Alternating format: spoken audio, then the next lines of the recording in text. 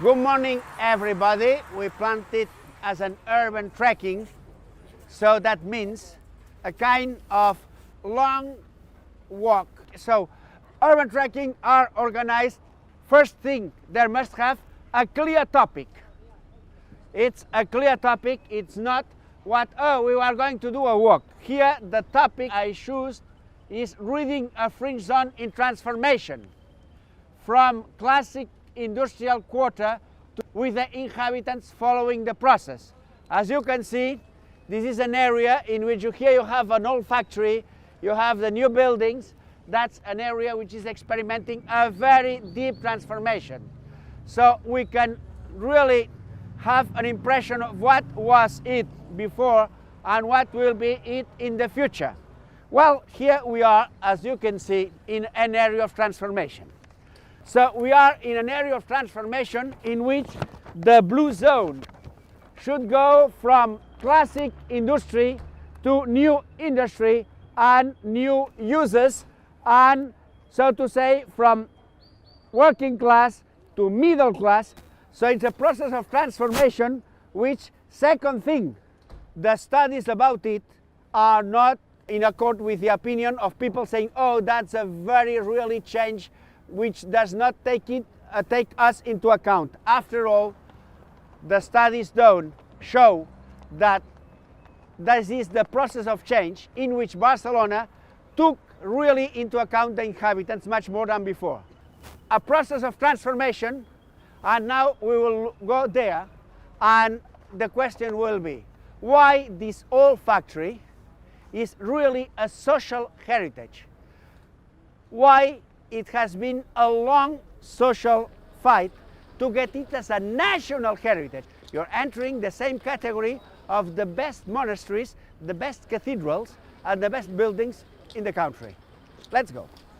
Why is it that to look at natural landscapes and nature, since the Romantic times, the Romanticism, we have a quite wide array of ways of looking at the nature. Now here you see an old factory. I will show it that after to you. Well, this plan of urban people to get the best of urban change said, well, we want to change, but it's important to keep what is our heritage, which is not a shame.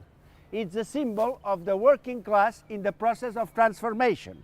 For example, imagine that this wonderful leaflet was created by the neighborhood to say Can Ricard is the symbol of both things. First, our place. Second, the powerful capital of national Catalonia, the industrial capital of Catalonia. So we are really wanting to keep it as it is.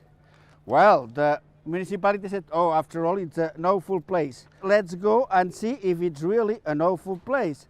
Let's reconstruct how it could be. You should approach. Legitimacy of documents is not the contrary of looking at them carefully. So that was idealistic because it was an instrument for fight. Okay, but at the same time, the fight was for economic transformation. Here there is a proposal of a whole reindustrialization plan. Look at that. People from the area said, oh, after all, we have to change, but industry is not over in the world. They were right. Now we are thinking they were right. And to finish with, you will see that after, to finish with, well, after all, what was important here is that everybody participated. Finally, first, the arts institutions participated. That's Fundació Tàpies, a book about this factory published by the Fundació Tàpies. Here is some contribution done by the MACBA, the Art Contemporary Museum of Barcelona, about how do we want to be ruled. And the inside, as you will see, is about Can Ricard.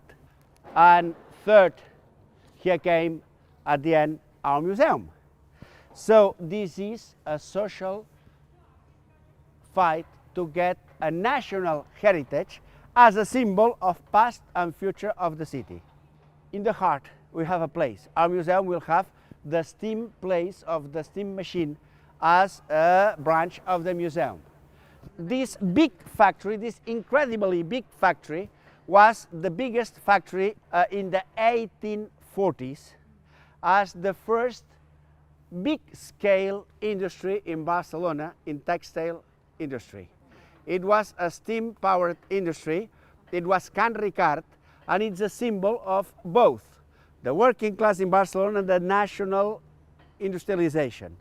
That's why the municipality and even the Catalan government could not understand how was it that the social fight vindicated three things: class, city, and nation. Now, 20 years after, he is very respected, and the problem is that there is no money. So let's go there. This will be one of the best industrial heritage places in Barcelona. That's long. People from the quarter, the museum, the universities, now even the administration trying to get, because it's a private area, to be renewed. And our museum has a place inside there as the witness of, we will explain there, the process I was talking to you about. Look at that. This is how we deal with our heritage today. So it's not so easy, but that will be a very important symbol on how this fringe zone came from being a working class area to a renewed area. Without that, we would lose the roots of how this area was not a desert. That's an industrial neoclassical building, thought before the industrial patterns of England were distributed and diffused around Europe. So that's important. That's an innovation, a local innovation to produce modernity. That's a place where now we have the artists. That's a place from which we can reorganize the whole of the place. And that's why Can Ricard is a national heritage place. This place, that's an interesting thing. Most of this place is private, but they are now under the rule of national heritage rules. And there is also a public place. This is owned by the municipality, and this place owned by the municipality is already transformed. And this place there is owned by the university, and they will have here an arts center. So this is public and private. But here we are, and I think that after all, it's an example of people research, because be careful. Doing that book, you will see, you will know then after, which is the name, Mercè Tatger, who wrote it, or being in La Pedrera, one of the most prestigious institutions of the arts of Barcelona, doing research at the universities, doing research in cultural centers and art centers, being together with the people. So let's go now to another place where we will see the general process of the quarter. Wow! An industrial quarter as heritage. Fantastic for the future, but be careful. This is not the Gothic quarter. To create a new heritage area following the same system that was used to create the elite heritage areas from the pre-industrial city, we must be very careful about the fact that here we are in modern times, and this is the representation of the whole of society, not only the elites, also the working classes. So now we are here, and as you can see, this is the same place we were, Can Ricard, and we will go to another place of this complex, which is vindicated by the neighborhood, by the societies interested in heritage, industrial heritage, by the university, and by the museum now. So from here we will go to see La Escocesa from the back, and you will see the whole of the area, how is it being renewed in a way in which thanks to the people interested in it, new activities, new housing for people, and also some private interests at least could agree. A way of changing the city which is not as in prior times in the past, which was only in profit of the private interests. So it's a much more balanced project thanks to the fight for the future from the past. Heritage had a role as a symbol in even thinking about a new reindustrialization plan for Barcelona. When we began talking about a new industrial plan for Barcelona, many people at the university thought, oh, they are mad. Now they think they were right. Let's go that way. Here you have La Escocesa. Interesting. Why the Scottish factory? Because it was created by the Scottish industrial interests in 19th century. And after being abandoned, now you have many projects here for different private and public uses. So since the process is going very slowly, well, it seems really ruinated. But don't worry so much, because there is a strong protection for that factory too by the public administration, and perhaps in the future you will see that this was a symbol in the past of the, I show you the photo, of the, well, the interest for a future which could be linked to the working past, working classes in the past, and that could be a symbol. Well, look at the church there. You have a church, a neo-Gothic church to re-Christianize working classes after the terrible, tragic week of 1909. The church was burnt out. The church was completely burned. It was rebuilt after the revolution of 1909, and in the bell tower you have there was a place with prisoners in the Civil War. You have even the inscriptions from the Civil War prisoners. So this church, as a neo-Gothic church, is not prior to the factory, comes after the factory as an idea to reincorporate working classes to wonderful heritage, to re-Christianize them and to bring them again to the social established order. And now have a look at here. Well, new factories, private, public, and so on. And there, we will not stop there. You will see a small piece of a factory with a chimney, like the dog house of the new factory. Here, well, the idea of protecting it failed. Now it's a kind of neo-aesthetic, aestheticizing the past. Aestheticizing working classes is very dangerous, because finally you don't understand anything at all. So after being myself also implicated in trying to, with all the architects movement of Barcelona in that project many years ago, seeing what will remain, I think that, well, perhaps it's not necessary to keep it. On the reverse, I think that they will do good if they arrange soon the whole of La Escocesa. Let's go. Heritage as the dock canal. Change of scale. What was a very interesting factory, just with that space preserved. Is that worth to keep it or not? That's a question. Second question, the city of palimpsest. That's Nairobi. That's the same. So unfinished process. That's a Nissan factory. Nissan, the big company factory. They did it. They did not finish it. This is the new arrangements for service companies. This is an industrial area which is remaining in the city. It will change as an arts place and perhaps a renewal place for industry. So you see the palimpsest of a living city. But look, with the cranes, have a look, have a 360 grades look. You can learn as much here as in the Gothic Quarter. Well, here you have again the complexity of the area.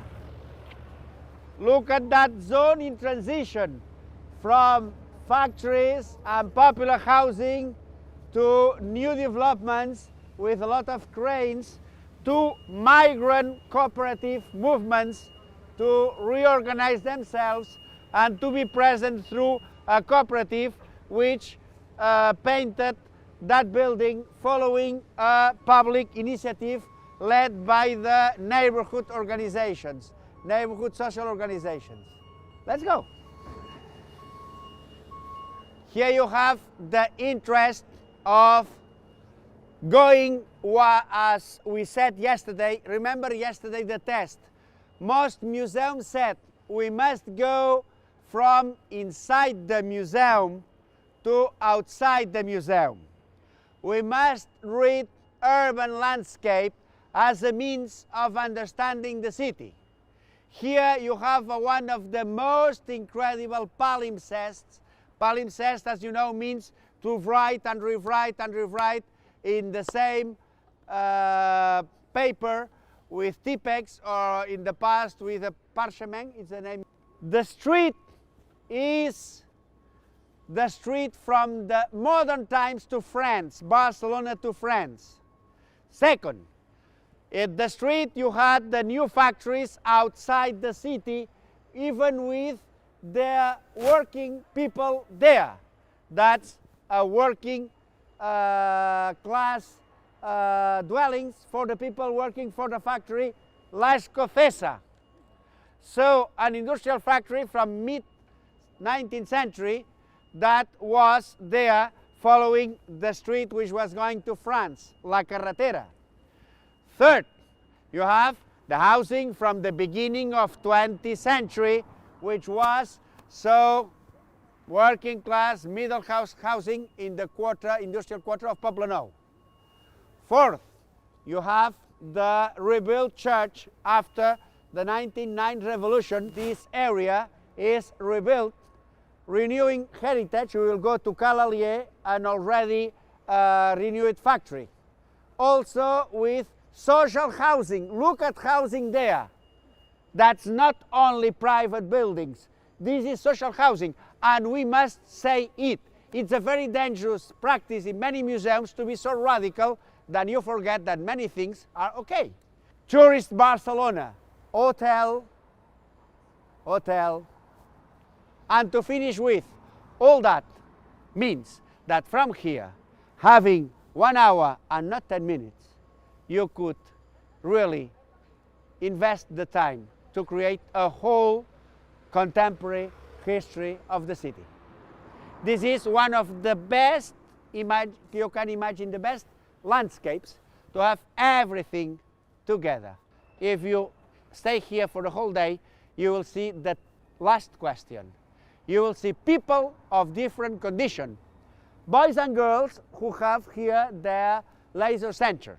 You will see migrants protected by the priest there. You will see the social organization of the quarter which go there. You will see marginal activities, informal activities, as I said yesterday, from Bombay. You will see La Escocesa with the artists. So that's a good place to do what Monet did with the cathedral, the 12 hours of Barcelona. Take a camera, be there, and stay for a day, and you will see.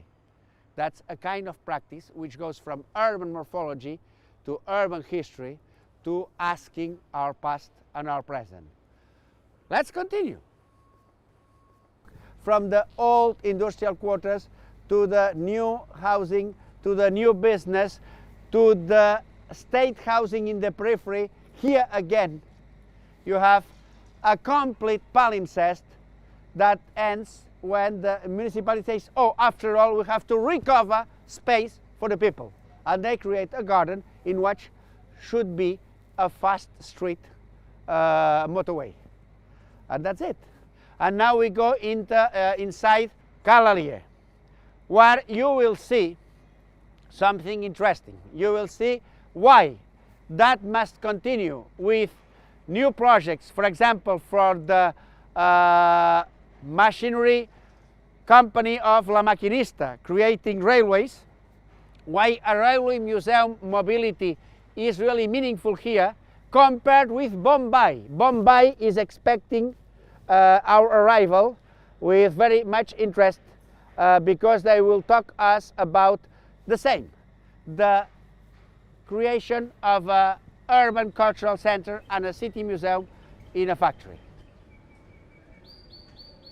So there is enough place, you can go in, please.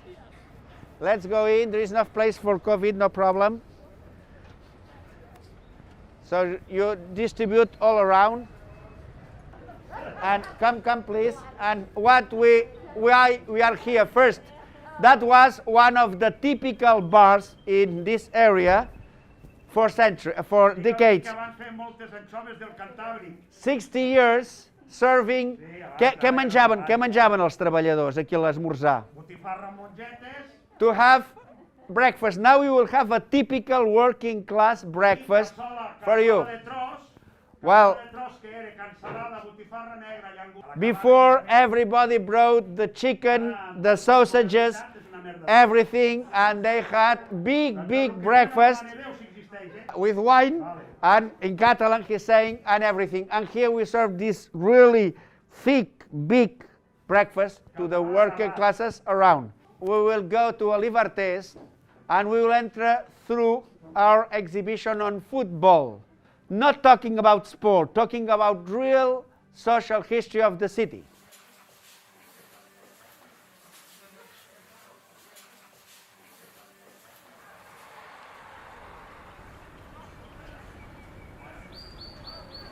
Now, because we are a lot of people, but when you are between 15 and 20, and that's not 2 hours, but 3-4 hours, when people begins to be tired and the rhythm is more intensive, really the connection of things is very strong. At the end, there is something that changes everything. That if possible, we will do the reverse because we have to go to other things. You have a coffee and then please come. You do something. You go and you show the reverse. First, I show you the documents, being legitimated by documents what I wanted to say. Second, I put again the documents there so that you could see them, and we'll put them here. So the person doing the tracking has the documents saying, look, after all, this is something which is not just invented now. And that's it. When you review it, you don't think the same. And through the football, you will go to the breakfast. It's really the typical working class breakfast at the end of the 20th century. We will go through the exhibition of football, but just going through. So if someone wants to see it, let's come after, during lunch we have time. Okay, let's go.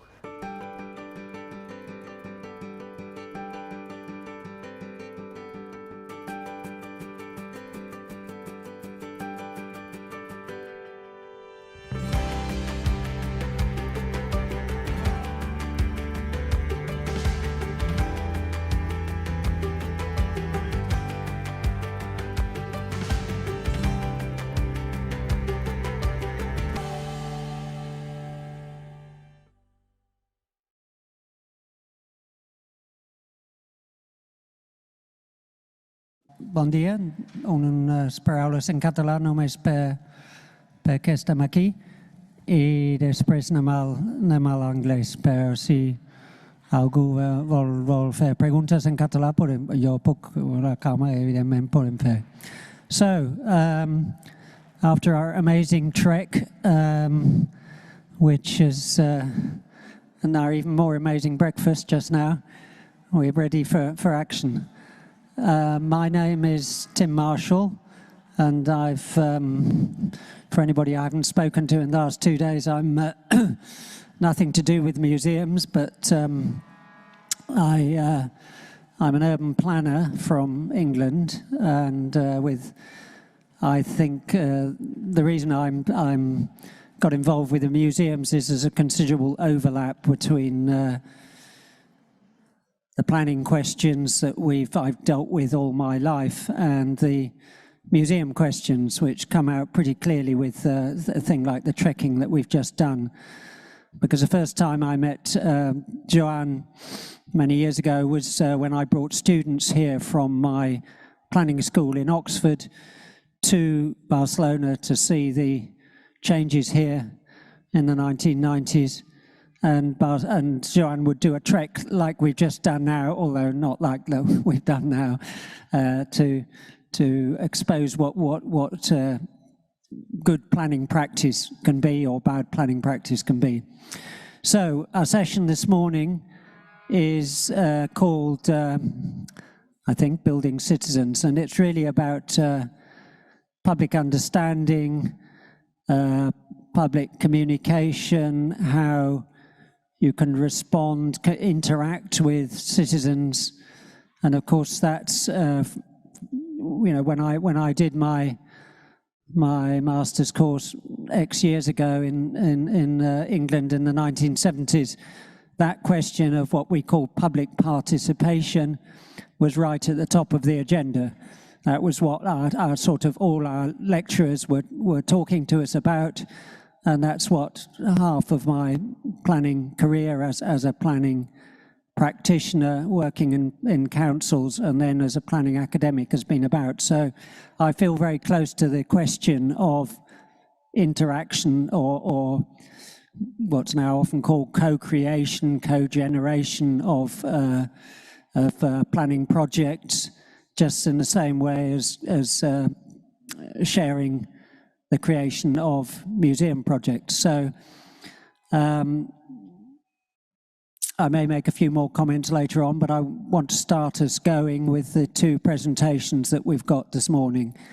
They'll each be of about 10 minutes, I hope, so that we can then have some thinking space and discussing space afterwards. The first speaker is Carme Torregano, if I'm pronouncing that right. And Carme will be telling us about experiences from here in Barcelona.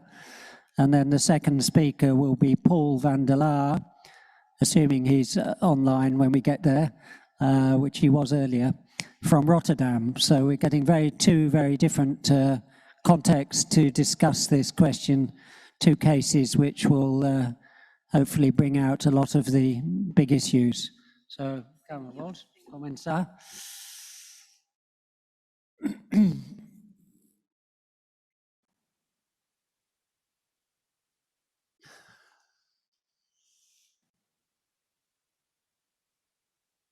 Buen día. Buenos días, good morning.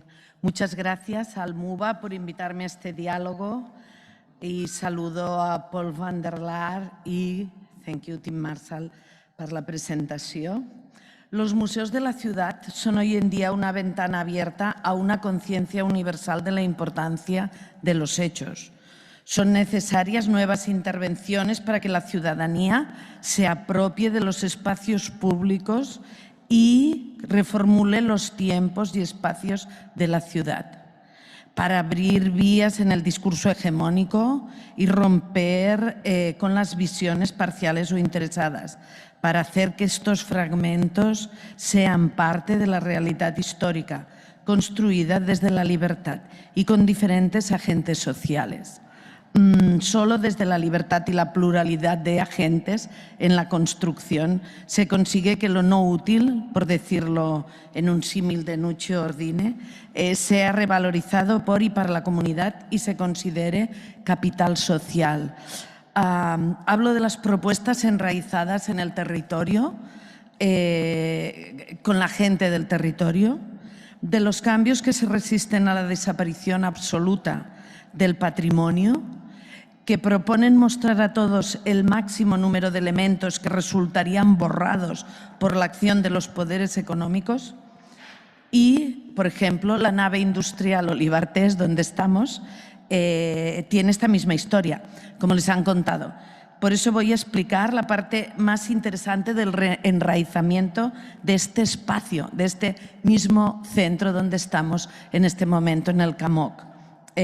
Yo era directora de servicios en los años 2002 y 2003, año en que el ayuntamiento compra este recinto para incorporarlo a su patrimonio industrial. Las asociaciones de vecinos, con el archivo histórico del Poblenou, del barrio, hacen una reivindicación muy fuerte para que el edificio de la antigua fábrica, fuese incorporado al patrimonio industrial del barrio a través de la adquisición municipal. Estamos hablando de una fábrica que, como saben, aún tenía actividad en el 2000. En este momento, Poblenou se estaba transformando por el 22 y al tiempo se hacía en Barcelona el primer plan de equipamientos cuando un barrio estaba en transformación, solo para el barrio. Y en este plan de equipamientos, antes de la compra de la nave, ya estaba incorporado Libertés. O sea, había tal seguridad en que el patrimonio histórico sería revalorizado que ya constaba junto a otros edificios, como ya saben que está Can Felipa, que ya era un gimnasio, o el mateix Can Saladrigas, que en ese momento se inaugura como biblioteca. En todo caso, el planteamiento del diálogo y la situación que hemos descrito nos lleva a hacernos 3 preguntas para indagar sobre las perspectivas globales enraizadas y gestionadas localmente. ¿Cuál es el objetivo de las acciones territoriales de los museos de ciudad? 2. ¿En qué tejido social se busca enraizar las actuaciones? Es decir, ¿se sale del confort al espacio urbano en busca de realidades y se aceptan los agentes de su compleja red? 3. Se ha pasado de una oferta más estática, más estable, como museo de historia, a una oferta dinámica donde cada acción va dirigida al descubrimiento.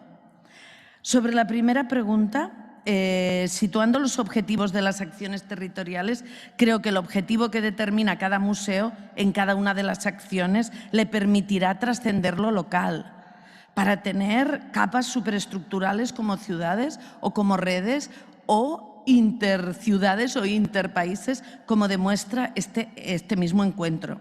Por este motivo, voy a referirme brevemente al proyecto de museización de las Casas del Bon Pastor, vinculándolo con estas líneas de actuación innovadoras del MUBA y del Distrito de Sant Andreu.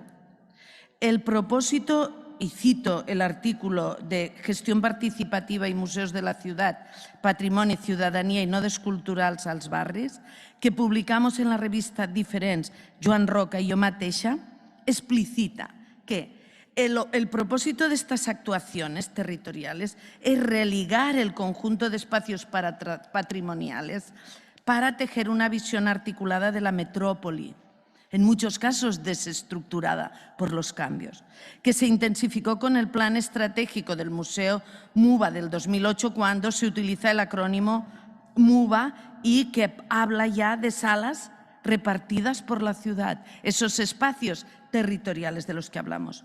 Unas casas, las del Bon Pastor, que por su situación estructural primero y con la planificación urbana siguiente están dejando paso a un nuevo barrio con pisos y más espacio verde, pero que son un valor social a mantener en la memoria obrera del barrio y de las personas que lo habitan. Encontramos, por tanto, vecinos a la búsqueda de la memoria histórica de su barrio, historias de vida, recuperación espontánea de objetos y mobiliario, impulsados desde la Asociación de Vecinos y la Vocalía de Memoria Histórica, con un movimiento muy potente.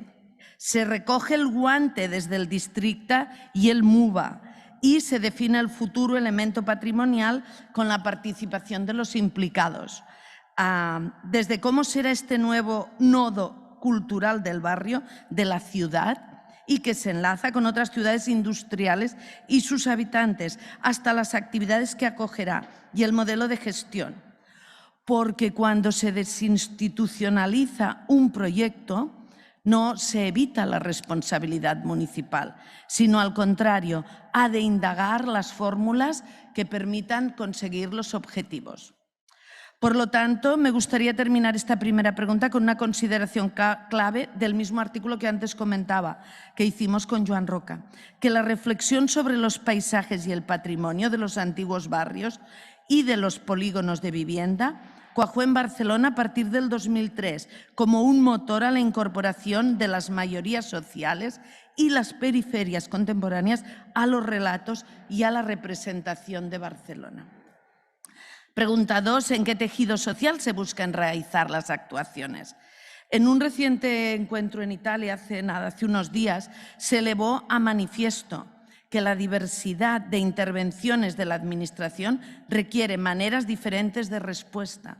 Y aquí es donde tenemos el reto. Y si repasamos los ejemplos a los que me he referido, tanto Olivartés como las casas del Bon Pastor, los dos han requerido a las instituciones enraizarse y relacionarse de manera profunda con los agentes del territorio, de la ciudad, internacionales. Entonces, ¿qué es el reto? Tenemos aquí cómo sería este trabajo conjunto y qué resultado da. Escuchar, definir, redefinir, discutir, discrepar, acordar, buscar la investigación universitaria como garantía, encontrar la complicidad de los agentes, innovación y convencer a las instituciones y encontrar los recursos. Parece simple, es complejo, pero es un reto que vale la pena. Por tanto, requiere agentes sociales con capacidad de llegar al acuerdo y, sobre todo, trabajadores públicos competentes en el ámbito comunitario y con la dedicación de tiempo oportunas. El laboratorio de la calle, la reunión, el taller de recuperación, la visita continuada a la zona del proyecto, como bien saben las personas técnicas del MUBA, y nos lleva a la sorpresa del descubrimiento. Entrando en la tercera y última pregunta, y con el tiempo más justo, se ha pasado de una oferta estática, estable, como museo de historia, a una oferta dinámica donde cada acción va dirigida al descubrimiento. Me gustaría el término, o me gustaría profundizar más, pero no podemos, en el término de acciones dirigidas al descubrimiento. Y sigo con un ejemplo como la Casa de l'Aigua de Trinitat Vella y Trinitat Nova, en la misma línea de nodas recuperados en la ciudad de Barcelona. Un ejemplo de cómo unas infraestructuras de Barcelona tienen raíz metropolitana, porque nos cuesta mucho pasar los ríos en Barcelona, una raíz metropolitana, y nos hemos de internar en Montcada y Reixac para entender, para tener la complejidad de todo el mapa geoeconómico. También es descubrimiento encontrar la manera de gestión y usos de los bienes patrimoniales, y es disruptivo decir que en la Casa de l'Aigua permite desarrollar un proyecto social en el huerto con gente que tiene dificultades para la inserción. Y al tiempo que los dos distritos, Sant Andreu y Nou Barris, con el MUBA, encuentran el modelo de gestión mixto más oportuno. Por tanto, el descubrimiento nos permite crear una red de equipamientos museísticos que transforma la ciudad funcional del siglo XX en la ciudad nodal del siglo XXI. Tim, tengo un minuto. Can I have a minute? Yes, vale. Pues aprofito. Quiero poner un último ejemplo, que es el recinto de Fabra y Coats. La Asociación de Fabra y Coats impulsó la protección y guardó piezas y maquinaria de la fábrica, de manera que también se hace la adquisición patrimonial del ayuntamiento, y en un recinto tan complejo, no sé si conocen, tan bello, tan importante, para la gobernanza se tiene que definir un modelo entre el Instituto de Cultura de Barcelona y el Districte de Sant Andreu, que tiene una comisión mixta entre entidades, MUBA y Administración Municipal, con el objetivo de decidir los servicios que alberga el recinto y el modelo de espacio público de su interior, porque tiene un espacio público que se ha de definir, sin olvidar al tiempo las líneas de investigación que permiten ampliar otros nodos históricos de la representación de la ciudad. Y aquí acabaría mi aportación al diálogo. Vuelvo al sitio. Gracias.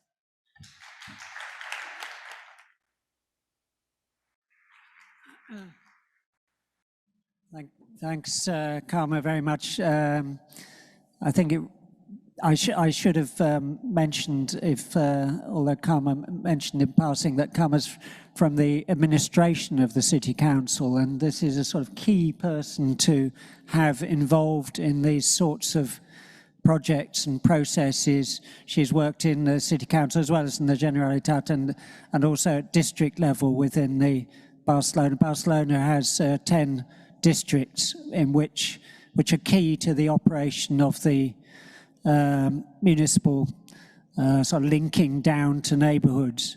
This was a innovation of the 1980s, and it was tried in quite a lot of other European countries, but it didn't actually continue in quite a few of those where it was tried, such as England, where we sort of lost the plot.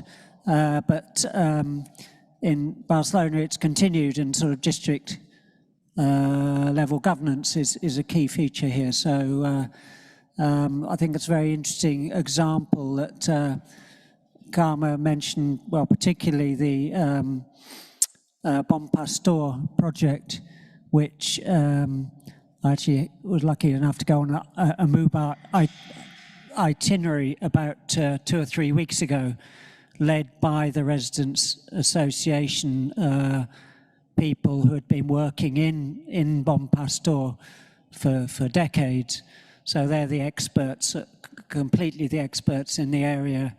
And we might discuss that a bit more. I just want to see if Paul, yes, whether Paul is online. Yes?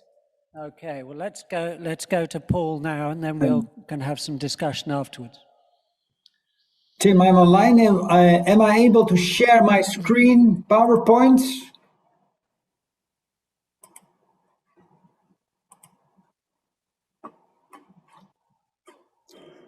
Tim, is it visible?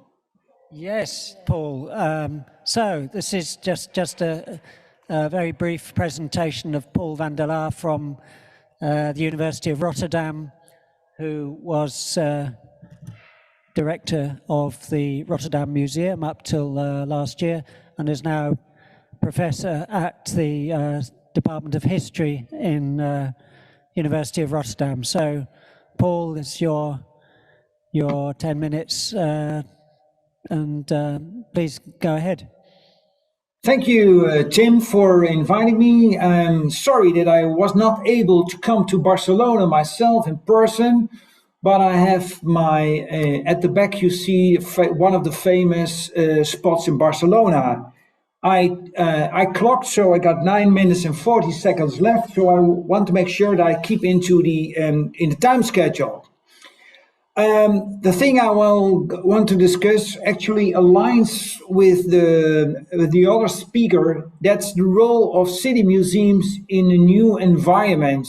Actually, you could say that how are we going to address the urban agenda? And I think that city museums, looking at my own experiences, that perhaps we are not edgy enough. We are not taking the lead in actually reformulating an urban agenda. So it's all passing around us, but why don't we jump on this train in a more aggressive way? And what are new, if you look at the canvas, if you look at what is going on now in cities today, and what's the reaction? Well, I made this mood board, and if you look at this mood board, actually it starts with the new publication of Richard Harris, How Cities Matter. So it's not just a question of why do we matter, so why city museums matter, but how are we able to matter? Well, actually it's an agenda which was already raised by Lewis Mumford when he wrote about the culture of cities. And actually we are much credited to him for addressing, you could say, this global agenda. The right of the city movements. What are we looking at taxes? Particular relevant issue in the Netherlands. We are a tax haven, not just for multinational firms, but also we make it possible that the cocaine is produced in Colombia, organized perhaps in Italy, but we, the Dutch and the Belgians, we transport it. And not only that, we actually facilitating this in the money laundering what be going on. The question about the environment, the consequences of the green age we will all want to enter. But how do we make sure that this new economic climate, the changing climate, the economic challenges which are ahead of us, how do you make sure that we create justice? And when we have justice, then we have to look at the spatial consequences of justice, looking literally at the margin of society. So we have a very important role to play. But then, how are we dealing with that as city museums in general? Well, I believe we should be on the top of the museum's pecking order, but we're not. We dangle somewhere below, and I think there's a direct relationship with the issues we are willing or not daring to take. And this poster is taken from the museum in Louisiana, who created a museum, and I like this tagging, a city museum unlike any museum you've ever seen before. But it's a problem, of course, because we are into, you could say, the museum paradigm. We actually like the donkey between two pieces of cribbles of fodder, and actually we starve because we don't know which side we should focus on. So we are in the middle, saying we have to focus, we have to find new ways. And I still like this quote by Pryor, 2011, in the journal Cities, actually said, well, the city is about speed, modernity. Museum is cold, sedentary and cold. Are we the cousins of mausoleums? Of course we are not, in particular in an environment of city museums, because I think that the most inspiring and the most innovative places in museum world are the city museums. So there's no discussion about it. But how do we develop that? Well, you can say that because of the museum paradigm, we stuck, you could say, in first that the collection based of forgotten past, so the heritage part. Very much focus on the heritage, the things you want to preserve, to conserve for the future, and it's not so much about change. Well, if this is the primary angle of your museum, then your heritage paradigm, your heritage focus is very much based on tradition, on a forgotten past. But how can we use these collections in order to become attached to the issues we raise today? You can say, and a lot of my friends and colleagues at the museum, my own experience in Rotterdam, and we had very good examples on that, is that we use the museum as a new stage, performing new kind of social interactions. The collections we use, the old collections, to connect to new people, to new target groups. And this is, I think we were quite successful in that in general. The participation was on top of the agenda of most museums. But to be honest, we are now experimenting with participation for so many years, the past 20 years, but we still are not successful in bringing this new participation actually in redefining the role of the museums. So I think the next step we have to make at the top of the pyramids, although we should nowadays think more in terms of networks, but the fact is that if you look at the agenda, then perhaps we should be very eager, just that we say, well, our future of the museum is actually the future of society, of urban society, and make sure that we are going to help the urban agenda. We are really want to improve the city. So that means that actually a museum curator develops into a heritage consultant. And I must say, I must pay credit to the team of Johan Rocca, because he is always a good example. He really triggered these new energy. So then if we come to the roundup wrap-up, what do we need in order to address that? And this is the slide, and I think it's actually where should we take our position? Well, if I look at, and I can say that I'm now working in academics more, and I notice in academics there is a lot of interest for urban issues, urban history, but there are no relationship with, you could say, what's going on in the museum field. And I miss that. And it's a question which is also raised in the earlier session on the European Urban History Association Conference in Rome, a session organized by Joan Rocca, is that the urban history. Urban historians are also changing for this new urban agenda. And actually we can say that the museum, City Museum, should be the perfect, place to address this issue. Because we are a specialist about the urban heritage agenda. We know about the relationship with urban history in the past. And now we are already raising the urban agenda. And we are already doing that based on the fact that we have the participation in our as mainstream. But the fact is the participation most of the time is very community driven. So we know how to address the people. Perhaps we are able to make sure that people are invited to come to the museum.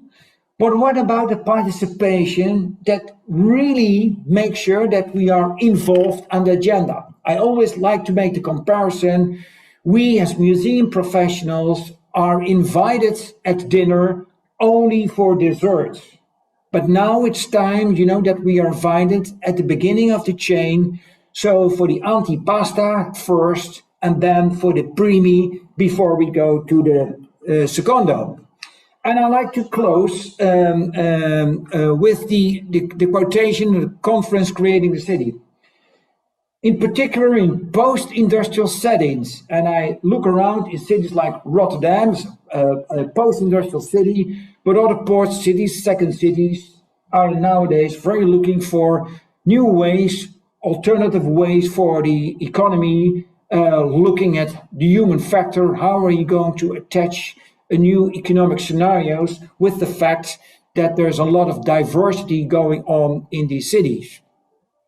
So the fact is that we need new narratives for the post-industrial cities. And these new narratives should be based on research and should be based on our knowledge and our expertise. Thank you for attending. Tim, exactly 10 minutes. Okay, thanks very much, Paul. Perfect timing on both behalf of both presenters. So please stay there, and we'll try and pick up some points from that, comments from and questions from our live audience here, and anything coming in the chat, which I am just trying to see whether no, I don't think there is at the moment from our online attenders. Tim, should I stop sharing? Is that? Yes, I guess so. We can still see you, can't we? If you stop sharing the screen. Yes. Okay. Yeah. Good. There's somebody. Yes. Good. Yes. Get moving, please. Good morning. And thank you for the excellent presentations. I'd like to ask, coming from a context which is very orthodox and is in transition, how can we make use of the tangible heritage, the material? Because in smaller town realities with smaller budgets, we don't have the possibility of creating all the knowledge that you're capable of. So what role can tangible heritage play in a new city narrative?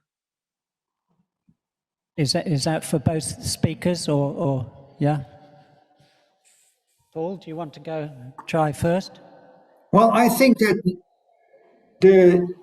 I will have to mute my. I think that Barcelona example is a really good example. The examples given were heritage inside, which is the perfect tangible heritage. You can literally touch it. And the other thing I want to raise is that we should be very careful, I think, to make a very sharp distinction between the tangible and intangible heritage. Because we can add, there is also the factor of the mental heritage.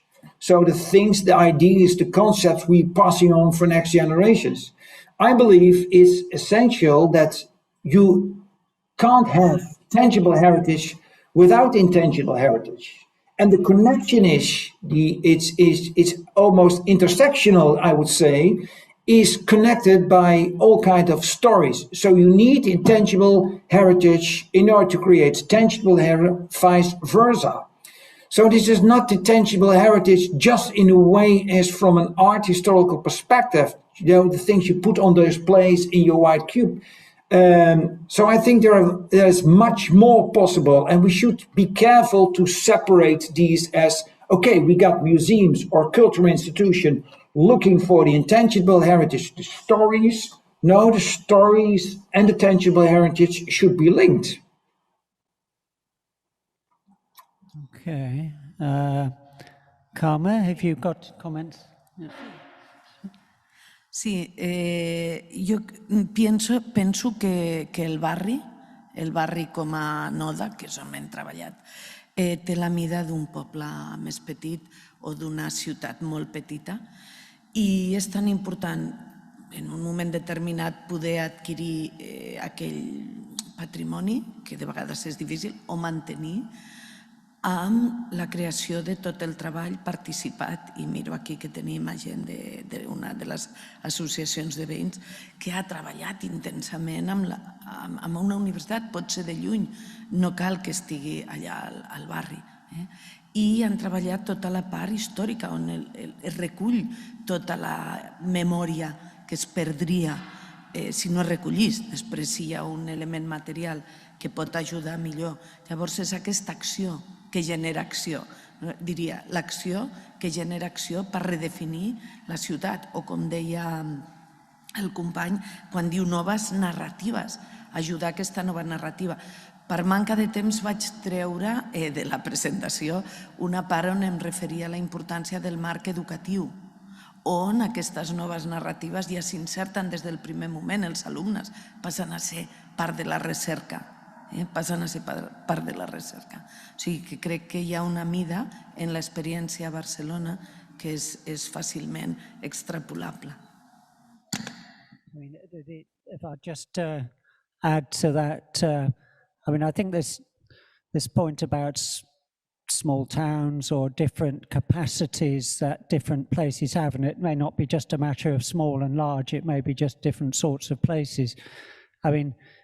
Certainly in England, in planning, we have the same sort of issues. What happens if there is not local capacity to engage in a planning process on the part of the people?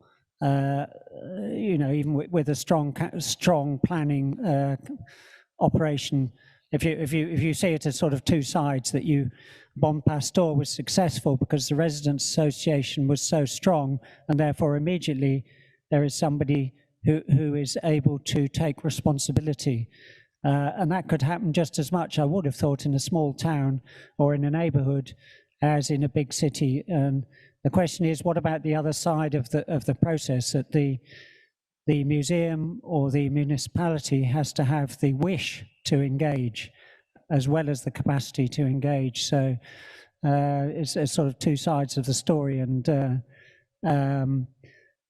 I think that links, the two presentations, one was coming from very much this issue of how you engage and create, museumize a particular project. And Paul was coming with the big questions of how does the City Museum operate as the top of the pecking order of museums, and laying that down as a challenge. So questions and comments can really come at it from both ends of the spectrum. In a way, they're complementary, because if you can get 100 Bon Pastors, then you're going to go to the top of the pecking order, because you'll have life in every part of your city. If you can generate energetic projects of that kind, which form local and city-wide narratives, then you're beginning to win a process which,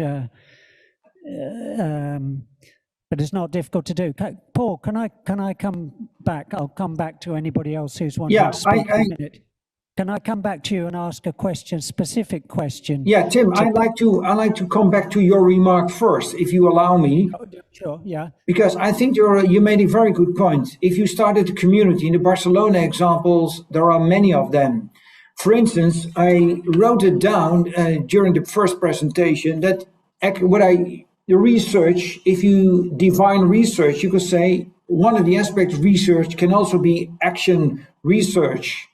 So actually you're going out in the field. And I think the urban planning issues are a very important point. If I look at the neighborhoods in Rotterdam, they're part of the gentrification movement. So actually they want to get rid of the old neighborhoods. They're actually bulldozering the communities out of their neighborhoods in order to bring the new people in.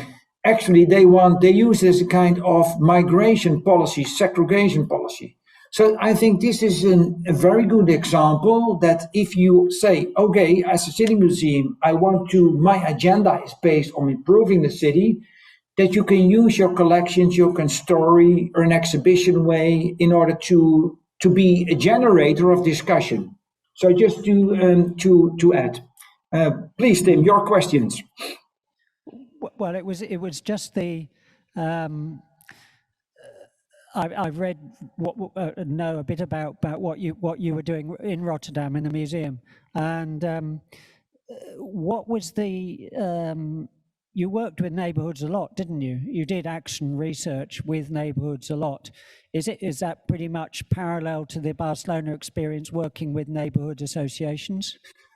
Well, I think there is one difference. Well, the action research still going on, although perhaps it's not embedded anymore in a museum, but it's an independent foundation. And Nicole van Dijk, I believe she's present now as a CAMOC member, and she can tell more about it.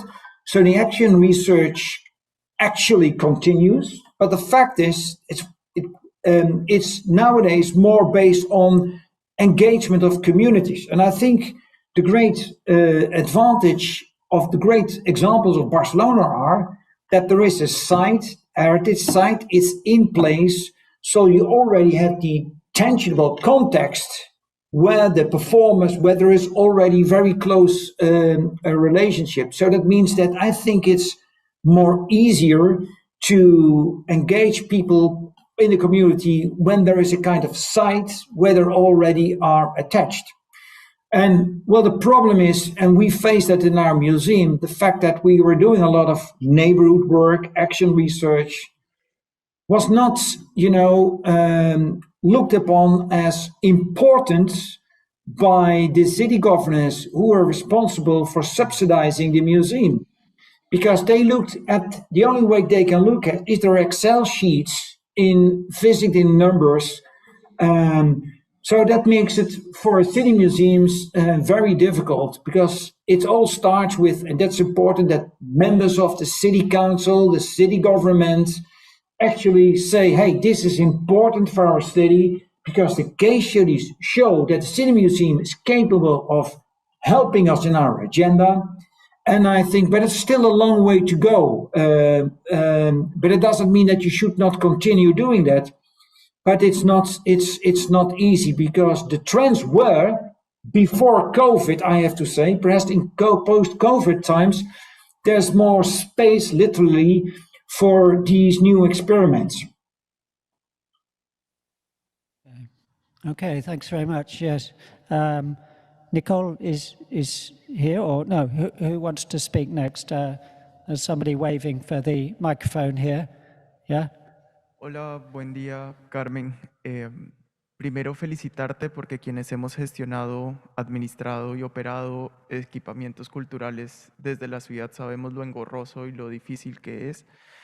Y estoy muy de acuerdo con la frase que dijiste, que desinstitucionalizar estos espacios no le exime la responsabilidad de manutención a la alcaldía, y quienes trabajamos en museos de ciudad Debemos recordar que no trabajamos para un gobierno municipal, sino que la alcaldía existe para funcionar para la ciudadanía. ¿Puedes profundizar un poco en herramientas para poder garantizar la sostenibilidad y que sigan entrando los recursos desde el distrito, aun cuando la institución museal ceda el control a la comunidad?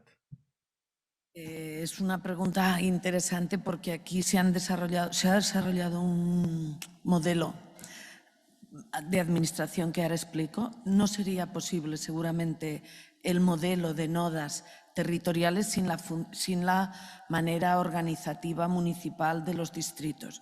El distrito son en Barcelona 10, tiene poco presupuesto, pero sí que tiene autonomía para que este pequeño presupuesto pueda ir dirigido a temas, a proyectos propios, en la medida que se puede. Me refiero que luego hay que dotar de lo que sería la gran inversión, pero si es una relativa puesta en marcha, en todo caso puede hacerlo. Y esto es muy importante, juega mucho, porque al final el distrito, como organismo autónomo en lo que tiene de competencias y de capacidad económica, puede hacer. Pero sí que hay una fórmula que ha desarrollado el Ayuntamiento de Barcelona que se llama gestión cívica, que permite, y es muy interesante, pero es muy débil jurídicamente. Es decir, es muy diferente hacer un contrato para un servicio que hacer una gestión cívica para desarrollar un proyecto. Esta diferencia entre servicio, que sería cualquier servicio público, y proyecto con soporte público, permite que algunos de los proyectos de los que hemos hablado y otros muchos tengan vía sin una complejidad administrativa extraordinaria. Entonces, la gestión cívica hace una cesión de ese suelo, de ese espacio, que le podemos decir espacio público, un equipamiento, hace una cesión y hace un convenio con los acuerdos. Entonces, aquí entra lo público-privado tranquilamente. Puede haber aportación de la entidad, siempre entendemos que empresas también podría haber, pero en este caso hablamos de entidades porque no hay una cuenta de explotación, hay un proyecto que se desarrolla como tal.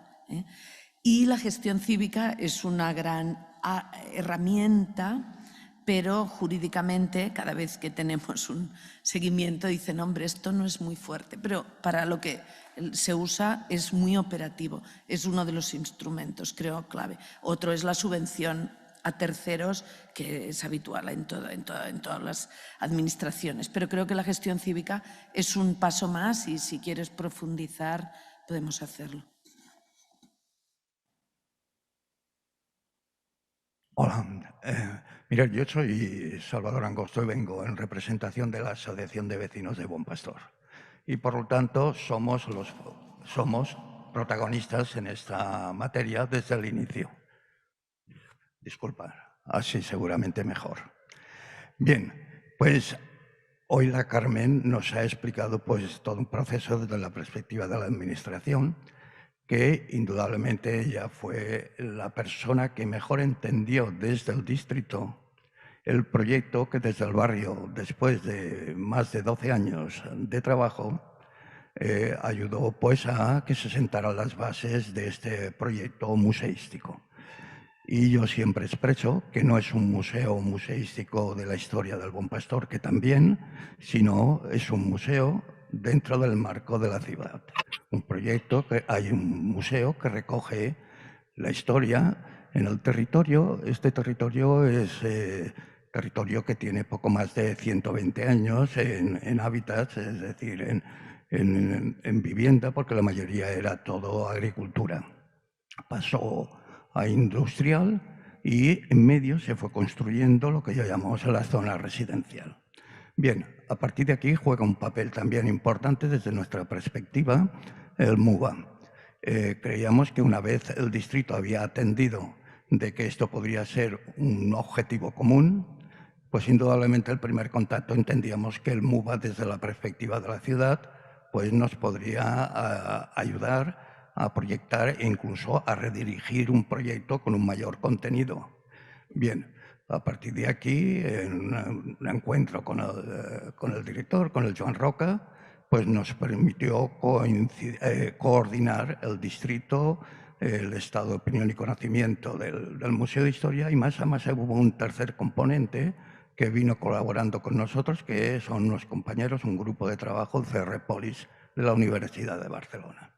A partir de aquí, con todos estos elementos, ya el MUBA, hace aproximadamente unos 8 o 10 años, ya nos pidió la posibilidad de hacer unos itinerarios de conocimiento del territorio, y desde la propia asociación de vecinos hicimos un primer relato y un itinerario.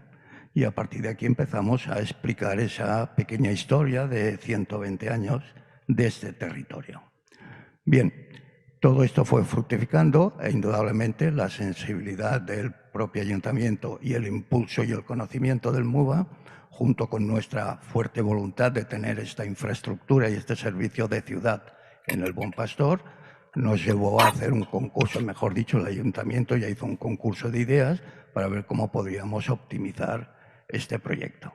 Bien, a partir de aquí, este proyecto ha ido avanzando, la coordinación y demás ha sido excelente, y tenemos la satisfacción que ahora, primeros del 2022, empiezan las obras de rehabilitación de esta manzana de casas baratas, que son 16 viviendas y que tienen una distribución interna de cuatro viviendas. Se rehabilitarán recogiendo la historia del tiempo en la evolución socioeconómica desde el año 29 hasta el presente, se puede decir aproximadamente, un espacio museístico de unos 200 metros cuadrados que nos permitirán ir haciendo exposiciones itinerantes o elementos que consideremos coordinados precisamente con el museo, con el MUBA, y después pues espacios de trabajo y demás. Y estamos seguramente dentro de 3 meses, 4 meses podremos tener el Centre de Estudios del Bon Pastor para ir investigando poco a poco y tener más elementos. Bien, tenemos la satisfacción de que el día 20 de febrero del 23 tendremos la inauguración, en la cual desde la perspectiva vecinal quedáis todos invitados. No hago ninguna pregunta a la mesa, pero sí he hecho el proceso que entiendo que vale la pena que conozcáis. Gracias.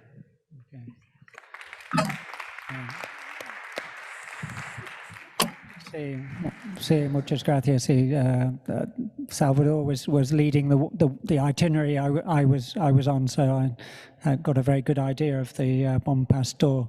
And I think what this shows is, and Chet may be on the same track or may not be, but these issues of urban planning, of urban regeneration, of changing of neighborhoods, of heritage, and the museum process are so integrated you just can't separate them. They're the same thing, but just from different directions. And the form of the energies and the way in the sort of sympathies and empathies of the municipality are absolutely critical to what everybody can do. So it's and obviously that makes it sound very nice. There's all sorts of conflicts involved, but I think this is why I find it quite an easy sort of jump from planning to city museums, because they're so integrated to each other. Anyway, next comment. Thank you. This was a great panel, but I have a question, or rather an issue, I think, with the title of our whole conference. I think we're talking about connecting citizens, which is critical, but that's one element of a city museum's work, which Barcelona does so well. The reason city museums cannot compete with art museums and even science museums is very simple. They are dealing with, let's say, global issues, artists who are known beyond a particular city. And while I think Joan has shared with us why people are interested in Barcelona, and we're here for obviously more than one reason, more than us, but because of this city. That art museums, when they do exhibits, they are taking, say, Da Vinci or Michelangelo, whatever, someone whom people worldwide know. And even small museums, I would argue even some of the major art museums in Barcelona do far better in terms of raising money and having audiences than MUBA does. Unfortunately, we might think that that's the reality. So what I think we're missing is that second issue that city museums should be doing. Not only connecting citizens, but connecting cities. I ask the question, which I've been asking for 15 years, how are city museums connecting cities? And I don't think we are quite doing that. We are trying to do it by connecting, well, we'll show you how we connect neighborhoods in Barcelona or Portland or New York or wherever else. But the larger question, I think, is how do we connect cities? Now that's a big issue, and it may be beyond the issue of this particular conference. And I think you guys have really done a good job of making this connection of citizens at the city level. But I think we also have to be thinking about how we connect cities worldwide if city museums want to truly compete, as you've said, with art museums and science museums and other larger museums. Thanks very much. That is a big sort of challenge, in a sense, for the whole conference. We need to wrap up this session now, and I'd like to give each of our speakers just a minute or 2 minutes to, if they've got any final comments. We start perhaps with you, Paul, if you've got anything you're wanting to bring to us finally after listening to this. Yeah, I must say I'm very glad with the remarks and the interventions because that's exactly what I think is important, and that's why I showed this pyramids. I was not talking about the specific Rotterdam situation. I used the Rotterdam situation as a case study, but the fact that if we are looking at issues, and that was my first slide, these are global issues. They're not city-bound, they're not due to the perimeter of a city. But then, again, you need, because you have a new profile, and I think it could be very interesting. For instance, in the Netherlands, we already discussed that, well, perhaps a decade ago, to perhaps turn all the museums in the Randstad together in a kind of Randstad platform, because it's a conurbation where actually all issues which are relevant today come together. So I really embrace that. In my academic work is actually what we try to do with the global, the Master in Global. We try, all issues are raised. So I think that it would be very interesting to write a paper on how can we do that? What do we need to do that? But we have to realize, as long as the funding is localized and not global, then it will be a problem. So then perhaps that's that we have to raise to start a global trust for city museums worldwide. I would love to join that. Thank you. Claro, yo he trabajado el ámbito local, digamos, y no puedo hacer grandes propuestas sobre el ámbito más de xarxa de ciudades, porque mi ámbito es dentro de la ciudad. Pero sí que creo que el nuevo urbanismo nos permitiría, es decir, esta nueva concepción de espacio urbano, que es una teoría que comparte al menos el mundo más en el que estamos. Yo creo que es muy importante vincular el patrimonio, esta historia del propio territorio, a el urbanismo que desarrollará la ciudad. O sea, ahí tenemos un marco ya teórico importante donde entrar. Y después que el financiamiento, en este caso de distrito o de ciudad, siempre queda lejos de los, excepto en alguna cosa muy extraordinaria, queda muy lejos de los Next Generation, etcétera, o otros proyectos que tenemos a mano. Okay, well, thank you very much. We'll bring this to an end and thank very much Karma and Paul for their contributions and for the contributions from the floor. Thanks very much. A pleasure. Thank you, Tim, for inviting me. Tim and Joan, thank you. Okay. So good morning and thank you, Tim, Paul and Karma for this fantastic dialogue that opened the session of this third day of the conference. So today's session is entitled Building Citizenship. And let me remember, we have organized the museum, also dealing with urban sustainability. We have reported the city, focusing on how to define the minimum kit for a city museum. And now we want to build citizenship, so involve citizens, those who live there and in the city and those who are passing through. So it's a real challenge to consolidate the city museums of the 21st century as key institutions in the urban and social construction of the city. And so let's start. The first presentation comes from Amsterdam, and Marie de Wiel from the Amsterdam Museum, and she will present a colonial coach debating the future of contested national heritage. Thank you very much for being here. I'm talking about, how does it move? Can you help me? Sorry. Can I move it myself? Yeah, okay.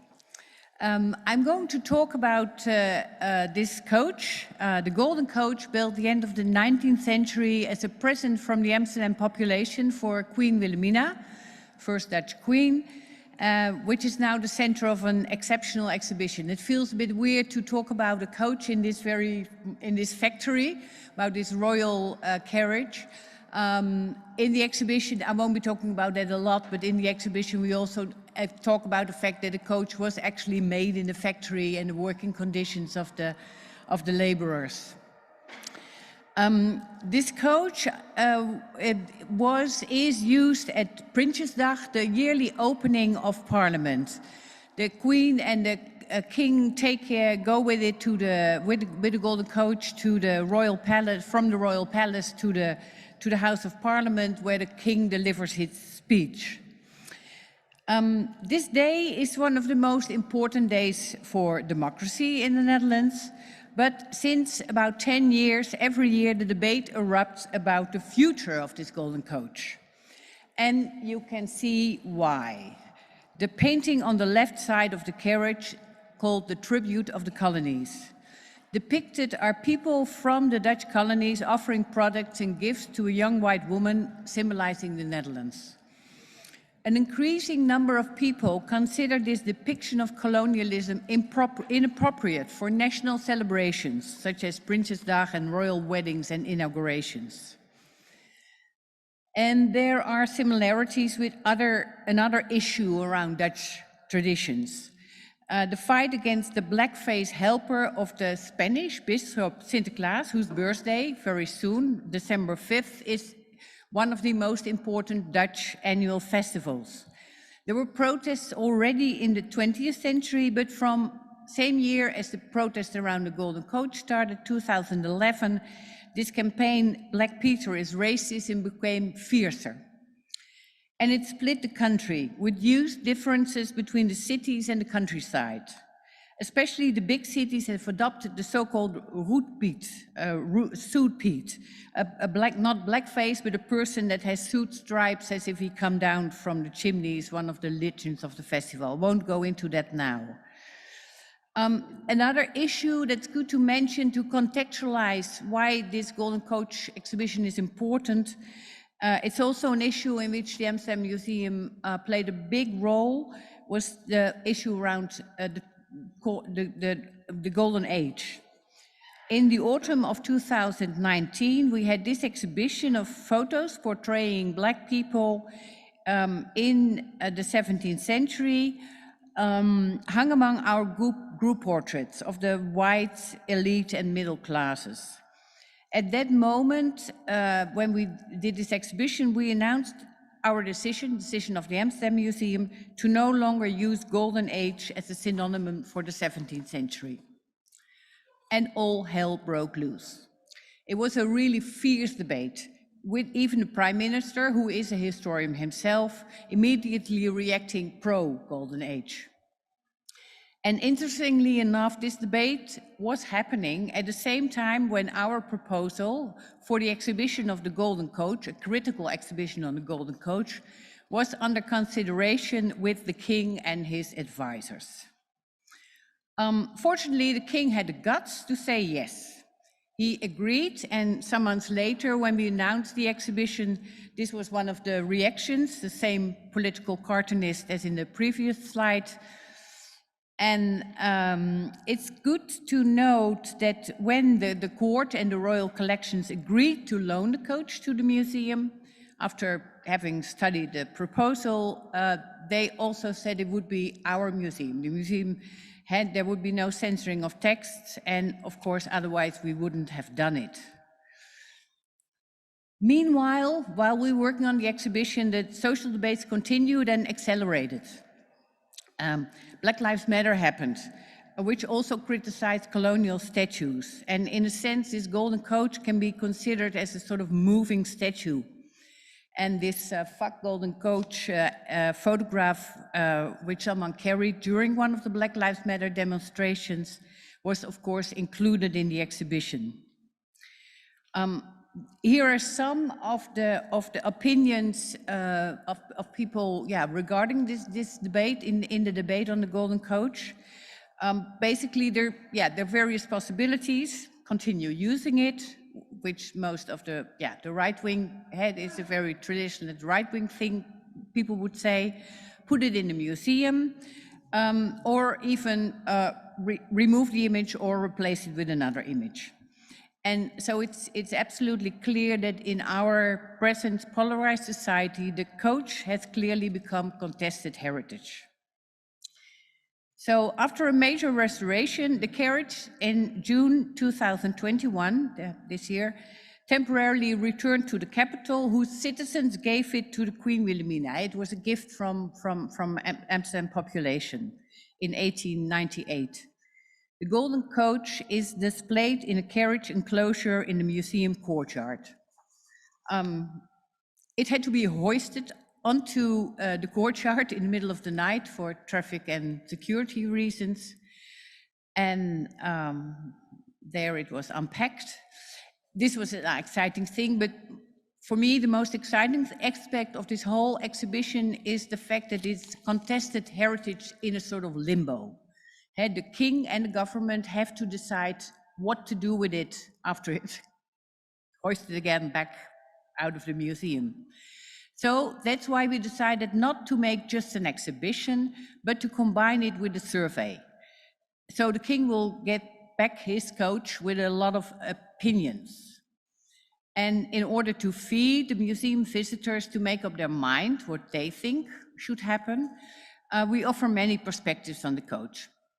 I just briefly, go through the exhibition, the idea of the gift from the Amsterdam population, the crowdsourcing among the working class population of Amsterdam. The idea originated in a working class neighborhood like this one. We talk about the controversies at the end of the 19th century, the socialists and anarchists who were very much opposed against this present. We talk about, of course, about the colonial empire around 1900. We talk about the construction of the coach, the symbolism, the rituals, the protests.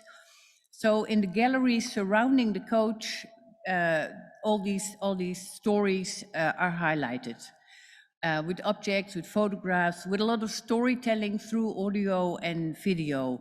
We give a multifaceted picture of the history and the use of the Golden Coach and its past and present discussions. Because ever since its inception, the iconic vehicle had fans and critics.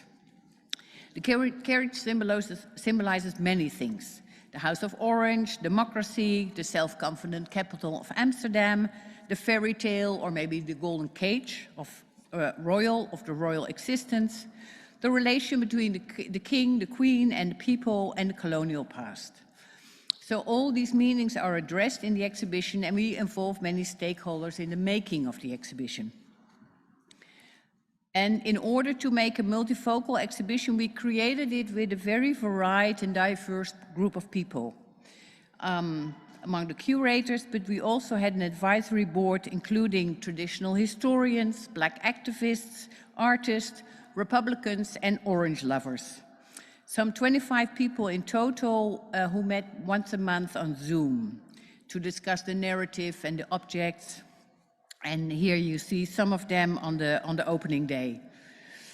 And which was lovely. It was just after our lockdown. We were really lucky, and also lucky to be able to see everyone in real life. We also asked a lot of artists to contribute. I think, and I noticed that so far in the presentation, there were not so many examples of artists, involving artists in the work. Some 17 artists contribute to the exhibition. Many of them created new work. I cannot, unfortunately, I just give you some examples. I invite you to go to our website, houdekoets.nl, and there's more about them. These are just a few examples. Of artists talking about the images, the rituals, the materiality of the coach, the coloniality of the coach.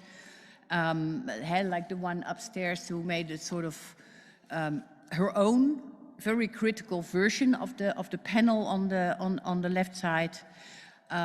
We also had performances, for instance, this one by Bernard Akoi Jackson from Ghana, who slowly walked the route of the Golden Coach and ending with a decolonial ritual in the courtyard.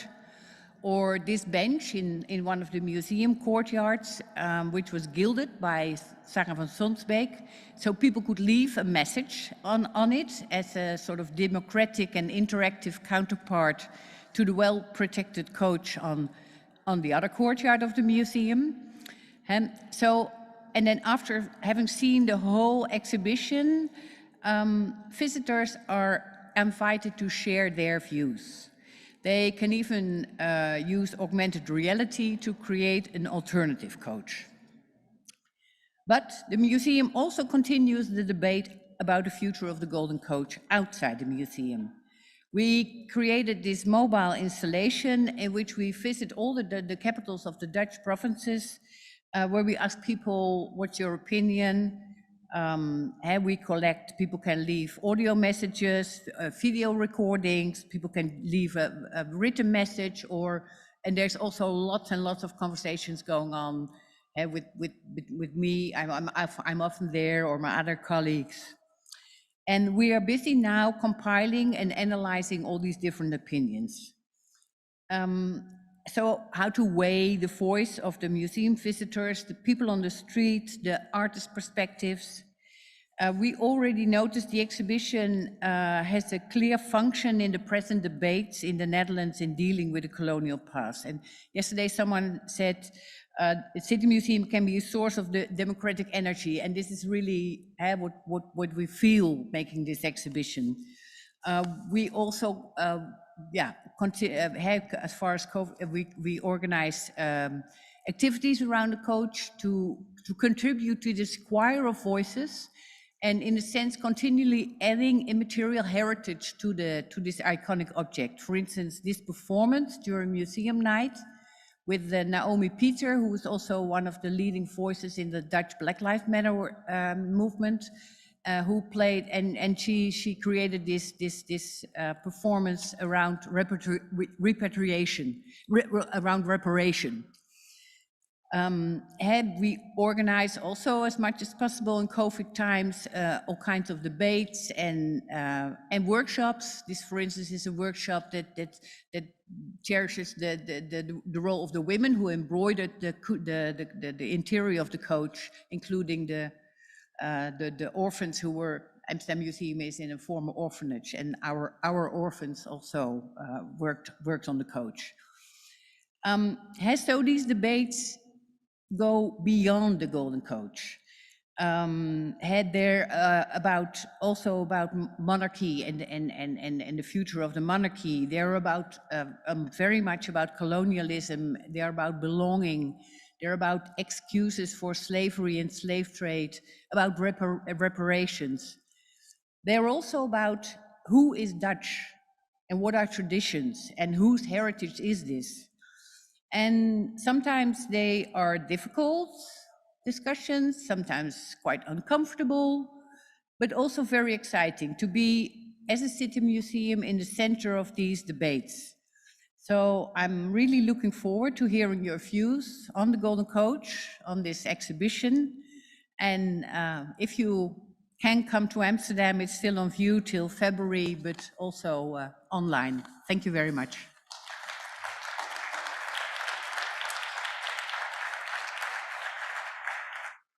Thank you, Anne-Marie. Very suggestive presentation. I hope we can go there.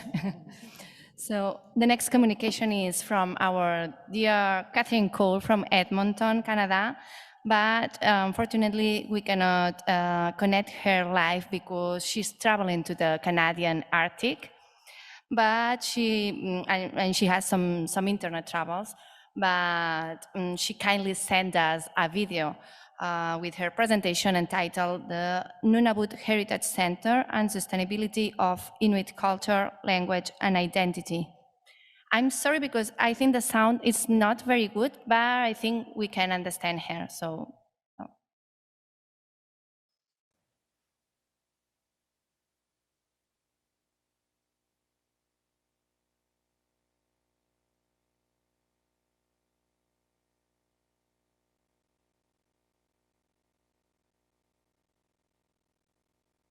Just a minute, seconds.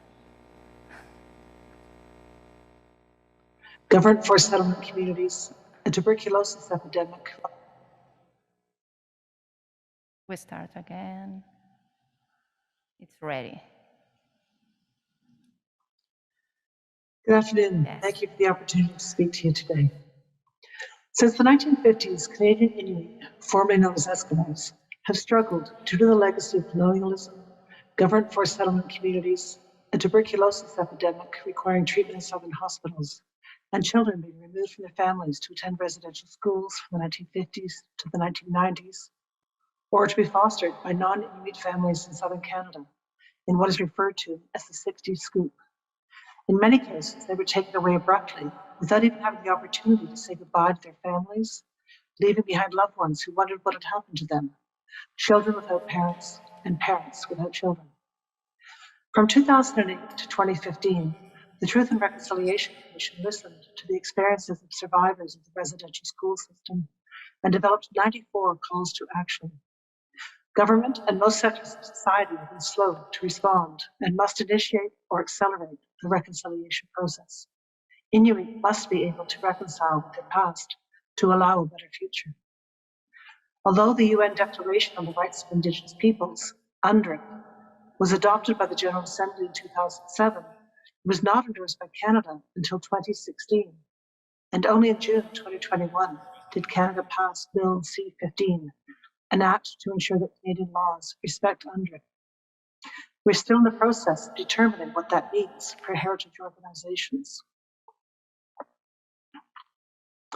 Heritage centers have had a very important role to play in the continuity of Inuit language, customs, and way of life, in reconciliation between Inuit and non-Inuit, and in demonstrating respect for UNDRIP. We use the words heritage center rather than museum because it suggests a broader mandate, not one primarily preservation and interpretation, but of continuity of Indigenous culture. The Nunavut Heritage Centre is being established in Kelowna, the smallest city in Canada, with a population of 7,740. and capital of the newest territory, Nunavut. It's a very young city with an average age of only 31. The entire territory has a population of under 40,000 people spread between 25 communities in 1/5 of all of Canada. These communities are only accessible by air year-round and boat in summer or snowmobile in winter. The Iqaluit faces enormous challenges due to the lack of housing and other infrastructure. In fact, the city is in the midst of a water emergency, with the military brought in to provide bottled water because of a fuel leak in the water system.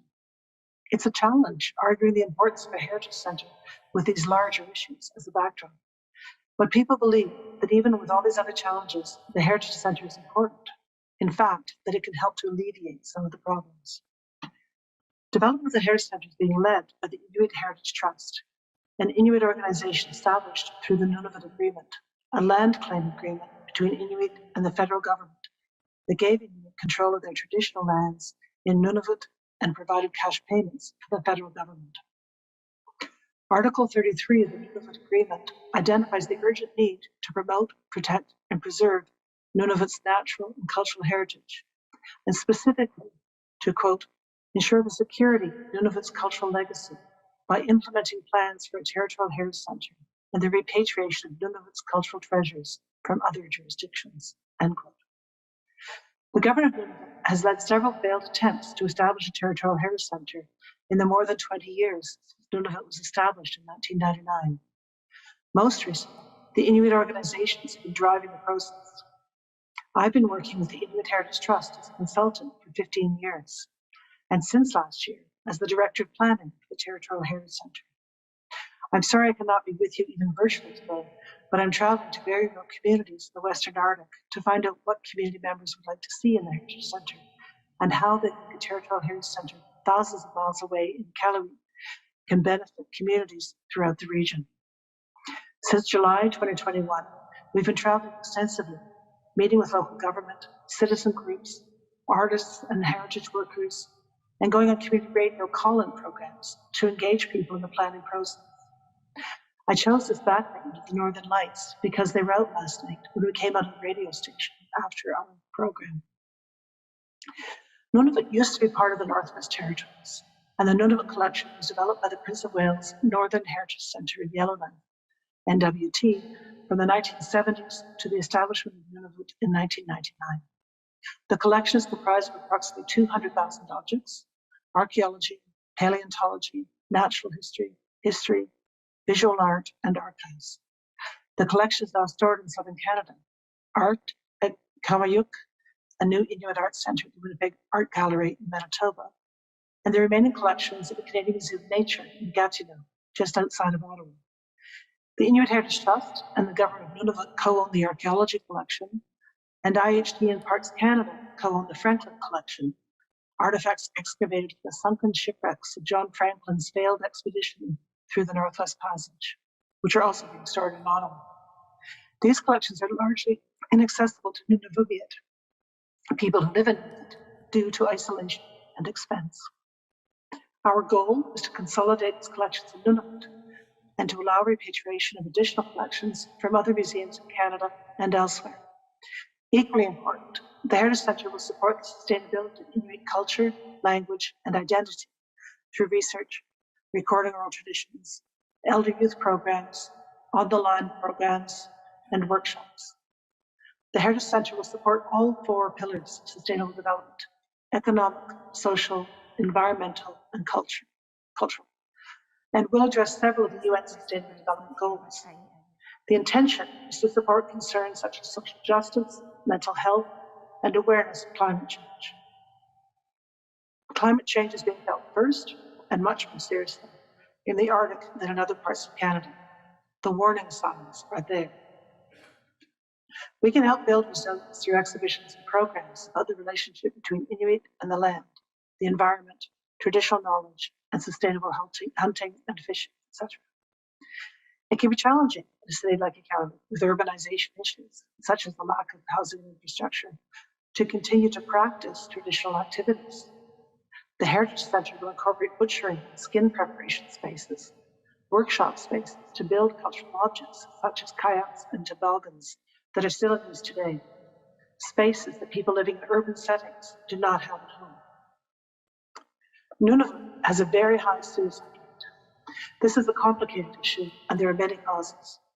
Without oversimplifying the problem, one cause is the intergenerational trauma caused by government efforts to assimilate Inuit into Canadian society through the residential school system and the removal of people from their Canada communities, whether for health, foster care, or other reasons. Inuit are vulnerable to the influence of the larger Canadian culture, just as all Canadians are vulnerable to the influence of American and global culture.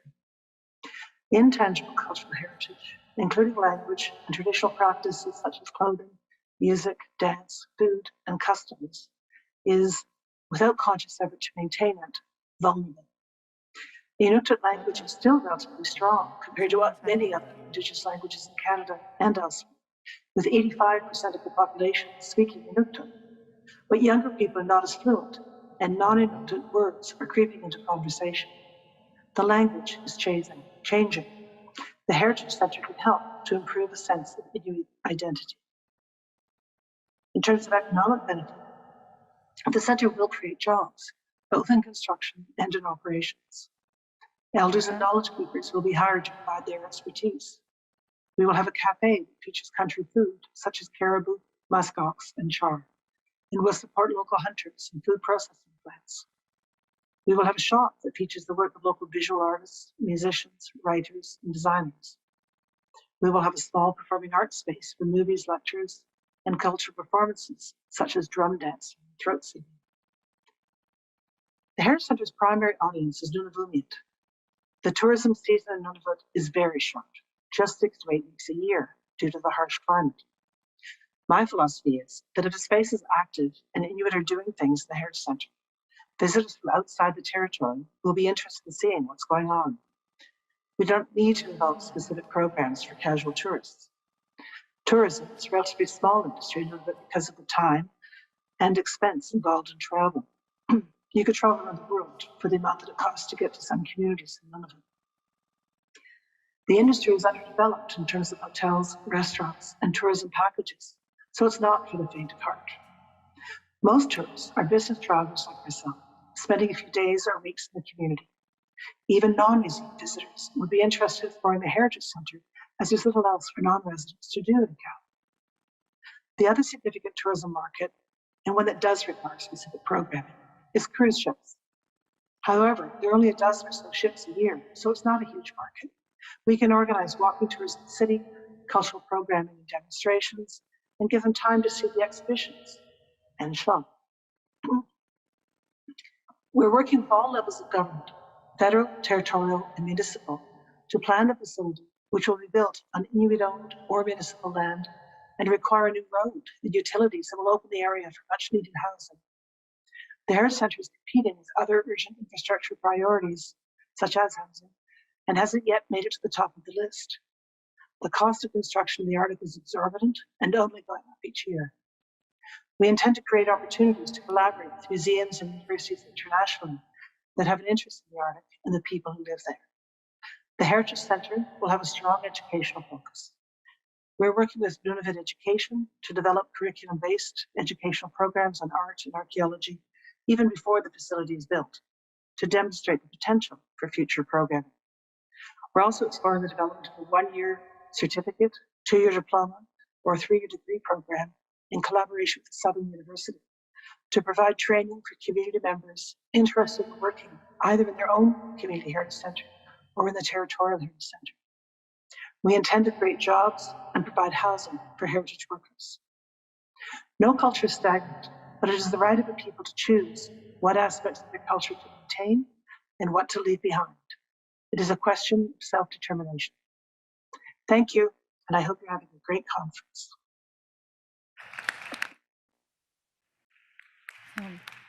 Thanks to Catherine for the effort. It's so much appreciated.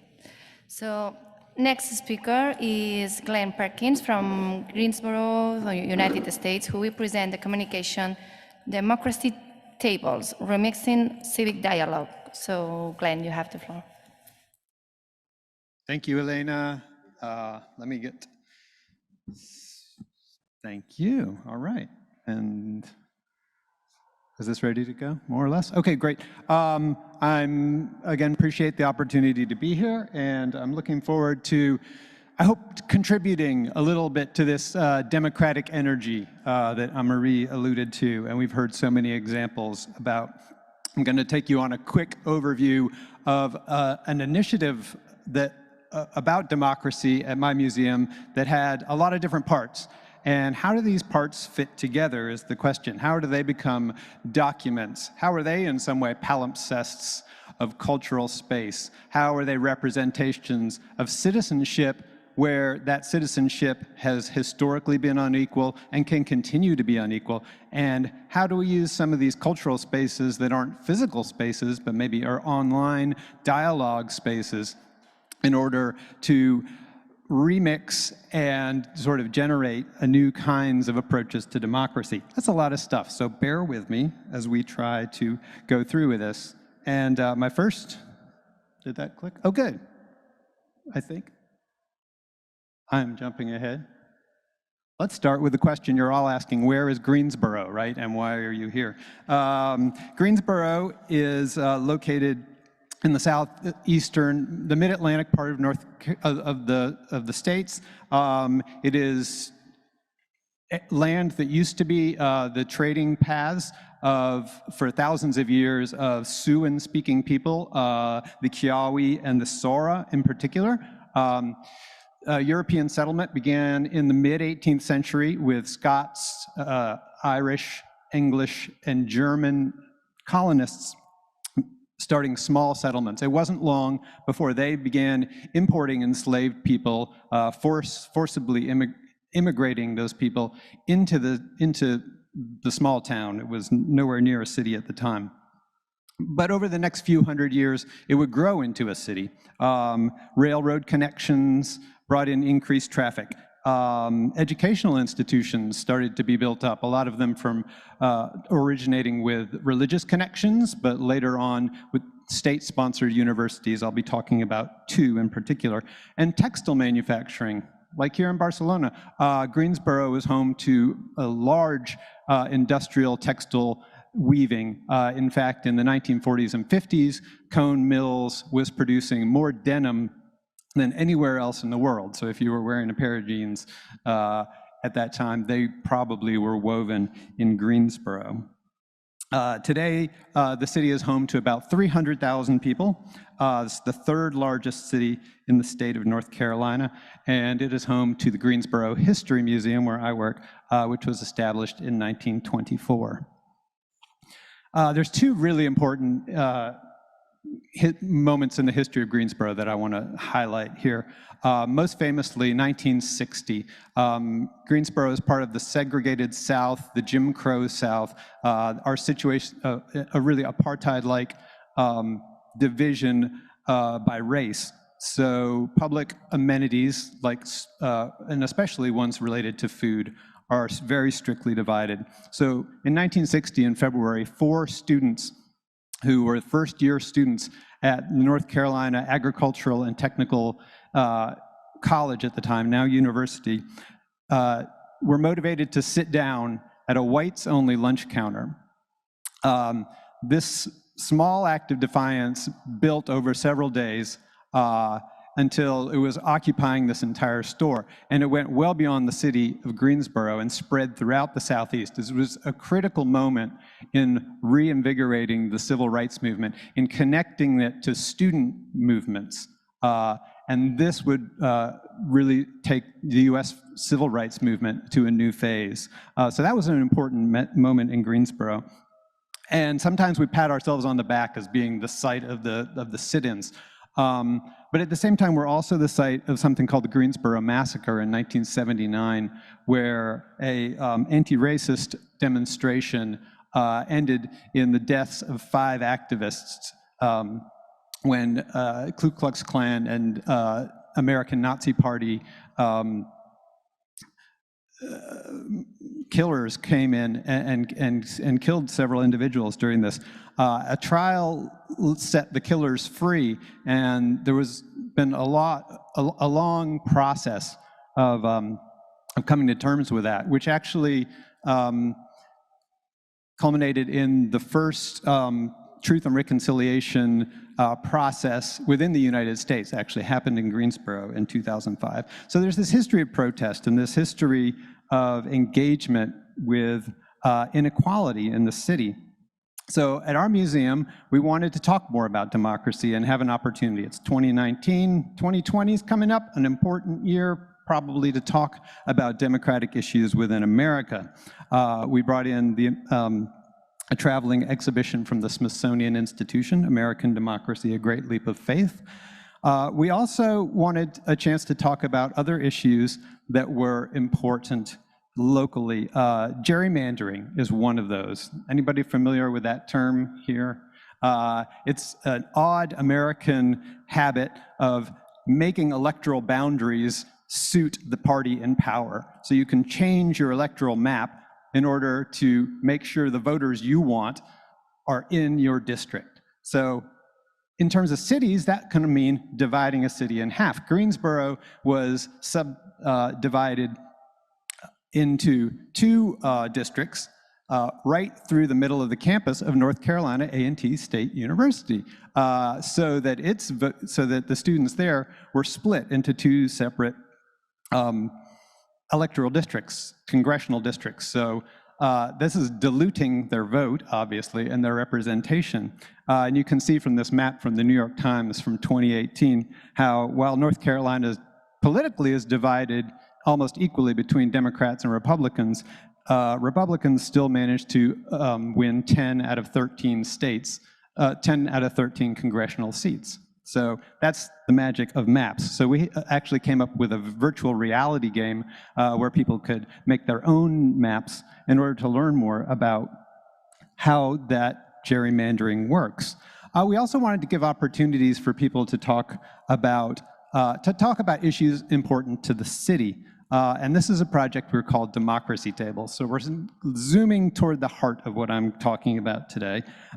This is a project that's done in collaboration with our Communication Studies Department. And our Communication Studies Department has been involved with things like the Truth and Reconciliation Commission process in Greensboro, and has been deeply invested in looking at ways dialogue and civil conversation can come together to sort of promote resilience, to promote greater democracy, to promote more understanding within the city. So we decided to create these tables, and we were going to set them up in libraries and recreation centers and public spaces and have conversations, facilitated conversations about issues important to the residents of Greensboro. And these conversations were structured around agreements based on this communication studies dialogic theory about democracy. But to move quickly, they prioritize turn-taking, they prioritize listening, and they prioritize experience, so it's speaking from personal stories rather than making arguments about certain positions. But what I was hoping they would do is really turn into points where we could really have a research basis to listen to the community, to understand where that community knowledge, those nodes of community knowledge and experience and values were, and what questions that they had.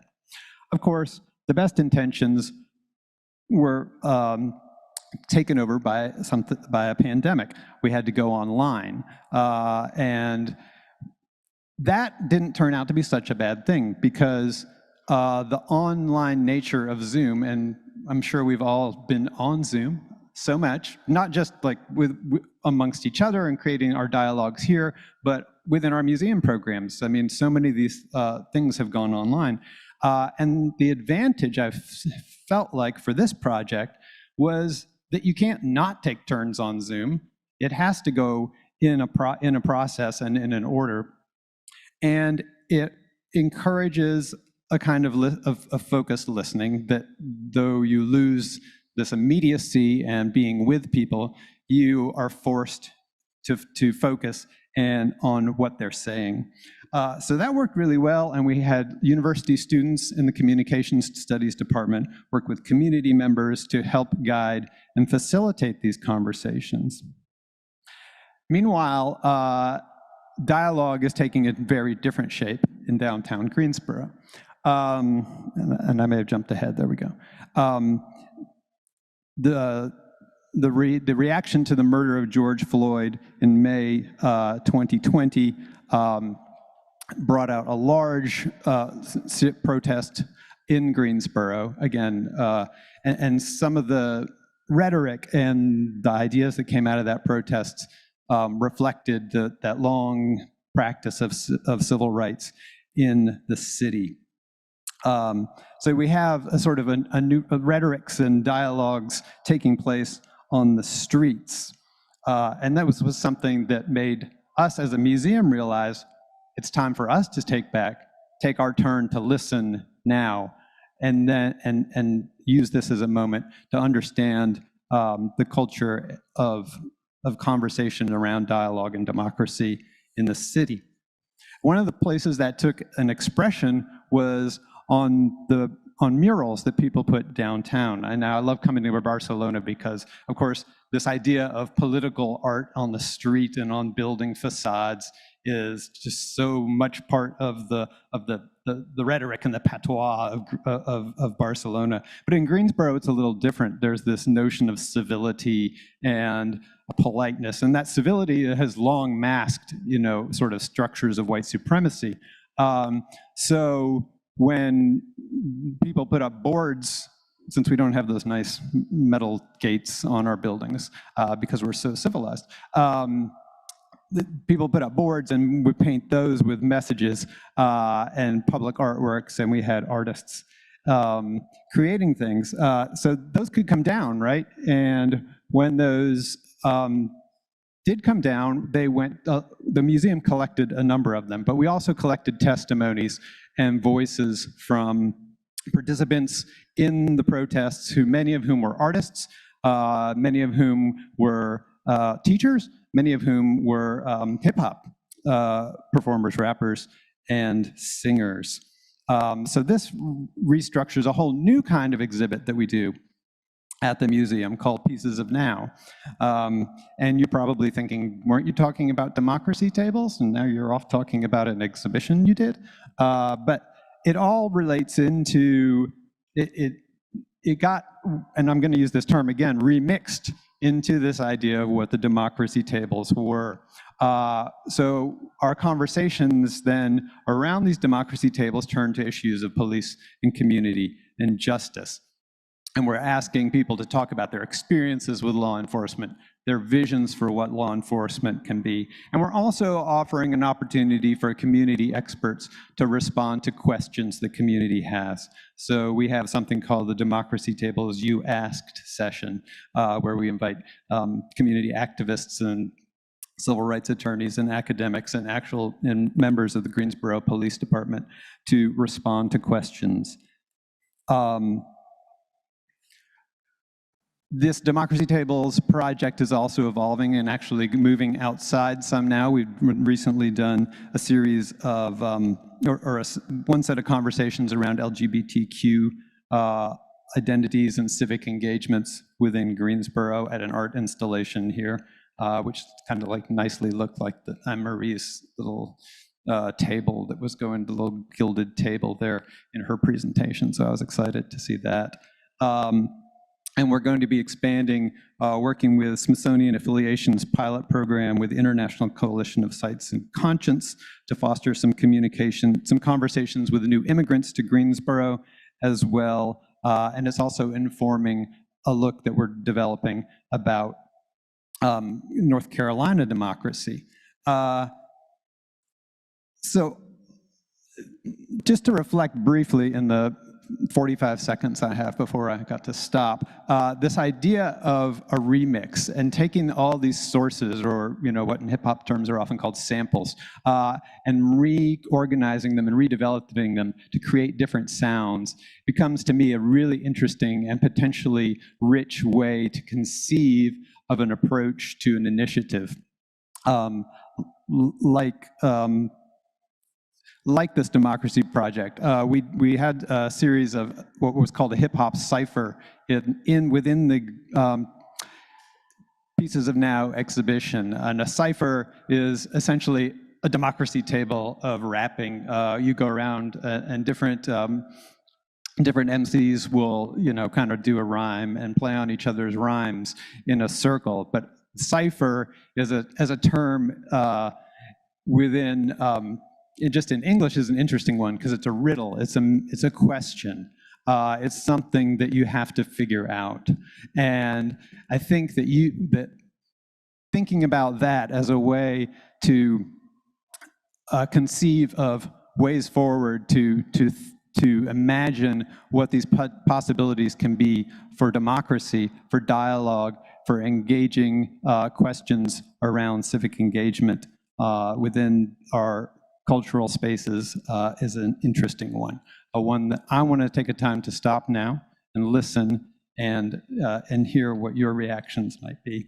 But thank you for your time to be able to listen to this. And the QR code and the link will give you some more look into our exhibition. Thank you.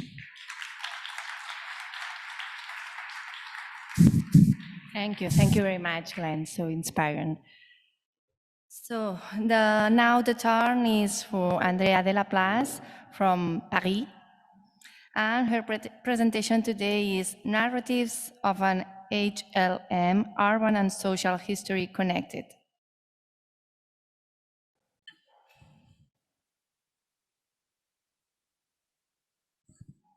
Okay, so no, it's not working.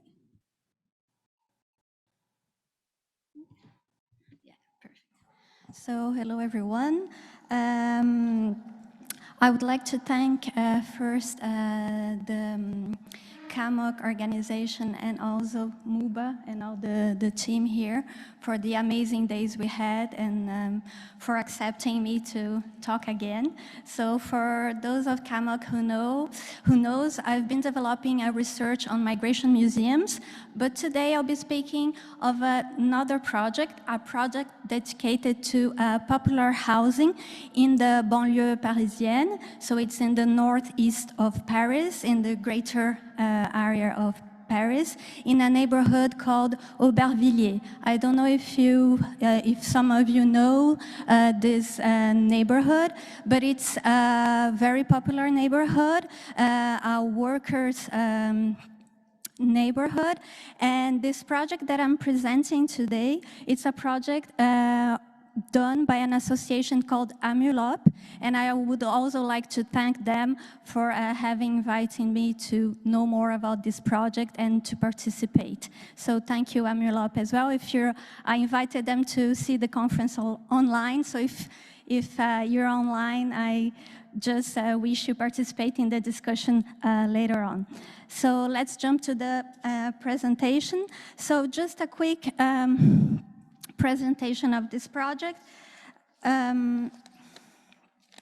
So this project in Aubervilliers, a popular and difficult neighborhood in the northeast of the Parisian region, is dedicated to social housing and the different communities, most of them from a migrant background that live there. And the project is totally created as an associative initiative led by AMULOP and had a first temporary exhibition running from October 2021. It just opened on October 16th to June 2022. And the name of the exhibition is La Vie HLM, Histoire d'habitantes, habitantes, de logement populaire, Aubervilliers 1950-2000. So the idea of this first exhibition is to create an introduction to popular housing in France, but told not from the point of view of curators of an institution, but told from the point of view of inhabitants of an HLM themselves. So the project is done, as I said, by an association, but it's also in an exchange with the university and researchers. Aubervilliers recently just it's the new location for the École des Hautes Études en Sciences Sociales, the EHESS. Maybe some of you know this university. So there's now a huge campus in Aubervilliers, which is attracting also younger, a younger population, and also, let's say, a more specialized population, because you have a lot of researchers moving to the neighborhood as well. So when we did the visit today with Juan around Poblenou, it did make me think a lot of Aubervilliers in a way, because Aubervilliers is also suffering a lot of urban transformations with a lot of construction sites, and the population is really changing. So here you have some of the pictures of the buildings of the HLMs, and the exhibition is inside the buildings. So some of the apartments that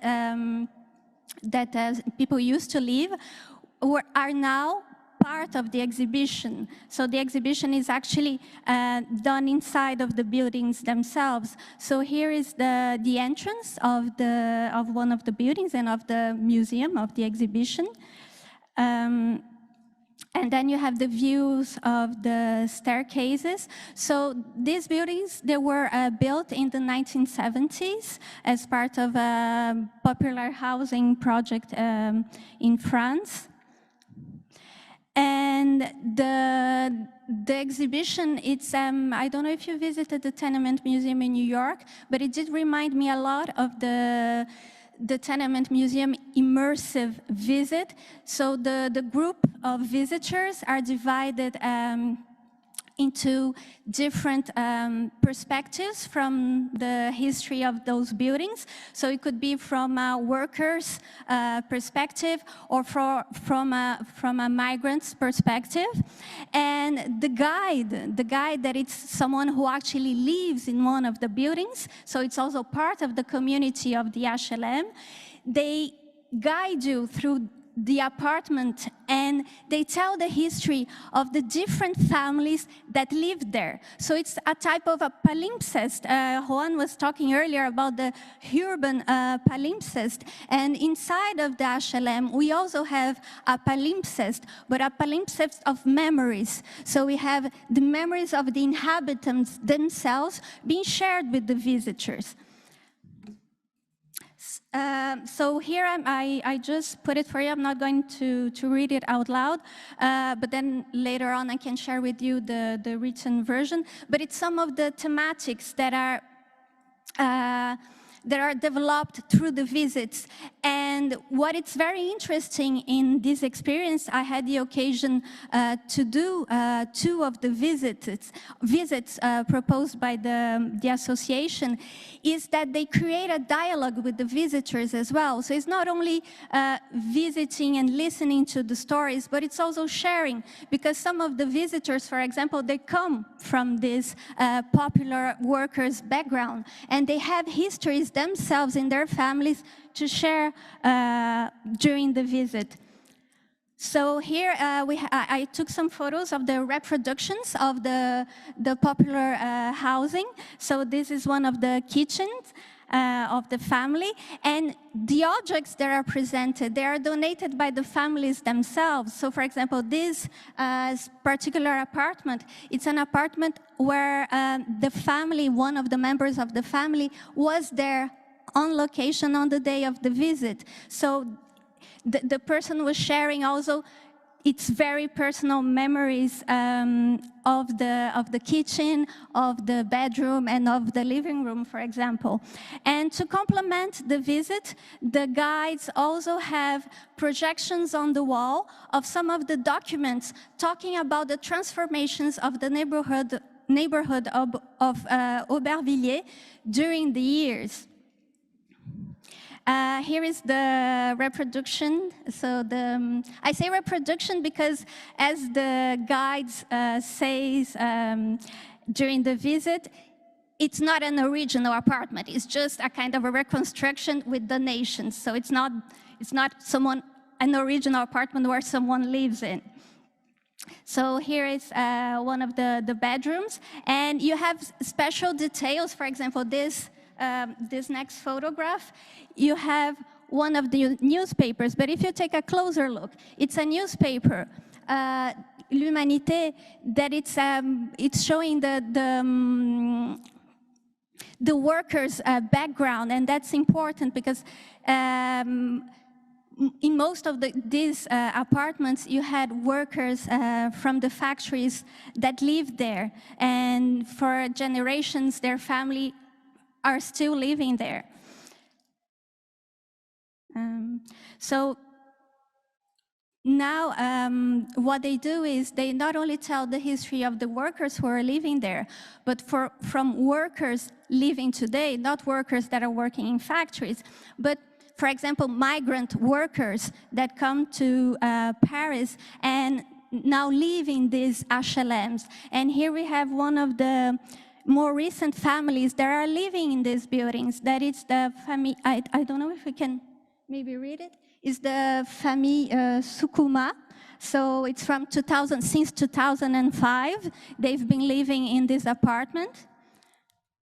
And then you have some of the photographs of the family that is shown in the exhibition. And what is very interesting is that inside the same apartment, they created a museography where you have the different families that are presented. So with the tags and the dates, the visitor can have an idea of the different families that occupied the building and also the periods. So from 1967 to 1985 to 2005, as we just saw. And not only we have documents, as Juan was showing us earlier on as well, to prove that the stories that are told have documented background. The guides also invite the visitors to read some of the documents that are printed and on the walls of the apartments. So I'm going to go a little bit faster. It's interesting as well to take a look at what type of documents they chose to complement the visit. And here, for example, we have a document that tells the story. I don't think we can read, but I'll just quickly tell you. The story tells the story of conflicts you have inside as well, those buildings. It's not only good memories or good stories, but sometimes we have also conflicts of the different families, conflict of the different communities that share the same space. And I think it's interesting that the association and the researchers, they didn't try to hide or just create a beautiful storytelling, but to tell the reality of living in these neighborhoods as well, and the difficulties that the inhabitants encounter during their lives. So the idea of the project, as I said at the very beginning, is to lead to the creation of a museum dedicated to popular housing in Paris. So it's an ongoing project, and the association is looking for supporters and for researchers to share with them. So I will invite you all to a conference they're organizing next February in Paris at the campus called Condorcet, so it's the EHESS, and I was invited to participate. I think Francesca Lanz is also participating, and I'm opening here as well to invite you all from CAMOC, for those interested, to come. And I would also like to thank, I don't know if he's maybe online seeing me here talking, I hope I presented the project well, but I would like to thank Fabrice Langroyer for having contacted me. He has been following some of our CAMOC activities, and I think this project, after the visit we had today and this urban walking, could be an interesting follow-up for discussions. Thank you very much for your patience, and hope to talk to you during the Q&A. Thank you.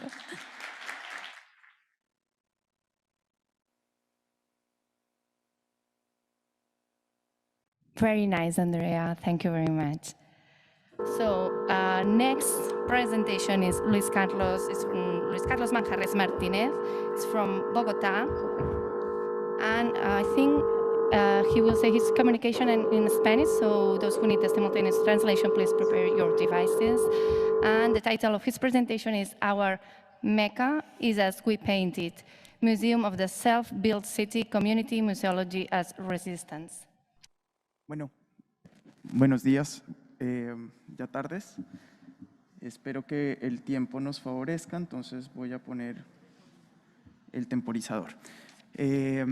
Muchas gracias por permitirme venir a contarles nuestra última experiencia. Yo soy Luis Carlos Manjarres, gerente del Museo de Bogotá, una institución museal que está adscrita al Instituto Distrital de Patrimonio de la Alcaldía de la Ciudad de Bogotá. El museo cuenta con 2 sedes, o contó durante muchos años con 2 sedes en el centro histórico de la ciudad de Bogotá, 2 casas coloniales, una en la cual se firma la independencia y la otra en la que recibimos una noche la visita del virrey Sámano. Y estamos inaugurando el Museo de la Ciudad Autoconstruida, un equipamiento que queda en el sur de la ciudad, en una localidad bastante particular, y ya les cuento por qué. Esta es Ciudad Bolívar. Esta historia inicia con la construcción de un nuevo sistema de transporte que nosotros llamamos cable, una especie de telesférico, y esta es la sede o la última estación de ese cable que conecta 3 montañas desde un lugar muy periférico. Alrededor de este espacio quedan unos lotes desprovistos de ocupación, en una localidad que tiene uno de los déficits más bajos de espacio público por habitante en toda Latinoamérica. Lo que se hizo fueron unas asambleas públicas en donde se le pregunta a las personas qué necesitan, y la primera solicitud que hacen es que se realice, que se destine este espacio para un espacio de circulación de memoria. Este equipamiento cultural se abrió hace 4 o 5 días, justamente antes de venir, para el reconocimiento de los agentes históricos, sociales y culturales que han construido y que construyen día a día Ciudad Bolívar. Este equipamiento aporta reactivación socioeconómica, turística, cultural en una localidad a través de la generación de empleos y de convocatorias públicas de estímulos a artistas dirigidas directamente en esta localidad. La totalidad de los contenidos de este museo fueron construidos participativamente con la Mesa Local de Memoria pues cuenta con una fuerte base social que va a garantizar la sostenibilidad a largo plazo. Allí se consolida, pues este museo se consolida como un espacio para tener conversaciones y sobre todo para que la ciudad, que desconoce, estigmatiza, discrimina y excluye los barrios periféricos, aprendan del proceso de autoconstrucción. Hace parte además el museo desde su concepción y creación de la Mesa Local de Museos y surge como una expansión del Museo de Bogotá en el borde urbano que se articula hasta llegar al páramo de Sumapaz, el páramo más grande. Esta es la localidad, está construida en los bordes o en los linderos de las montañas, que tiene además 2 problemáticas. Una primera problemática, el relleno sanitario Doña Juana, uno de los más grandes del mundo también, son 592 hectáreas y recibe 6.200 toneladas de basura. También es el 90% de la extracción minera a cielo abierto sale de esta localidad. El 90% de esta localidad hay un movimiento muy fuerte de activismo que se llama No le saque la piedra a la montaña, y hay un movimiento de resistencia muy fuerte contra los procesos mineros que están prohibidos en entornos urbanos para la ciudad oficial desde los años 40, y para estas localidades aún hay minería activa. Como pueden ver en las fotografías, muchos de los barrios se construyen en estos cráteres que dejan la expansión minera, y la mayoría de la población de Ciudad Bolívar es víctima del conflicto armado que llega a Bogotá por desplazamiento interno del conflicto armado. Y es la localidad más violenta de Colombia, de Bogotá, con el 20% entre enero y julio, que es el último reporte que tenemos, 110 asesinatos, microtráfico, fronteras invisibles y demás. Pero además de estas problemáticas, apenas llegamos a la localidad, nos han dicho Ciudad Bolívar no es como la pintan, sino es como nosotros la pintamos. Y es a partir de ahí en donde vamos a llegar a una localidad en donde nos habla del problema de la expansión urbana. Una localidad en la cual hay una densidad muy grande de población, sin ningún parque, espacio público, ninguna presencia estatal de planeación, ni escuelas, ni demás, pero también una localidad con una riqueza medioambiental muy importante. El museo se ubica en el barrio que se llama El Mirador, específicamente recibe el nombre del Paraíso, el barrio El Paraíso, y es un paraíso porque tiene una riqueza medioambiental inconmensurable, tiene un ecosistema subserafítico en el cual es el que posibilita que exista el páramo de Sumapaz, el más grande del mundo. Pero también es un paraíso por la posibilidad de gestionar el espacio público colectivamente a través de un tejido social muy fuerte. Es un paraíso por el talento. Yo tengo un dicho y es que cuando uno llega a Ciudad Bolívar levanta una piedra y sale una organización, sale un artista. Y estos son las personas que han creado este museo. Ellos son el equipo, un equipo que se selecciona además con base a una convocatoria pública, que es un equipo fenomenal que sin ellos no es posible estar inaugurando. Y este es un museo que se autoconstruyó.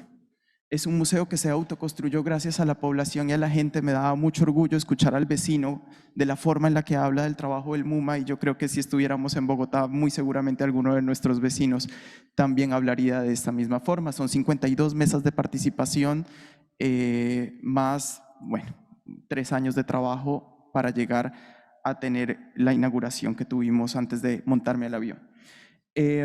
Aquí vemos algunas de las representaciones más importantes del día de la inauguración. La mesa indígena hizo apertura espiritual del espacio antes de que abriéramos la cinta, afros, LGBT y campesinado.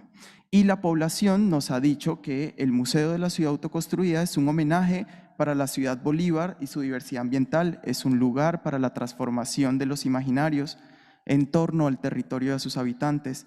Es un espacio que visibiliza los distintos sectores de la sociedad y que promueve la unión entre ellos, y es una plataforma de circulación para sus contenidos.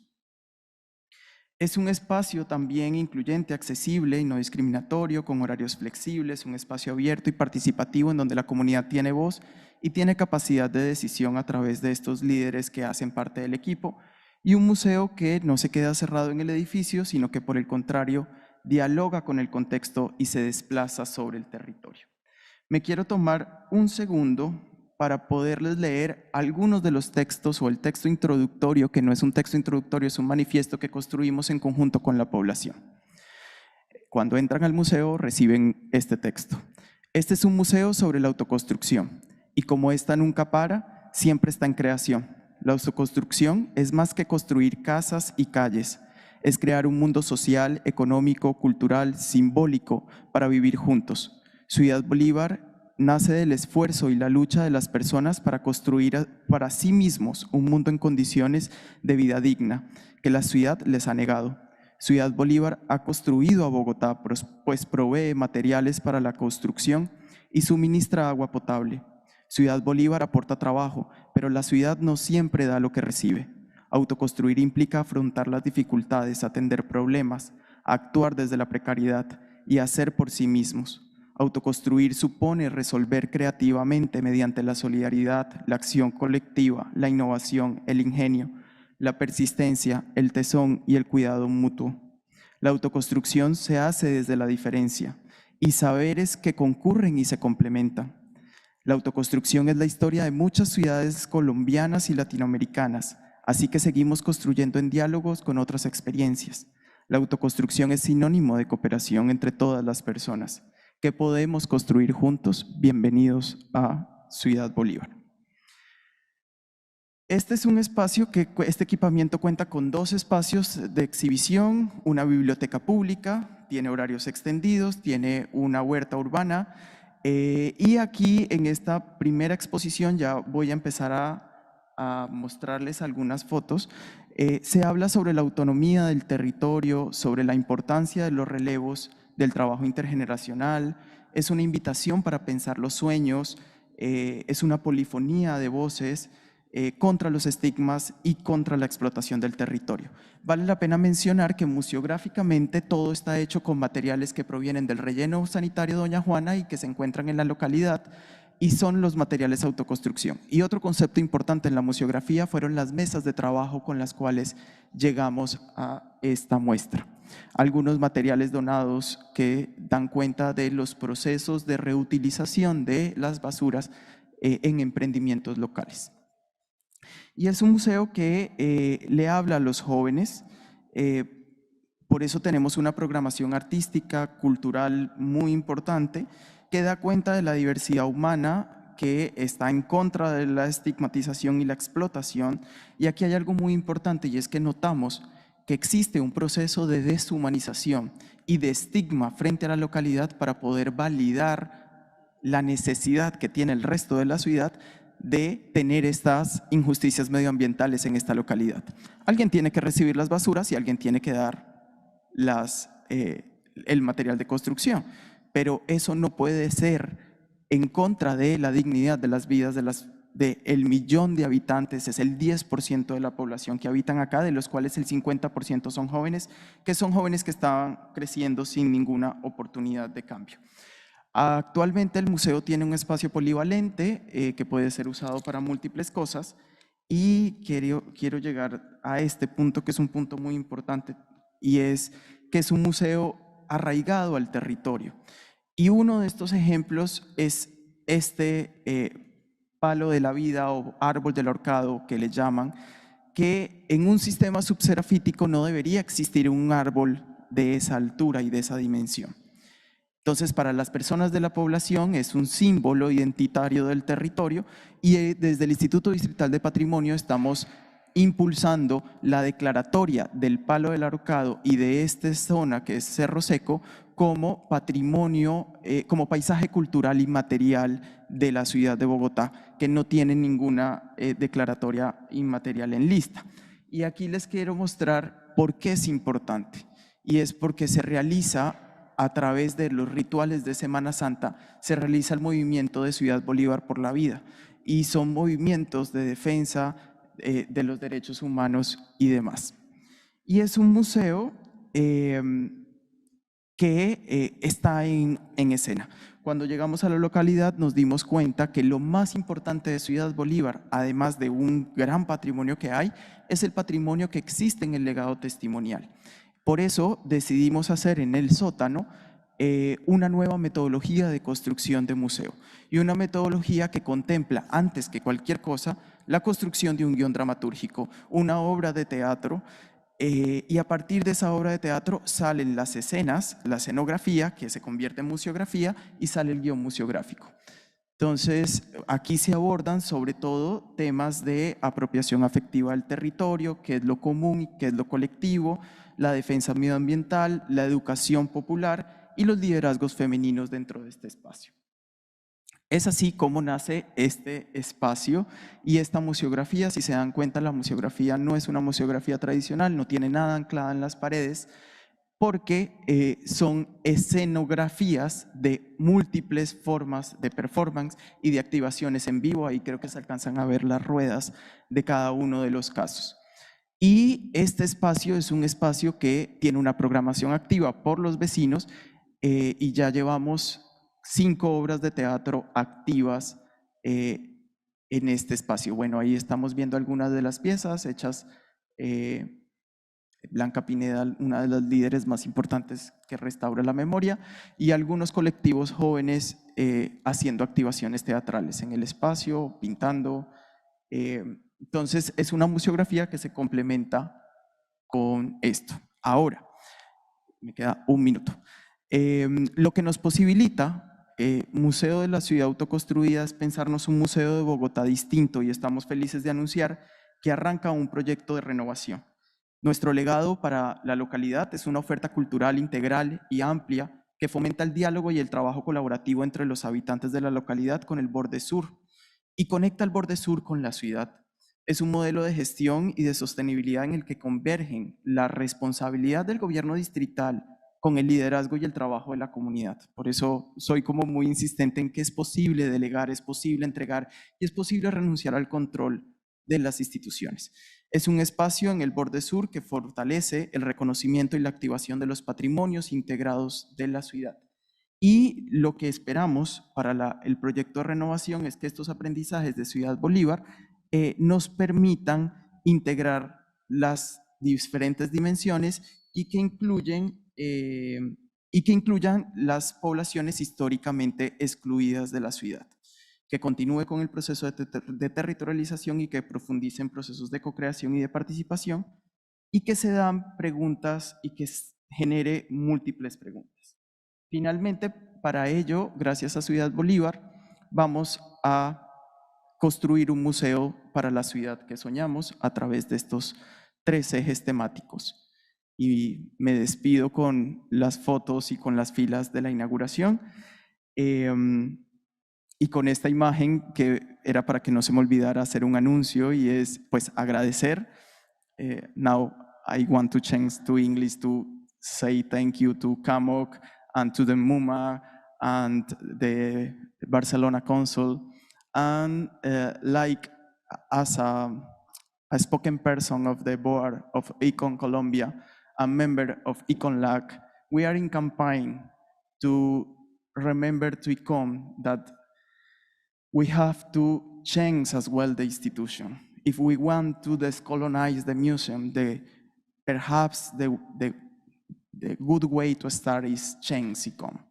So, I don't know, thank you, and that's it. Gracias.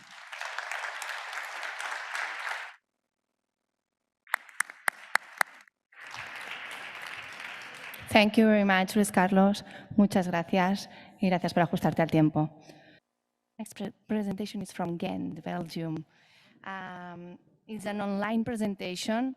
Nesliha Dogan and Christine de Ver will present reconciling bottom-up heritage work with collection-based mediation. 2 speaks. I think they are already online. Yes, can you see us? So let's start very quickly. Nesliha and me will present our struggle to connect the open museum data with bottom-up heritage work. First, some information on Ghent, and I cannot. Yeah, okay.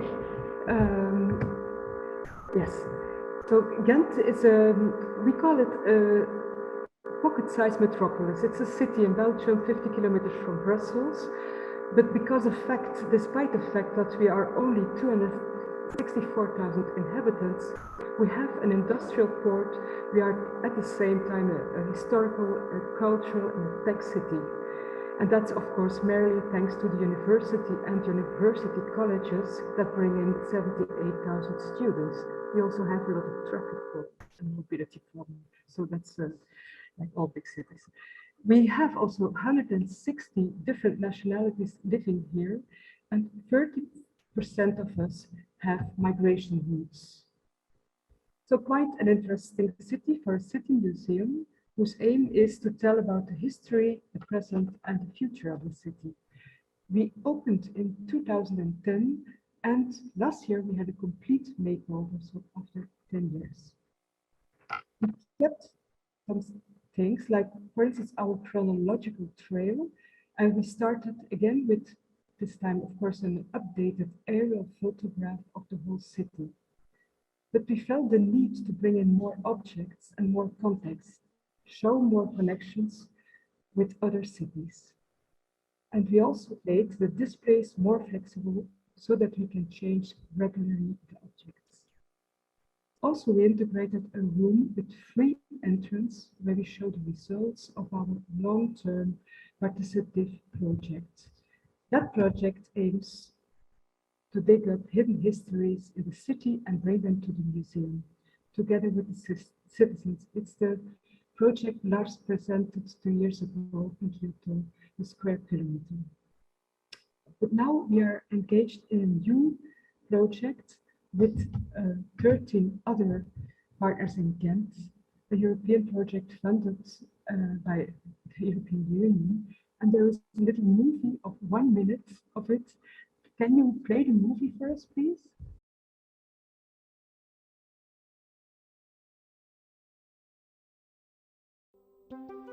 Collections of Ghent. Explain briefly. Ghent's heritage institutions and museums are preserving an enormous amount of cultural heritage. At the same time, the citizens of Ghent possess a treasure trove of knowledge and stories. For Collections of Ghent, the city and its museums and archives are collaborating with partners from the corporate, cultural, and academic world. We are digitizing an invaluable collection of more or less 100,000 objects, stories, and documents. This collected heritage will converge in Cohent, an immersive, high-tech, and mobile experience room. The collection will be an intersection where heritage, research, and technology will meet. We can tell even more. In 2022, Collections of Ghent will tour in 3 specific neighborhoods: Vondelhem, Watersportbaan Eckerhem, and Tolhuis Slissekenhem. In the Cohent immersive space, people can discover cultural heritage as well as share their own stories about that heritage and add them to the collection. Collections of Ghent offers a unique opportunity for museums to reach new audiences. Furthermore, the project aims to strengthen social cohesion and inclusion in the 3 neighborhoods. This process will be extensively researched and monitored by Ghent University. In the end, the Collections of Ghent will really belong to the people. After traveling through the different neighborhoods, in 2023, the project will get a permanent space at Ding, the new wing of Design Museum Ghent. Want to find out more? Subscribe to our newsletter on the website. Okay, so this is the project, and you see we are, here you can see on this slide all the partners. It means that 50 persons are involved, designers, historians, data managers. So we involve a lot of institutions, but we also reserve a part of the budget for the citizen to co-create with all the collections that we will show on the platform. And the important thing also is this, we call it the Co-Ghent box, or a pop-up museum that will be traveling through 3 completely different neighborhoods in Ghent. And Leslie Han now, I will make room for her, will explain about the 3 neighborhoods.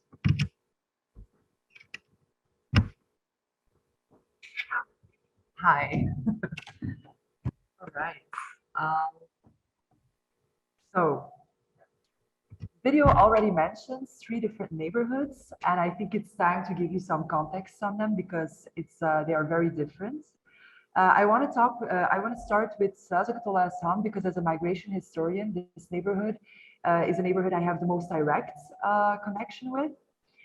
Slazakatola-Assam is actually a neighborhood through which a very well-known main street cuts, the Sleepstraat, and you can also see it in the background. This is actually the Sleepstraat. This street is loved by many food and fashion lovers as it houses a lot of Turkish restaurants, but also shops that sell textile fabrics by the meter. And it used to be like a neighborhood where there were factories, textile factories, surrounded with narrow streets that house a lot of laborers. In the 80s, actually, it was in a very bad condition and it was abandoned until Turkish entrepreneurship gave it like a second breath.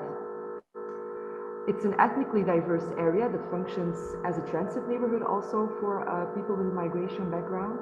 But at the same time, as you can see on the picture below, it's being rapidly gentrified with a lot of prestigious projects in urban development, like the project of the old docks, which transformed the 19th century port into a residential area.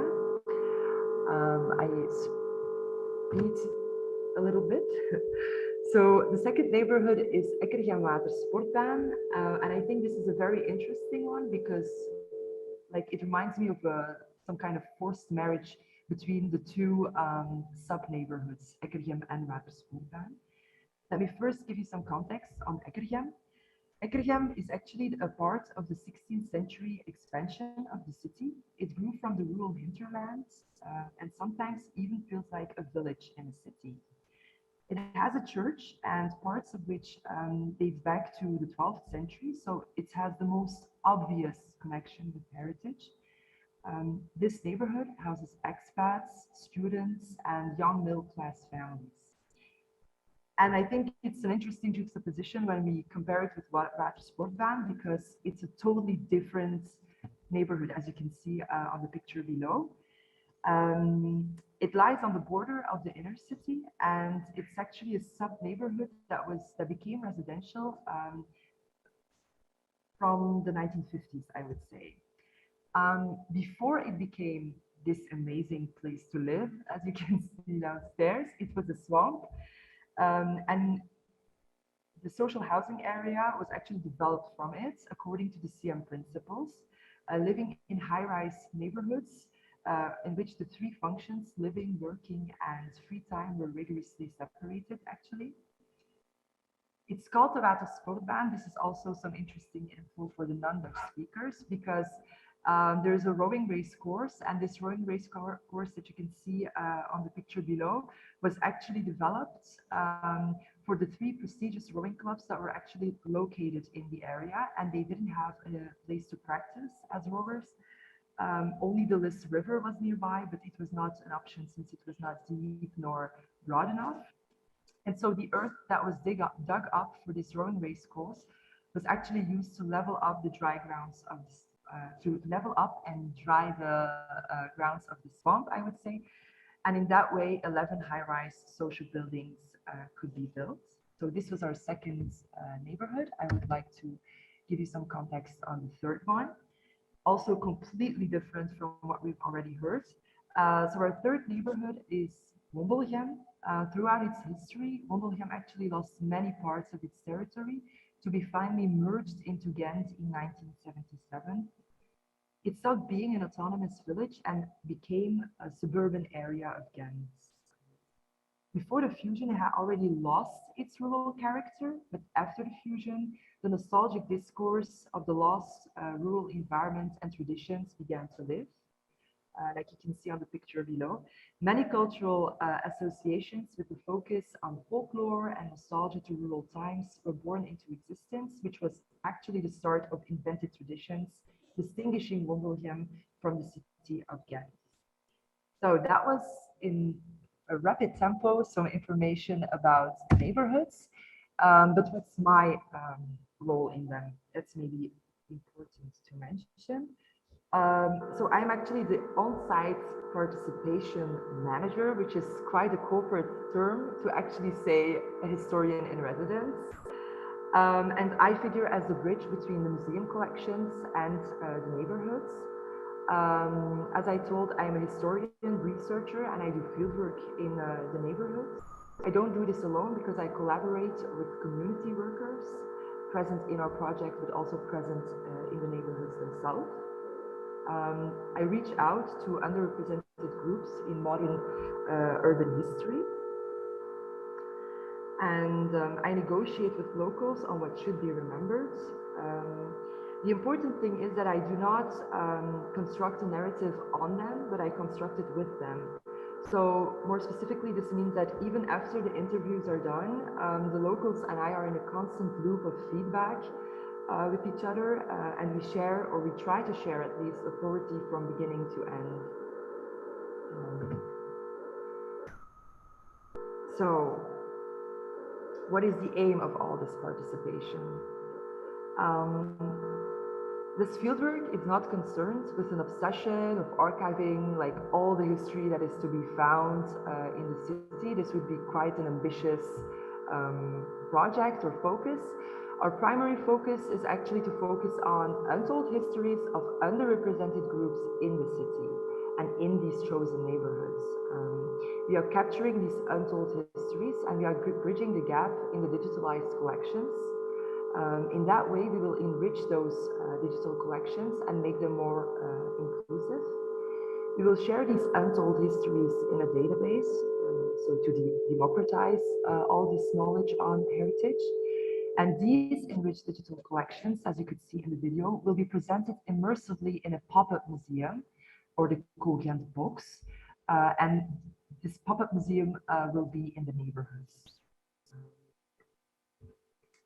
Now I think it's about time to give you an example of the untold histories that came to the surface through the participatory fieldwork.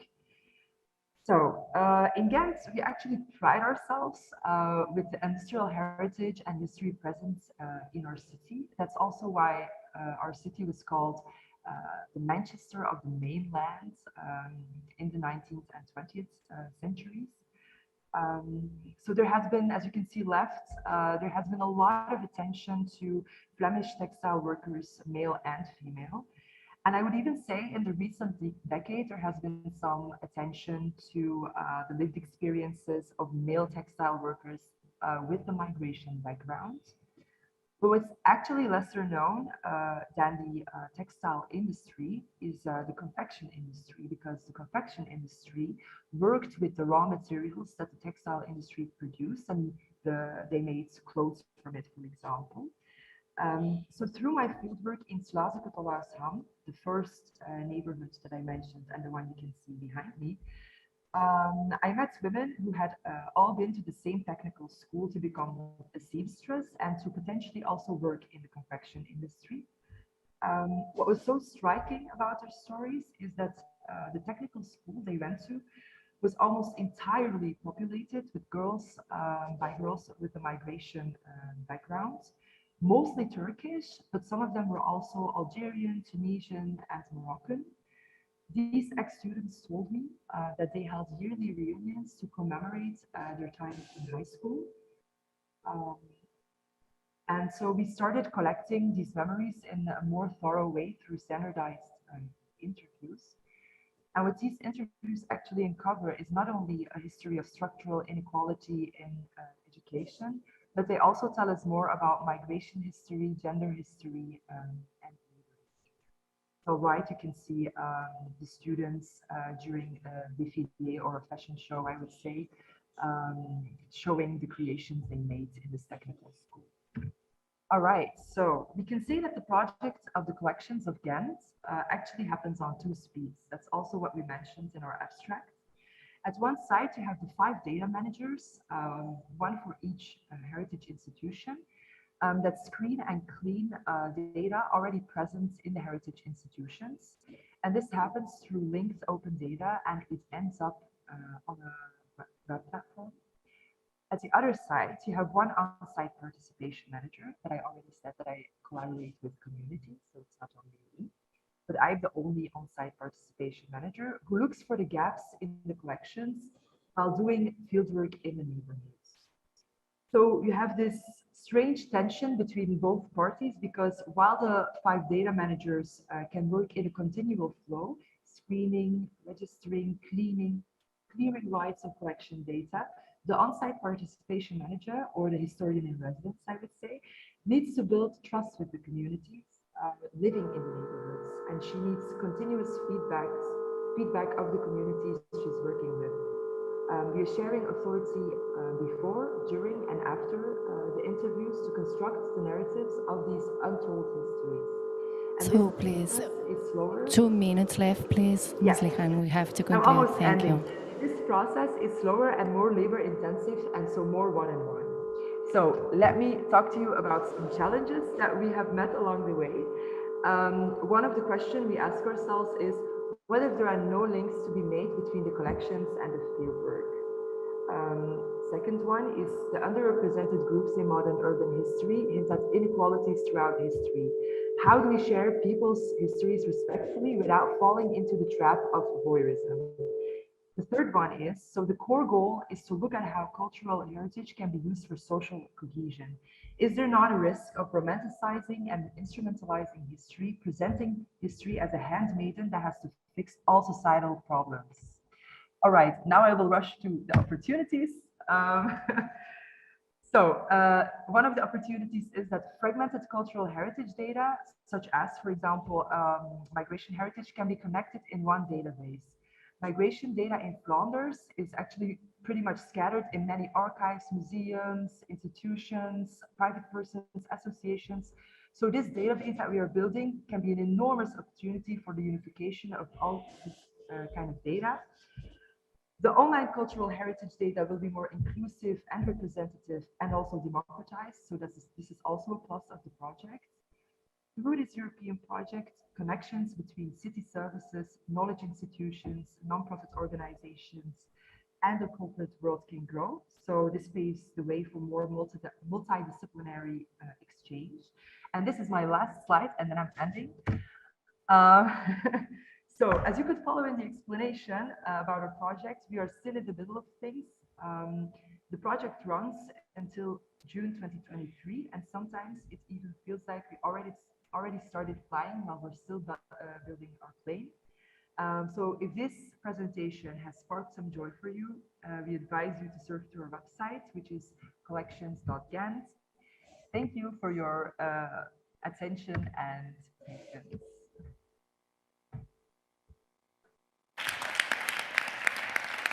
Thank you, and thank you all for your nice presentations. I think we are sometime late, but maybe we can just make some few questions because I think the debate can be really interesting, right? So if there is any question here, there are both two questions.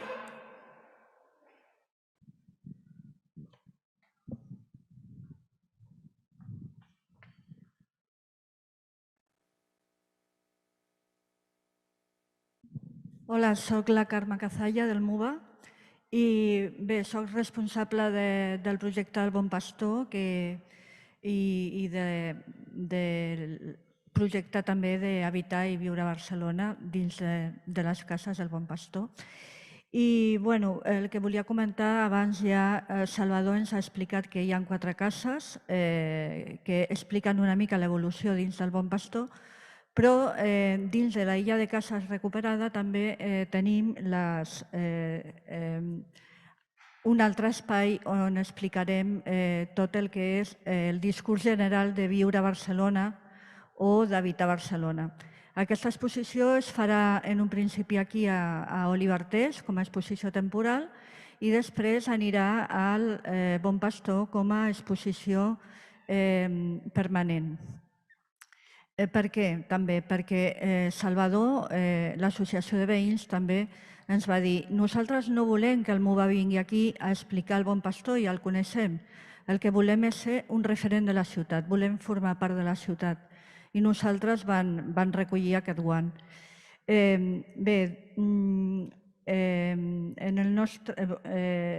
en aquesta part el que farem serà analitzar des del 1860 tot el que és la formació a partir del que diem Eixample de Barcelona.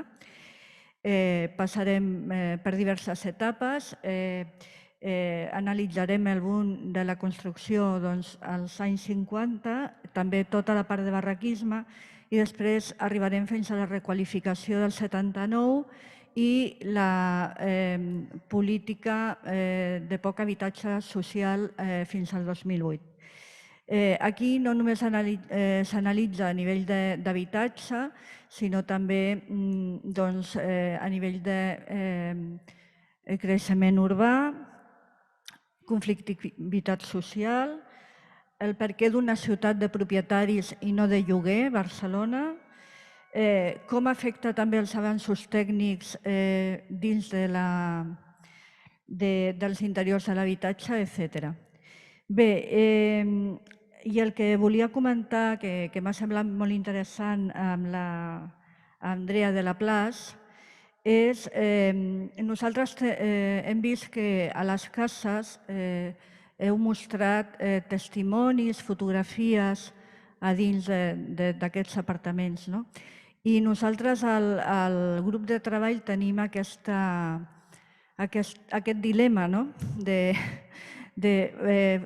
posem fotografies, tornem al barri o a la família o el que ens ha donat, o saltem al discurs general i bueno, que m'ha semblat molt interessant i que voldria recollir el guant de poder estar en contacte amb vosaltres. Moltes gràcies.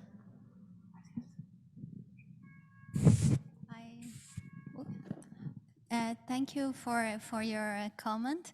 I think I understood everything. I'm discovering that I do understand a bit of Catalan. So, and I think that as this exhibition that I presented is the first product of this association, they are still thinking, they're still developing. So I don't know in future when they actually create the museum, if they're going to keep the same format or if they're going to transform it a little bit more.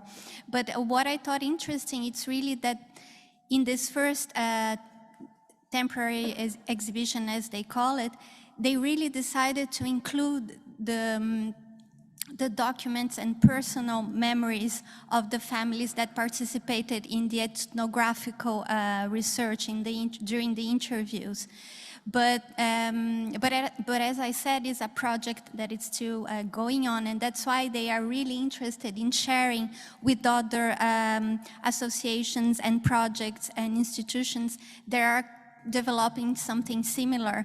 And definitely after we can talk a little bit more, and I think there is a lot that can be exchanged in between the two projects. It's just Thank you, Andrea. Nice. I think Joanna has one question. The microphone. You have another? Yes, there are 4 questions. Okay, so I have a question to all of you, but different ones. So Anne-Marie, thank you for this interesting presentation of the coach. Maybe I missed something, but did the current monarchy somehow decided to not use it anymore, or okay? Well, and the thing is, it's not the coach that is heritage which is guilty for this. So it's a very interesting what you are doing, taking this dissonance and using it for your nice democratic purposes. So congratulations on that. Andrea, my question for you is, do you have any feedback of who are interested in visiting these houses? I mean, is there the neighborhood? Is it more the whole Paris, or and how do you support this? I mean, they could somehow, okay, maybe not get a lot of money out of it, but they could like somehow like make some money of just letting people in and get. So I have this question for you, and for Luis and Glenn, my question is somehow the same, because Glenn, your project is like really very inspiring. My question is, so the States is somehow connected with democracy, of course, since a very long time ago, probably more than Europe. But do you have, or have you somehow felt that part of the city is against your project or not? And it's the same with you, Luis. You gave somehow the not only the giving the voice, which I think is still a very colonial expression, to just let them take the museum. So do you both, Glenn and Luis, have you felt like the opposition in your case of the power, because you're giving the power is taken by the people, and in your case, do you have felt that there are like people who are like not feeling comfortable with your projects? Thank you, all of you. Because they are just to directly complement. Perfect, Joanna, you can join.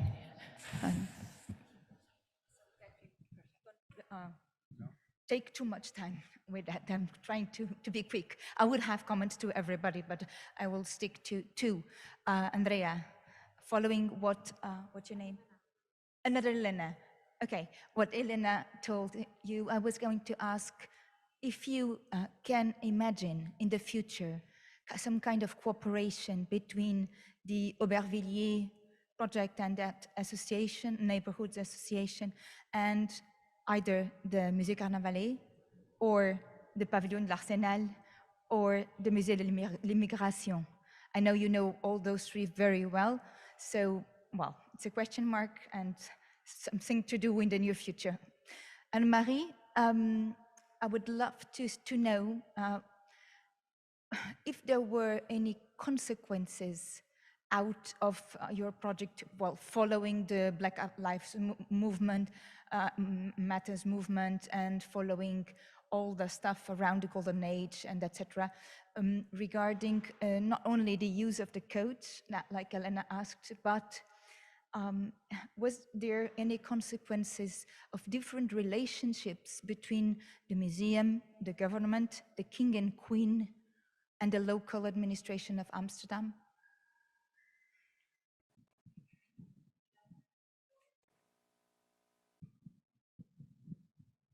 Does it work? Yeah, it works.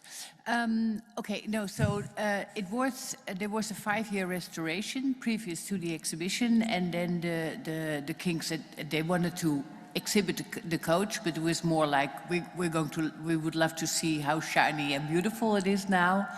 So we said we want to do the exhibition. After all, it was the Amsterdam gift, but we're not going to make that exhibition. We're going to make another exhibition, which is not just an exhibition, but also a survey on what's going to happen afterwards.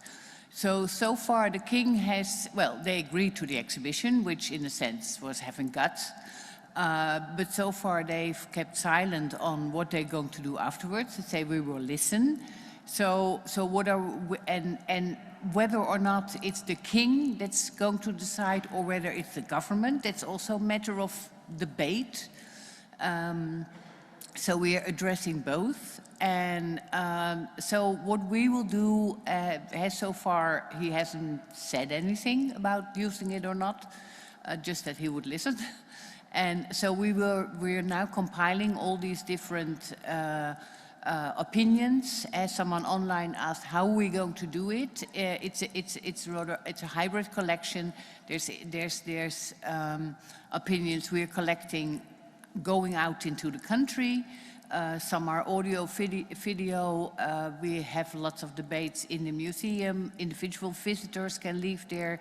So we're now sort of weighing and analyzing and putting them into different categories, and in order to sort of present them to the king and the government. But the Black Lives Matter movement, it sort of accelerated it. And so there was another online petition for people to say, stop using this couch.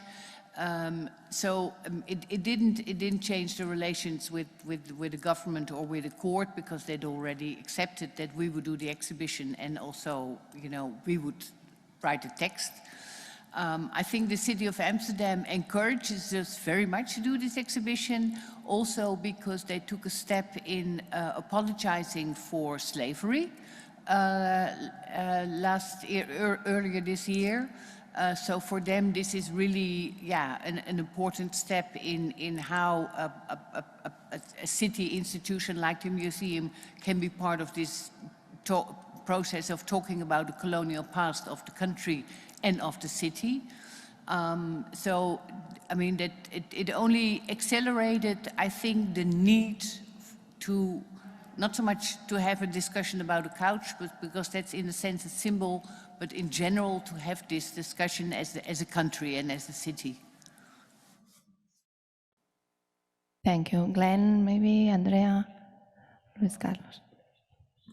Thank you for that question. And I think it's a challenging one. We know that there's been a lot of very upfront examples of the dissonance with which people perceive democracy in America, right? Everybody saw the footage of January 6th. And I think within our community, you know, there certainly people have different perceptions of what democracy means. And some of that is skin color. If you look like me, you may have one, you know, a perception of where you belong in the system. And I think one of the interesting things from this project was being able to listen to those different channels about other perspectives on what people felt that democracy meant for them, especially people of color within our community. And being able to tune in from the democracy table's point of view was a wonderful opportunity to sort of speak, this level we're speaking now, but then realizing that there's also those other channels to listen to, and that's why I brought in, the example of the artworks and the public expressions on the buildings, and also the voices and the sounds of hip hop, and that sort of as a cultural expression. And I think it takes some practice and some engagement with a wider part of your community to be able to understand what those messages that are coming through those different channels can mean for what democracy means. Connecting it back out to people who may oppose those views, that's a whole nother step, and I think something that is gonna be, take more research and more contemplation and more thought in order to, draw those connections across those greater disparities. But thank you. So thank you for both. I'll start answering Joanna's question. Yes, they are already in contact with the Migration Museum in Paris. For this conference, I already give you the dates. So it's on the 14th and 15th of February 2022. And on the 14th, they're going to do a visit that you can book online. So I'm also answering your question now. So the visits can be booked online. I can't remember if there is a fee. There might be, but it's a very small fee that they're charging. And the director of the Palais de la Porte Dorée, which is the institution that hosts the Migration Museum in Paris, that at the moment is closed for renovations. The long-term exhibition is being fully renovated and is going to reopen in 2023. But the director is part of the conference in February, so there is already exchanges in between the researchers. Another thing that maybe I didn't point out enough in my presentation, it's how this project is really a collaborative project in between many people and institutions. The researchers, the USS has an important input into this research as the inhabitants and also as the Mairie d'Aubervilliers. So to answer your question, the Mairie d'Aubervilliers, it's also very interested by this project. It's just that this first temporary exhibition, let's say, is the first product that they created, but that's why they're still inviting people to collaborate. The idea is to create the museum in the next couple of years to come, and then think of a way of maybe charging it and creating more sources of income, and also maybe in the future creating a direct connection with Carnavalet and Arsenal. And I think that Valérie Guillaume, the director of the Musée Carnavalet, could be interested by a project like this. Ser rápido para que vayamos a almorzar. Pero no hemos sentido ninguna oposición en este momento. Sin embargo, nosotros desde el principio sí nos planteamos de entrada ser un museo incómodo, ser un museo que interpele y ser un museo además en donde se puedan ser un lugar seguro para dar las conversaciones difíciles. Entonces el museo es un vehículo, el Museo de la Ciudad Autoconstruida es percibido desde la comunidad como un espacio de encuentro, un vehículo, una plataforma para tramitar incluso las diferencias vecinales que se puedan presentar y demás. Gracias. I think there is one more question here, and then let me make one question for the online attendance, and we will finish because it's too late. Thank you. Chet, you said that connecting cities, not only connecting citizens. And I think that after hearing what has been said, first of all, Luis Carlos, now that you have your project achieved, we had opened many years ago our Shanty Towns branch. We need to think many things. So since you are connected through the Town Council of Barcelona, I think that you could help us to rethink many things, and perhaps we can also be of help. So first connection. Second one, that's for the future. When we had this morning the urban tracking, I had no time to speak about a booklet you had in your bag. This booklet is called The City of the Housing States. It will be soon in English. It's in Catalan.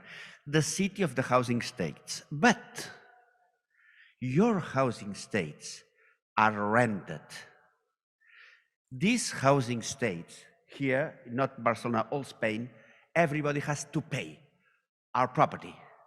People don't behave exactly the same. So we discussed with Carmen that we'll have to go city and city connection to your meeting in February, that we have to invite your associations over there in June with a big exhibition about housing Barcelona, and that we have to share, for example, how we began to work with another connection with Helsinki, with the Asunto Museo. So really, I think that many city-to-city connections are there. And by the way, just a question, many people ask me about the documents I showed this morning. They are over there. We will put also this book. So let's go to city connections and others, but they said to me to be very short, and I finish. Thank you. So I will ask the last question. It's from Sarah Henry. The question is from Anne-Marie, and she said, wonderful presentation and project. Can you describe how the debate work? Are they participatory for visitors? How are they framed and moderated? Some of it is online already. When we go out with the installation into the country, people can, they can leave a video message or an audio message or written messages. All of that is online already. In the museum itself, it's this very simple, old-fashioned way of leaving cards, and we have now people analyzing the cards, trying to put everything in different categories. Had those three sort of models I talked about: continue using it, put it in a museum, or change the image. So we will sort of categorize the different opinions around those three categories. And well, thanks for the question, Sarah, but we are still working on it. And so if you or other people have ever done a project like this and have any ideas on how to construct it, how to do it, we'd be very grateful. And then in the end, we will probably compile something in the form of a book to sort of give to the king, so he can study it and really make up his mind. But we also consider this as a sort of, as I said, immaterial heritage connected to this coach. So we created a website, and so we will also sort of, add these stories which we collected now to the website in various forms. Thank you very much. We close now this session and we go have lunch. Thank you for this nice debate. Thank you all.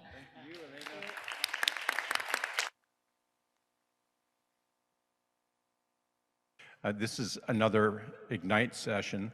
So again, we'll keep everyone to 5 minutes, except one person. She might be a little bit more than 5 minutes, but everyone else, I think, has agreed to that. So we'll keep to the 5 minutes, everyone but one, so you can relax in that. We'll try to end up as close to being on time as possible because I know we're a little bit behind, so that's good. I did want to say that, as you now know, I'm kind of an echo. I constantly and have constantly talked about the importance of city museums working together to create projects, exhibits, public programs, and other programs like that. And a number of our presentations are talking about just that. So we're on the right track, and that's good. So we'll begin. And I think almost everyone has a video or slides in one case. And if you want to introduce your video and then presentation, it's fine too. Yeah. So go ahead. As soon as you get up there, we can start you.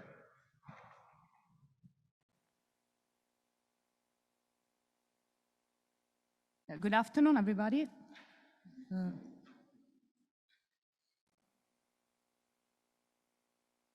Okay,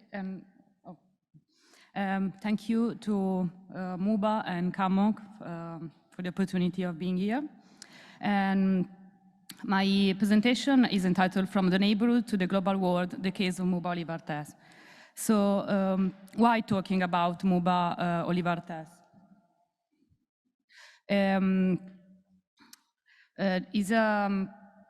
Well, first of all, a brief introduction. Sorry, okay. Okay, thank you. A brief introduction. MUBA, as we said in these days, is a polycentric heritage institution organizing different heritage spaces throughout Barcelona and connected to one another to represent Barcelona history. And MUBA Olivartès is one of these polarities, and it is the one dedicated to contemporary metropolis. These contributions aim to present MUBA Olivartès as a case study of my ongoing PhD thesis, which is about new urban museum spaces and how museum can be a dynamic agent in city transformation processes.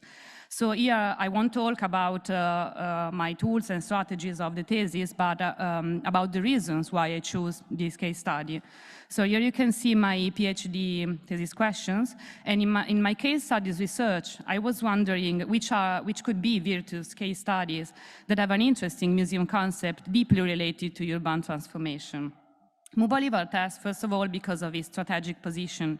In fact, the Poblenou district, the neighborhood in which where it is located, is the part of the city which is now undergoing the most significant transformations in the city, but also the most representative of the 21st century metropolis in Barcelona. For example, here you can see that MUBA Olivartès is located halfway between the area of Glories and the Forum area, which were deeply transformed by the 1992 Olympic Games in Barcelona. And also it is located at the intersection between two main axes, historical axes of the city, Calle de Peracuarto and Avenida Diagonal. Another aspect, it's for its heritage value. In fact, the MUBA strategy of urban relationship is characterized also by giving a role back to historical artifacts that are demanding new functions. And so Olivartès Industrial Complex is one of the most emblematic buildings of Poblenou's industrial past, and its conversion into a museum space consolidates an activity already linked to the identity of this neighborhood, a former industrial center in Catalonia, and which is undergoing the last decades the adaptation of industrial buildings to new uses, such as the cultural one. And these buildings are not so important for their architectonical aspect, but more because they represent the industrial neighborhoods, but also something that unifies all the vision of progress in Europe during the last century. And these ideas leads us to another important aspect of urban strategy, which is its multi-scale vision. It means that the neighborhood, the community, can only be explained by reference to the whole city, which is the scale at which urban microprocesses, as well as the impacts of national and global events, converge. And this multi-scale perspective is not only space-related, but also conceived as a mindset. This multi-scale approach is not experimented only in MUBA Olivartès, but all through the MUBA spaces. In the case of Olivartès, for example, the main exhibition is dedicated to the metropolis, but embodies also local aspect. And Poblenou's social neighborhood movements, for example, are considered from an urban perspective. It is also expressed to different formats, for example, debates or exhibitions on one end, allow to involve the city, while on the other end, the digital tool helps to reach a wider public, to reach a global connection. And this is also in the need for a collective reappropriation of the spaces. These ideas is also linked to a new perspective from the periphery to the center that was already cited in these days from the director. It is aimed to link all the spaces and to include the suburbs into the representation of the city of Barcelona. And it started with the acquisition of Buba Libertés, and then with the acquisition of other spaces in the northeast part of the city. And also this gives the opportunity to generate different alternative ways of visiting for residents and tourists. So I will conclude. In conclusion, we can say that Buba Libertés is a place for experimentation with the museum's most recent strategic lines in several respects. And the idea is that this consideration, which arises precisely from the place where the conference is taking place, can trigger a debate open to different countries and people, reaching a global perspective in finding a new city museum model and also new ways to build inclusive citizenship. By the way, Buba itself is looking to find what would be the minimum kit for making a new city museum to propose outside, as they said in these days. So thank you very much for your attention.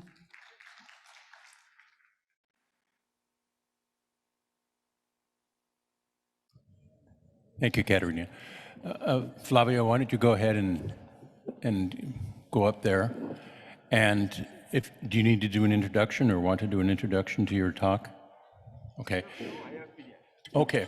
And then before we continue on, before Flavio continues, our crew is looking for number 317 of our device. So if you happen to have it, it's missing.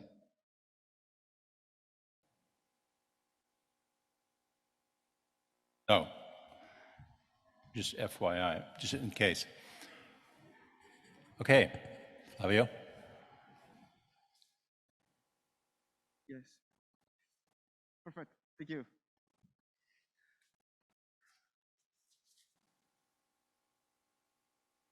Qué alegría, queridos colegas, estar aquí hablando de cosas que nos interesan muchísimo.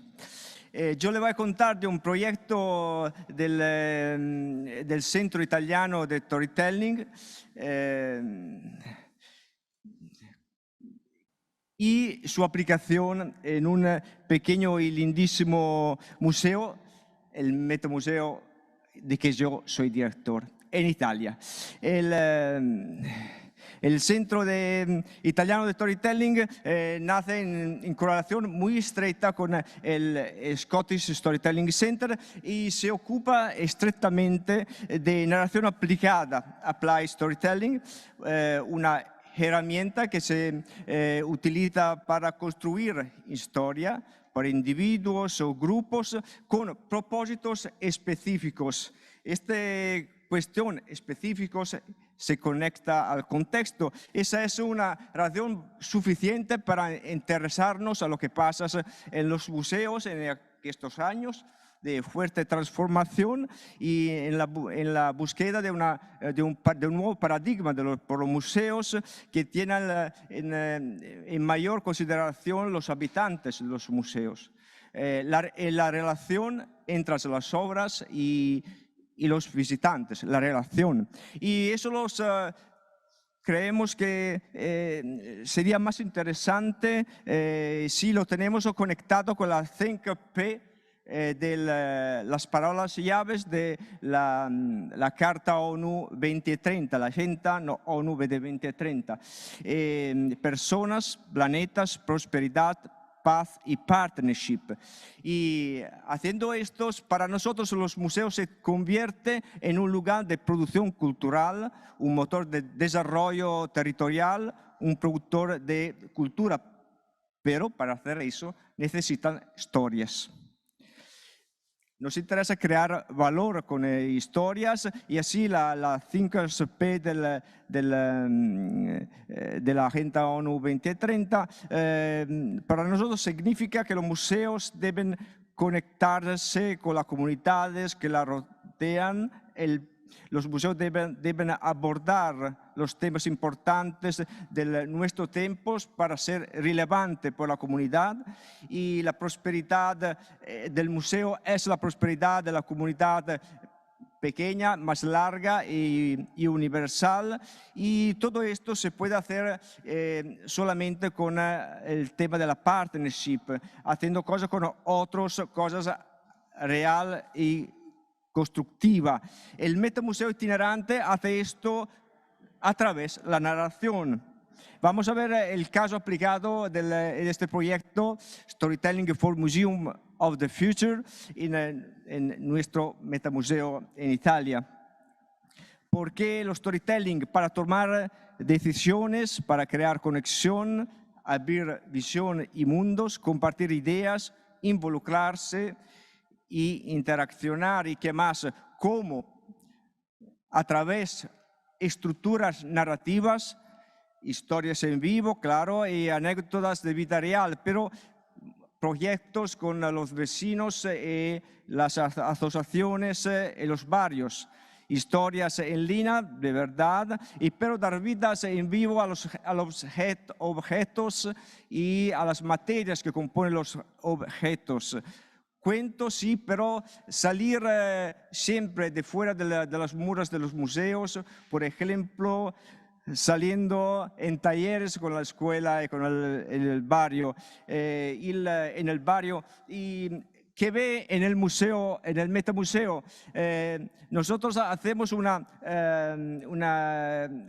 interpretación a través de la metáfora de la realidad cotidiana, y metáforas, historias y fábulas, y traemos de fuera de estas historias los protagonistas, construyéndolos con material que abunda en la casa de todos nosotros y que alguien llama basura y que nosotros llamamos materia, y asimismo vamos a cambiar el destino. Trabajamos sobre la belleza y la participación.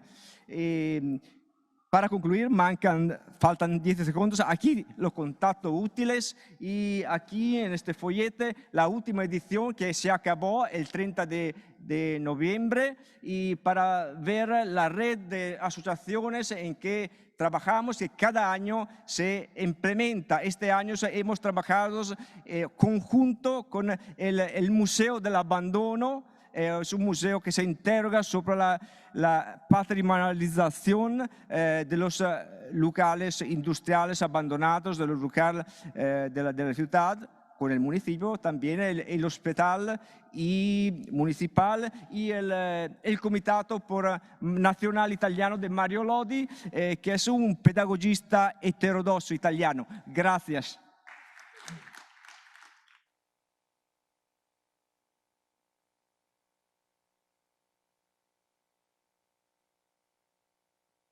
Good work, Flavio. Thank you. Our next speaker is online, Elif Arten from Berlin. Do we have him? Hi, everyone, and dear conference committee. Thank you for this great opportunity. My name is Elif Artan, and migration and gender is one of my research areas. Neither migration nor telling migration stories in art and culture is new. However, the decolonization of museums constantly challenges the mainstream narrative. Today, I would like to talk about intersectional curatorial practices for questioning migration and gender in city museums. For a very long time, hosting countries mainly exhibited migration as they packed their little lives in a suitcase and left for a foreign country in hope. Suitcases stand for good old days, poverty, and hope for a better life in many exhibitions. Today, this romantic approach is so outdated compared to the participatory projects where the subject of migration, namely migrants, are invited to tell their own stories. Now, in arts and culture, we talk about the challenges, struggles, and achievements of migrant communities. However, migrant communities are not homogeneous. Speaking the same language does not signify that they all have the same worldview. National, ethnic, or religious identities do not naturalize the different experiences of different individuals. Everybody has a different story of discrimination. Especially migrant women, girls, and LGBTIQ+ individuals simultaneously experience particular forms of discrimination, racist and sexist. Intersectionality of discrimination based on their migrant identity and gender puts the story of migrant women, girls, and LGBTIQ+ individuals under the radar. For instance, we talk about the gender pay gap, but do not sufficiently highlight the migration gender pay gap. When their diplomas from their hometown are not recognized in hosting countries, they are forced to work in precarious mini-jobs with mini salaries, which paves the way for poverty in their retirement. Intersectionality also includes class fights, where migrant women, girls, and LGBTIQ+ individuals simultaneously fight for their working and women's rights. Their fight is composed of their struggles through the years, achievements in the present day, and goals for the future. Therefore, we framed our archival project with the Federal German Migrant Women's Association in the Historical Museum Frankfurt, also from an intersectional perspective. As the coordinator and creator of their archival box in museum, I met with the women in the Migrant Women's Association in Frankfurt in the spring of 2014. The association was founded by migrant women coming from Turkey, regardless of their ethnic and religious identities. In the first workshop, we discussed the project's goals and decided on its outcomes, such as books, core recordings, and short films. We decided to move step by step and started with creative writing workshops. I had to prepare the workshop materials. I started to think, what would be interesting to keep their attention alive? PowerPoint would be too distant for working women as it is corporate style. They would probably not bring a notepad, but they would need to take notes or sketch while listening. Then it popped up the idea of preparing worksheets for each workshop. I asked them to get some folders and keep them all together. At the third workshop, the woman greeted me by asking, "What have you prepared for us this week?" They became curious about the weekly worksheet, and it was a motivation for them to attend. They were always writing in the second half of the workshops, mostly describing a photo or an object. I set up a project blog and told them that a text would be posted after each workshop, and we would be deciding the final post. It was not as easy as it sounds. Of course, we had conflicts. For example, motherhood. A group of women supported a text that defines childcare as the first task, and the others were objecting. They were asking me for the final decision. I was not making any decision because they should have to discuss and find a way to compromise. I was not making any decision but asking questions to advance the discussion. We had so many feminist discussions during the workshops as an intersectional participatory project aims to develop. The migrant women, girls, and LGBTIQ+ individuals have been lifelong oppressed by their families, teachers, state officers, and the locals. Once they feel recognized as whoever they are, they unleash their fear of being judged, bullied, and excluded. In this manner, the participatory project requires a particular communication strategy and engagement with the subjects, the migrant women in my case, to encourage them to tell their own story. Based on my experiences, I would suggest applying feminist pedagogy, which considers knowledge a social construct. Feminist pedagogy questions first male-dominated, male-centered, and male-identified society. Then it highlights differences between and among groups based on their experiences at the complex interactions between history, culture, power, and ideology. Lastly, women emerge as a concept in socialization with other identities based on the intersectionality of race, gender, and class. Due to this complex construction of individual in a society, feminist pedagogy recognizes personal experiences as a valid and valued form of knowing, learning, and teaching is an intertwined process of knowledge production and therefore suits more participatory projects in museums and archives. To summarize, it is possible to determine three essential principles of the intersectional curatorial practices based on feminist pedagogy in museums and archives. Developing different ways for increasing the engagement with minority communities in city museums, modifying the museum place for the meeting point of diverse communities and their communication by organizing various auxiliary activities, empowering the visitors for the participation of minorities in social, cultural, and political life in the city. It would be great to discuss further these topics. Thank you.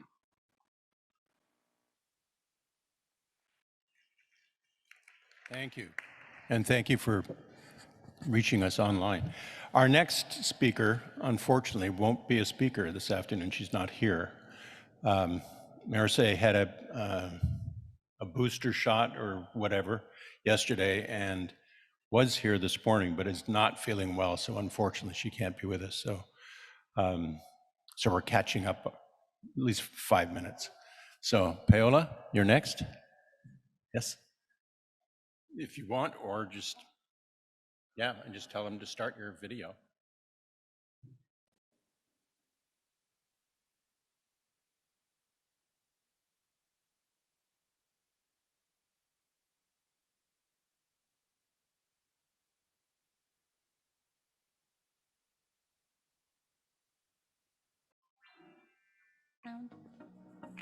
The Museum of Resistance, Deportation, War, Rights and Freedom is a small multimedia museum in Turin, in the northwest of Italy. Its founding members are public institutions and private historical institutes. Its long name includes its entire mission, which brings together the history of Second World War in the city with current issues related to social and human rights and the Italian Constitution, a consequence of the liberation struggle. Its name also includes the word diffuso, that is, widespread, diffused, which indicates the wish to be present in the urban area by enhancing and communicating the stories that the places of memory bring with them.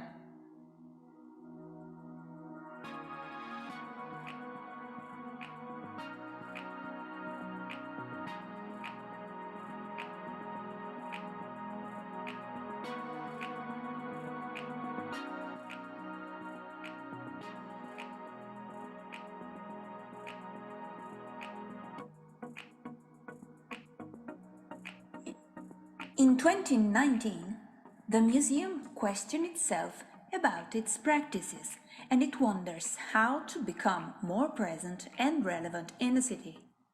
It decides to do it with an itinerant project that brings the issue of rights to the suburbs of the city, where the cultural offer is weaker.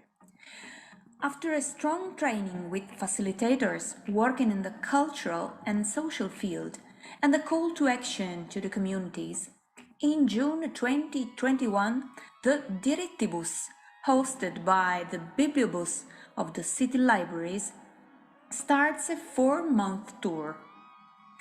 It is furnished with the colorful graphic, an interactive cube dedicated to the articles of the Constitution, and video testimonies with dozens of stories of people active in the health, work, disability, environment, gender, and migration field. On board are also 200 books for adults and children about social rights, ready to be borrowed.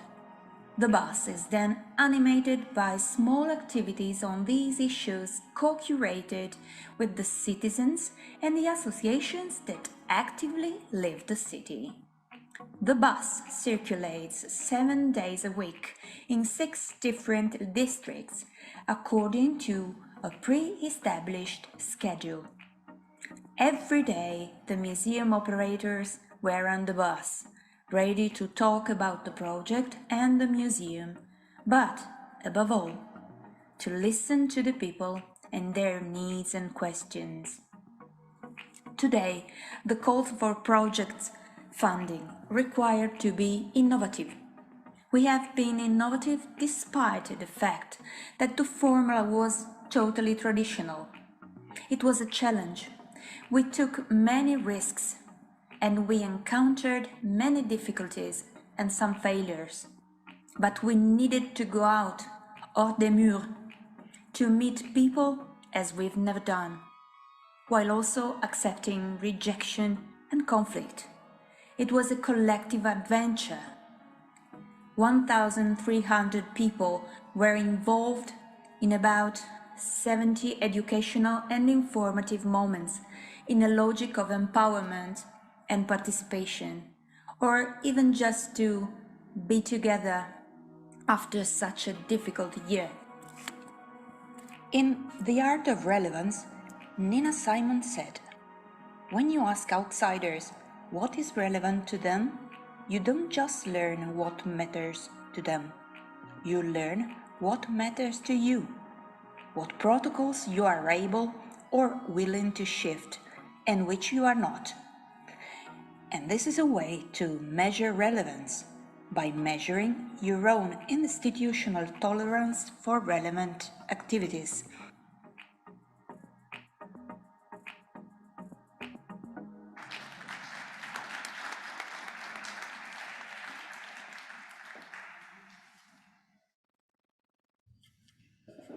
Good job. Thank you. So, Almudena, I know, come from Madrid, so you're in Barcelona, so you need to be careful, because I know you've got the counterpart here. Lo puedo mover yo, ¿verdad? Sí. Okay, so I'm very glad to be here. Thank you very much for inviting me. Thank you for all the stuff here, the translators. Thank you for all your work. So my presentation is called How City Museums Grow Beyond Borders, and it's called like that because I wanted to talk to you about how city museums in Spain deal with our heritage dissonance, number one, which was, of course, the Civil War, and then the 4-long decade dictatorship, which is like really a bloody wound that is yet to heal, and we are still dealing with it. So first of all, the first confession is that we don't have in Spain like many city museums. And then of all, there are like city museums as of course the MUBA, who is dealing with it, and it's explaining the 20th century in Barcelona, but it's not the same case in other cities. So what's the problem? What are my feelings? So you go into the city museums, and of course they have a limited space. So what to do? How can you talk about the 20th century when you don't have any space more in the museum? So this is about how a museum can grow. And of course, we have seen it. A good example of it is, of course, this museum in Barcelona with this so-called, or what I called, satellites all over the city, where they are the perfect spots that are the perfect triggers to talk about different issues. In this case, of course, a refugee 307, which is like kind of the perfect excuse to talk about the Civil War. So in my home city, Madrid, we have two city museums. One is the Museum of the Origins, which you already can imagine what it is about. It's only about the origins. There it stops. And then we have also in the center this beautiful history museum with this beautiful facade of the 18th century. It was like first a hospitium with this San Fernando was the saint who was protecting them. And it's surprising, and I didn't feel it till some kind of friends from abroad came to see the city. They were visiting this museum, and they told me, okay, it stops in the 19th century. What now, no? So of course I thought, okay, it will be like a good thing to make like as Barcelona did. We have like a lot of spots in Madrid dealing with the Civil War. We have, and I'm going to talk about the spots related to both of the let's say parties that were like confronted. We have in a park in the beautiful park in the university campus where a big battle took place. We still have these towers where the fascist troops were settled, and that now are closed because in the 80s we had like a big drug movement who was using them, of course, but we still have them. They still can talk about the Civil War. We have this beautiful palace that is not existing anymore because it was like bombed, but here there were also then the fascist troops settled, and the Republicans came and let's say that assassinated a lot of fascist soldiers. So now in this place there's this beautiful Egypt temple, which was a present from the Egypt government. And here we have only a reminder of it. This is this mutilated soldier with these bricks behind. And I can tell you, no one knows what this is about. And it's talking about that bloody episode. Of course, we have this Arc of Triomphe, which is also like a place that could be used for that, because inside no one knows it, but there's also like a lot of place for making exhibitions and everything, but it's closed. And we have also this beautiful other park, which was constructed for a very aristocratic and wealthy family. Also in the 18th century, it's called La Alameda de Osuna. Very beautiful, and no one knows that there is also like air raid shelter, which was used at the time, and it's also an important place where in the middle of the war in 1938 there was a big meeting from Octavio Paz, Pablo Neruda, also Max Aub, a lot of intellectuals that were supporting the Republican cause and the Republican government just in the Civil War. So it's a very important spot, and no one knows about it because no one is telling about it. We have also the Escuelas Pías. This was like a big school for orphans that was bombed during the Civil War. So now it's a beautiful place connected with the university. It's a library, very impressive. And also no one knows why this thing is like this. We have also like the museum of the subway, and it could be also like the perfect excuse to talk about how people were like using it as a refugee too. So as you can see, we could do a bit like this, the same as Barcelona is doing, which I think is a perfect idea to grow beyond the borders of the museum. Okay, so for those who don't know, we have in Madrid like a very right-winged government. And of course, it's this kind of issues, they are not interested in telling them. But for me, they made like a little mistake. They wanted to take profit of the digital tools. So they decided to say, okay, let's talk about the city. Let's open a space where people can just load up photos of their neighborhoods. Great. So there are like some neighborhoods who did it, and they made some little brochures where they talk a bit at least at that from the Civil War and of course of the dictatorship. And they loaded also photos about the Civil War and the conditions, how devastated it was and things like that. So probably they were not counting on that, or probably they're counting on that there will be not so many people interested in visiting this webpage. The thing is that, especially interested, I brought you just one example, is this Carabanchel district. We had like this big jail, which was like a symbol of repression during the dictatorship. And these people of this neighborhood, they loaded photos of how this jail was built. You can see here the prisoners who were like building it, how it was looking, because it was like demolished recently, how the conditions in the life in the prison was taking place, how the prisoners were visited on some Sundays by their families, how it was getting worse and worse with time, and how it was finally demolished. For example, I brought you a photo of someone who loaded this. That's when it was demolished. Every prisoner who was there became, as a present, a brick of it. But it also speaks about what happened next. There were like a lot of people going on the streets, asking not to speculate with the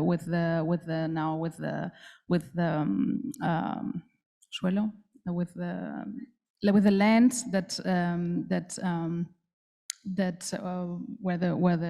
where the jail used to be. So all these movements, but also like, what about the conditions during the dictatorship? Like you can see like kids playing in this dangerous places. How the neighborhoods were really making with all these movements. And I brought you just one example, and with this I finish. How, for example, there were neighborhoods who were like asking for parks.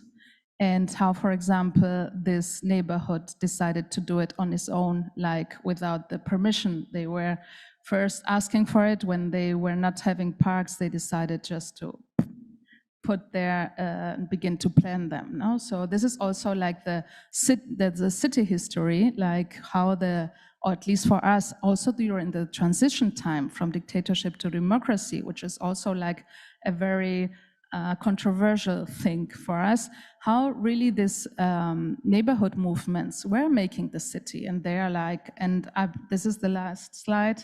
This is, for example, how lately this district of Aravaca, they were like comparing how many libraries they had compared to other rich neighborhoods, and how were they, and this is like funny, how they were like having an opening of the invisible library. So what I'm trying to point out is that even when you don't have space in a museum, in a city museum, there are ways to brighten it. And one of it can be like the example of MUBA, which I think is really excellent. And the other one is also like using the digital tools, like making it open for the citizens to contribute to it. Thank you very much.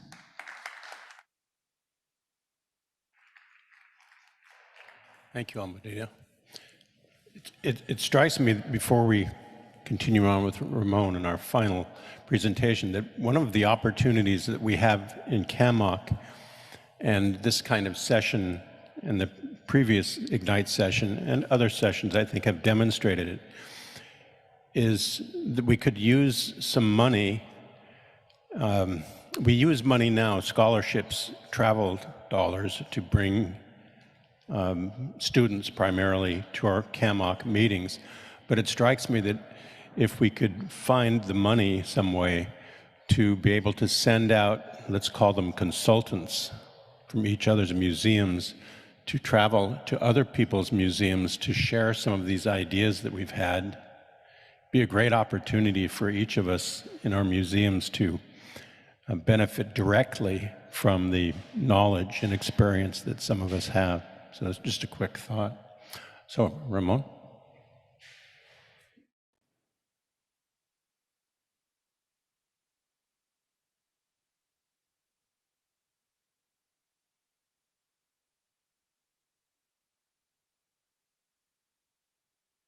What is behind a facade? This is a question that Peter Berger asked in another context, that of sociology. Today I'm going to try to explain why this question is also relevant when a museum tries to describe the architecture of its city. We will do this by comparing the building traditions of London, Lisbon, and Barcelona. At first glance, a terrace house in Regent's Park in London, a tenement house in the Baixa neighborhood in Lisbon, and the Porxos d'Enxifre building in Barcelona look remarkably alike. They are facades with very regular fenestration, which uses French windows on a large scale. If the names of the cities were not given, they would be hard to identify. The general composition is also very similar, but behind the similarities, there was a wide-ranging wall of construction systems. Construction has much greater resistance to change than you could imagine. Comparative history is very useful to recall events that transform the way houses are built in different cities. We are going to focus on 3 events that opened the doors to a dramatic change in the way of building. The Great Fire of London, which completely destroyed the city, the Lisbon earthquake that devastated the Baixa, the lower part of the city, and the early industrialization of Barcelona, in which a dense city was constrained by city walls that could not be demolished. Behind the facade, we find fear of another fire in London, warded off by regulations that try to achieve a fireproof construction, terror of earthquakes in Lisbon, which would be combated by an innovative anti-seismic structure, and eagerness to profit from speculation in industrial Barcelona, which consolidated a system to cut costs by making everything thinner, including the flat roof. The following recipe was used. In its regulations, London imposed the replacement of wood with brick or stone. Naturally, brick triumphed as it is cheaper. Enlightened Lisbon established through its military engineers a braced three-dimensional wooden frame, and in Barcelona, the logic of capital led the master builders to replace stone with brick. London built with thick walls of brick, and the party wall emerged above the gable roof with the aim of isolating fire. Lisbon standardized the construction system and also used thick walls to prevent fires. None of these precautions are found in Barcelona. Instead of a thick wall, a thin wall of only 15 centimeters was chosen. Going back to our three facades, none of them reveal what is inside. The stucco hid the material that made up the wall. This was the elegance of proclaimed by classicism, the art movement that predominated in the long cycle from the 15th to the 19th century. But we would be mistaken if we were to associate this style with construction systems. Styles passed and the wall remained the same. This is true whether the style was the facing brick of Bedford Square, before Robert Adam and John Nash made white stucco fashionable in London, whether it was the 19th century fashion of covering Portuguese facades with thin glazed ceramic tiles, or whether it was the wide variety of facades with esgrafito in Barcelona. Perhaps it does not seem particularly relevant to consider the external walls of a building. But remember how Émile Zola in La Courée shows starkly how Paris was influenced by the real estate business. Studying architecture with all its complexity helps us to improve our knowledge of society, its mechanism of relation and production, in a combined exercise of social and urban history. But let me also suggest that this could be considered an exercise in cultural history. This approach offers a new interpretation of these cities and poses the following question about their genuine identity. What is it that explains the inner forces that make the city? One common answer is the variability of the facade as a matter of personal or collective taste. However, a fresh approach can be the invariability of the wall. Thank you.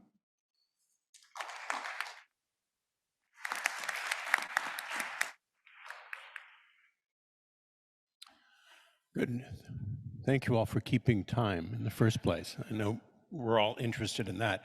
So, any questions from the floor to our panelists? Yes. Anne-Marie. Yeah, thanks a lot. I would like to ask Almudena, what's about the collection? It was very interesting, that collection of stories about the various neighborhoods. But I was wondering who is archiving and curating these stories, and is the City Museum interested at all? Did you discuss this with them, or maybe the City Archives? So I was wondering, yeah, so who's like sort of in charge of them?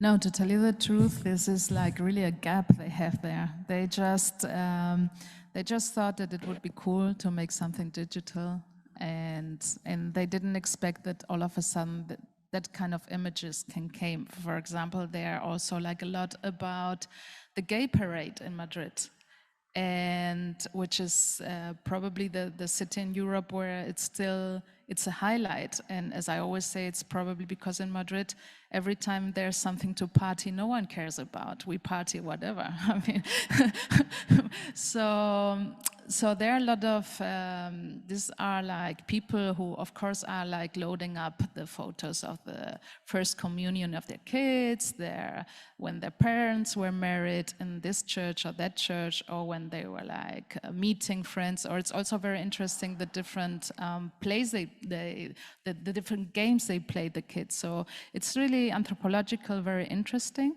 But somehow they're just letting the people load these photos. Obviously, there's some.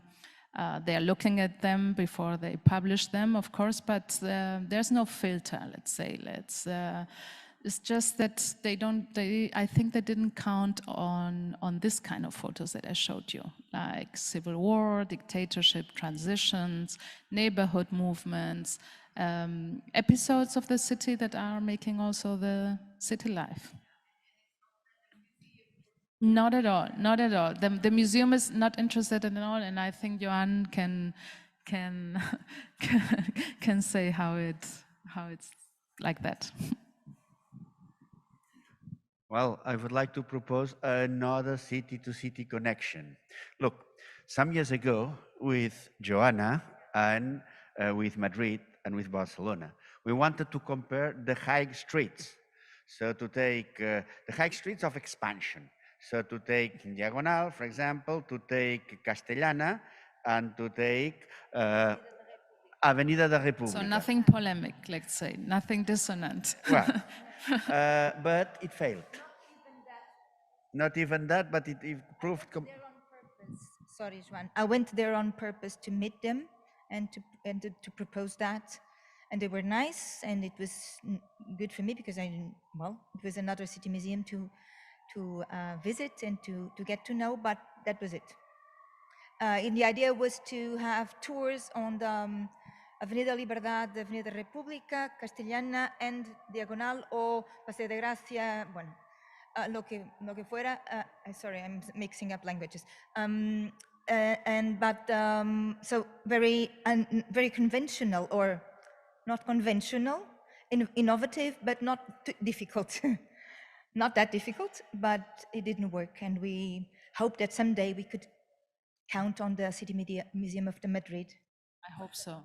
Yes, but continuing with that, I have a proposal. Since the defense of the city and the impact of civil war in Barcelona and Madrid were so complementary that perhaps you don't know, the government of the Republic has been in Barcelona for a long time. Since the question of Madrid and Barcelona was determining, after all, the end of the war, perhaps we could do that comparative urban guide, Barcelona, Madrid, and the civil war. Valencia. And Valencia. But I had a question, since I have the micro. Why is it that in Torino you have so many interesting proposals that even Caterina Di Felice is creating his doctorate about Barcelona, and Paola Boccalati talked about a new project which is incredibly through the quarters, and you have a Museo Virtuale. Why is it that in Torino it's impossible to create a city museum with a place?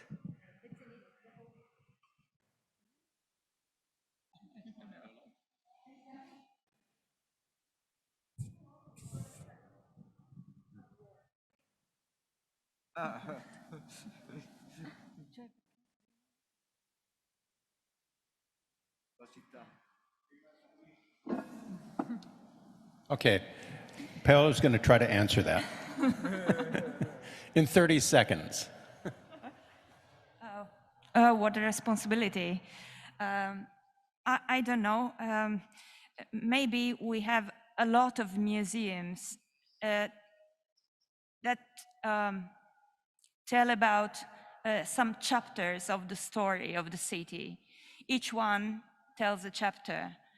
And there are so many. We have 50 museums in the city, and they have different stories. They were born in different times. So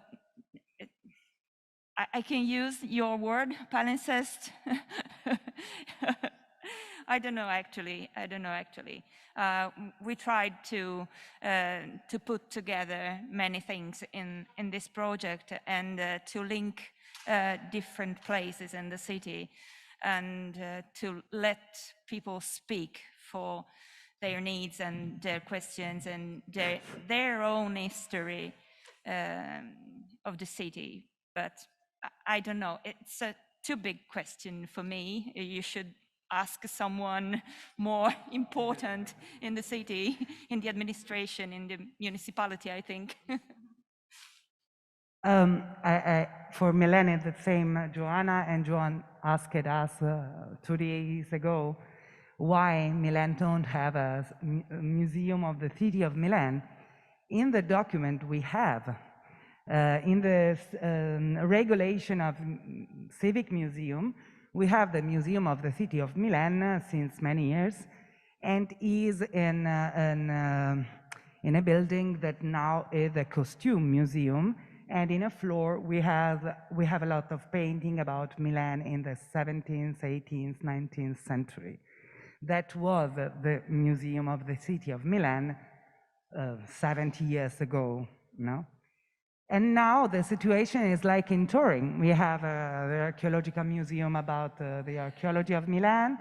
In the castle we have Milan in medieval and Renaissance, and so on. And now also the renovation of ethnographic museum it was made from a Milan point of view, when and why and how Milan entered in contact with other continents. And I think that are many years in Milan, they are trying to reorganize, you see, it's a little bit complicated because it means a really big change in the view of the museums. We could do something like a museum of the city of Milan digital, using the rooms of the different museums. They are not under the umbrella museum of the city of Milan. And also there are digital design quarter, theaters. So there are many parts of of Milan identity that are not in museum. And we have to understand how to match them with the museum, the historical museum. I think I will need many time, many energy, many research, many person. I would really like to. And what funny for me this morning, because many years ago I used to be tourist guide in Milan. And when I saw the Nairobi project, I saw you this morning working in a guide. As tourist guide, we were used to tell this Milan, our city, I love it, during tours.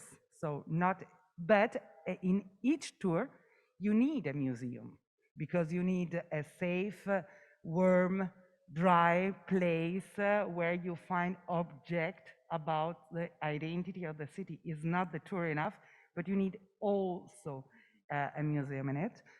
And I would also suggest to elevate our monumental cemetery like the Museum of the City of Milan, because it's really something special about our history.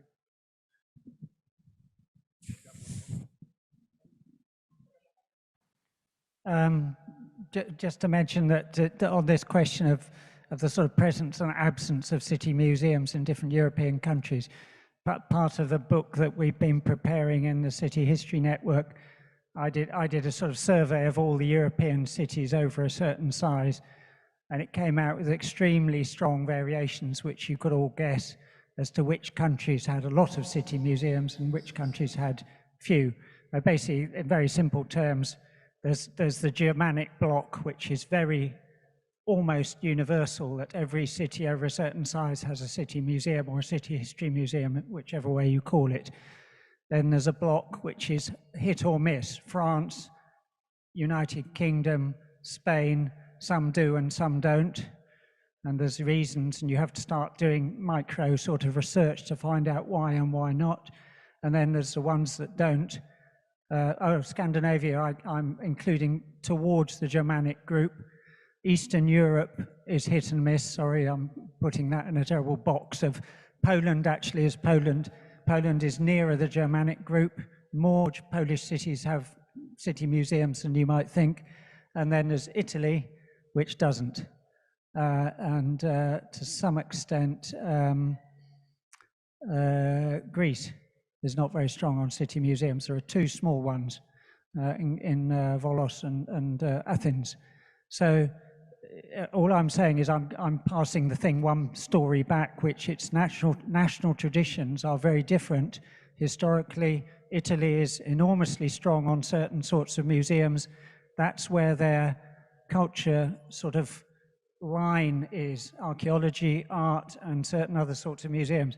And for them, that is also, for them, as my sort of reading, very poor reading of the Italian literature, that sort of is sort of where their city museum thinking, where their city history thinking goes.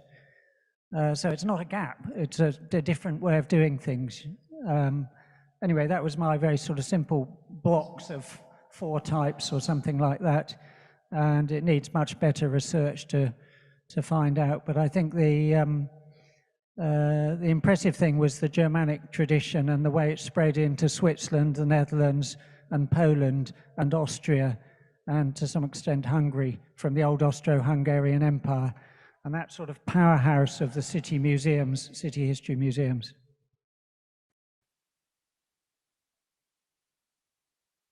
One more question, and then I think we'd better wrap it up because I know there's one more session here after this. Yes, hello. Well, considering city museums as a way to recover the past, it's also probably a way to revision and heal the problems of the past. And I was wondering, when I heard the presentation by Almudena, I found that if there's no interest in healing the past, then we forget it. And isn't that very frustrating? That was just a question. Well, I'm dealing directly with these issues in the Ministry of Residency, like in Spain. And it's very difficult in our country to explain that to build a better future, you have to not repeat the past. So let's not forget about the past. But this is something that somehow it's not that obvious here. So for example, we have this big memorial for Franco where he was buried till last year. And no one was wondering, like, what's wrong here? So it has to be like there has to be like a, how is it called? Relator Internacional from the United Nations came here. He was an Argentinian, and of course he was like shocked that we had that here.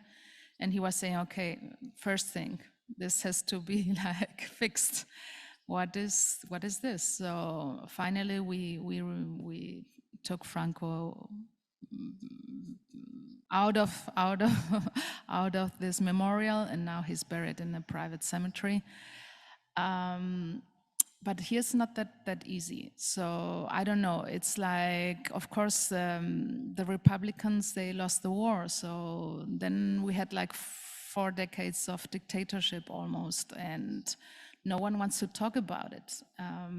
You can see families where that were destroyed, and they're not talking about it because you weren't allowed to talk about that.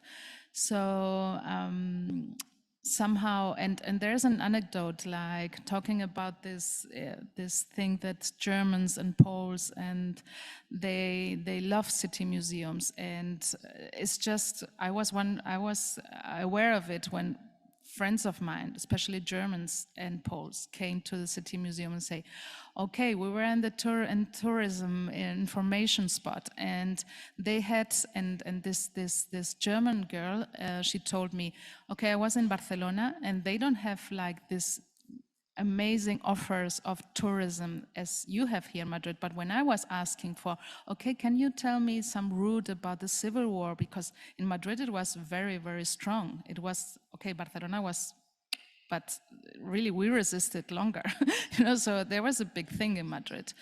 And suddenly the guy who was there who began to sweat, as she was telling me, he began to sweat, and he told her, no, we don't have anything here. And he began to look at it, and he told her, okay, look, I have found here like in a web page, they are telling you some spots related to dictatorship or to civil war, to whatever. But it's something that no one talks about it. And this, of course, has its consequences if you don't know your past. And in terms of city museums, for me, it's a double responsibility. If the museum is not talking about something like that, I can't trust that institution. So you lose the faith in museums if if you're kind of cheated. You go to the City Museum in Madrid and it ends in the 19th century and you're thinking, okay, what then? And there's nothing. So you don't trust that institution anymore. This is for me the point that museums should think about it. It's not only, oh, we don't talk about it, nothing will happen. No, there are people who go there, expect the 20th century, there's nothing about it. When I'm saying nothing, it's not only in the permanent collection, they never do anything about in temporary collections or activities or conferences, nothing. It's like wipe out of the place. So I don't trust that institution anymore. And I think this is also like diminishing like the prestige, because the museum is great. I must tell you, it's a great museum. It has like an amazing collection. It's very well done. Nothing to critique. The problem is they avoid the conflicts, and this is also this history of the museum, of the city. Anne-Marie, last question. When you say they avoid, we were just talking about it over lunch. There's of course another conflict, which in my country, and I think maybe in more of the other Nordic countries, colonialism is one of the sources of conflict. So I'm very interested to see what the City Museum of Madrid has to say about that. So you can imagine. No, the thing is we have also like a state museum, which is called Museum of America. And I think that slowly, but they are changing. I mean, because we have like a big American community in Spain. So this Museum of America it was, okay, so to contextualize it, it was built in 1940. So it was built to show how big we were for a time. Franco wanted to show we were an empire for a while. So it's also in this university campus placed and somehow high. So you can, when you come into Madrid, you see this Arc of Triumph that I showed you. You can see the Museum of America. So it's like it was all planned, like really good planned. I mean, propaganda, perfect. It was very well done. So the thing is that this museum is kind of changing, but the City Museum, you can imagine, we are not talking about 20th century. We are not talking about colonialism. No, it's not an issue there. I think it's almost time to finish this session. I did want to refer back to something that Joan said yesterday about national museums and nationalism, and how we're changing from what nation states back to city states almost.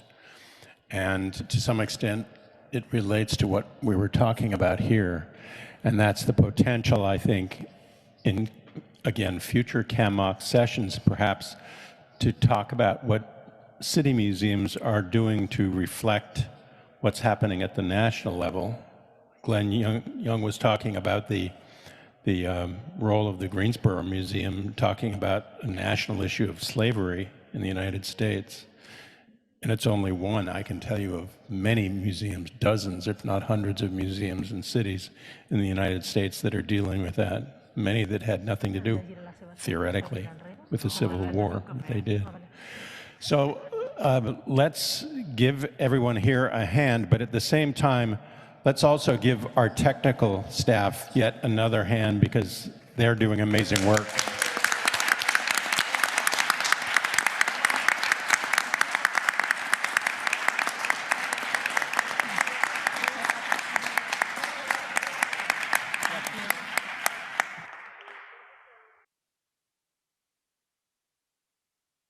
Okay, so dear colleagues, we have arrived to our closing session after many intense hours of actually the 3 most intense days I've had in a long time, and I believe most of you. So throughout these days, I have mostly been a careful observer, and now I have the opportunity and the honor to address you at the closing of this event with a few thoughts as a researcher and as a CAMOC member. So these are some keywords that resonated with me ever since the beginning of our conference, ever since the opening speeches. There are 4 of them: pandemic, sustainability, future, and the 4th one, very obviously, connections, which is our main focus and which is in the conference title. So these keywords have led me to ask myself a few questions that I'd like to share with you. The first one: how can we use the lessons that we learned from the pandemic to our advantage? And I believe our statistical data, our facts and figures indicate an answer, and the answer has to do with connections, of course.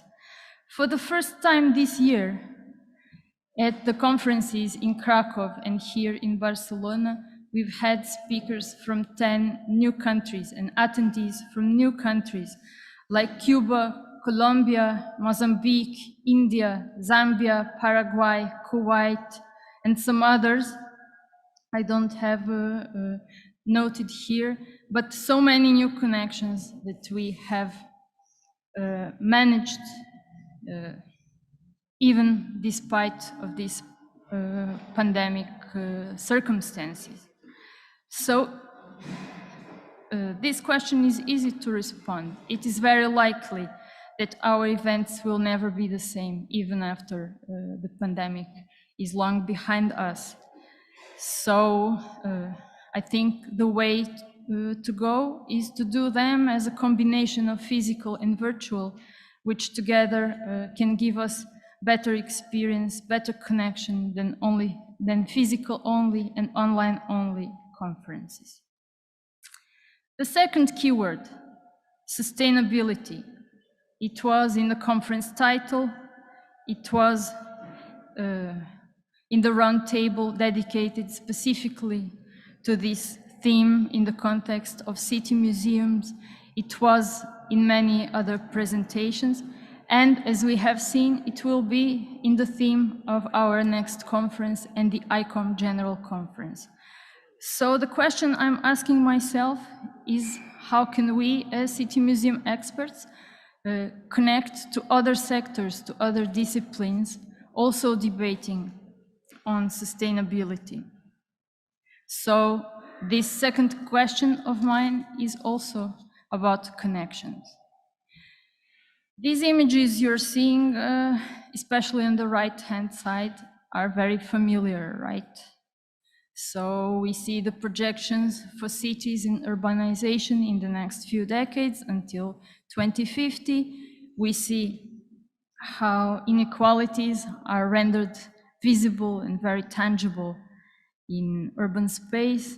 We see the sustainable development goals we have been discussing a lot. However, this information, does not come from the cities and city museums related research. It's from a seemingly unrelated area of future studies. It's a kind of information that forward-thinking business would look for to see where the innovation is going to happen, to get prepared for the threats and for the opportunities that future may bring. So it may be for very different motives than our motives as city experts and city museums experts, but in other sectors and other disciplines, the researchers have also been seriously and deeply looking into the same issues and raising the same concerns. So we have talked specifically about food in our roundtable on the first conference day, and this information on sustainability, concerns and prospects related to food is also coming from a completely different sector.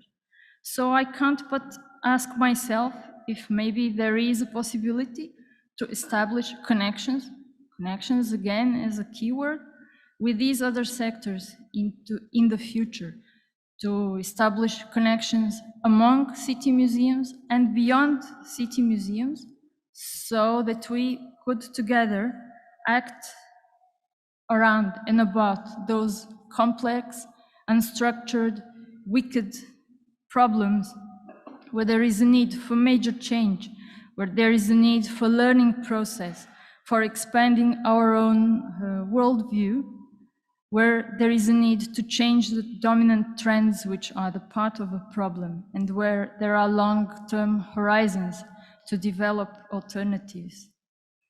So city museums, I'm sure, may be able to play a significant role here as places that concentrate and convey democratic energy. And from this information that I discovered recently when I got interested and researched about COP26 conference that happened a few weeks ago, we see that someone else has been connecting cities and other stakeholders as well, very successfully around the common goal to resolve a wicked problem that concerns all of us. So for me, at this point, this is just a thought, this is just a research question, but I think it might be interesting to look into this. And the final keyword, the future. So the question is what comes next? It has been present in each and every presentation of ours, and we have discussed a lot about the future of our committee. So to summarize what the exciting future developments for the CAMOC committee, I invite Joanna to continue and to tell us the exciting news about our special project.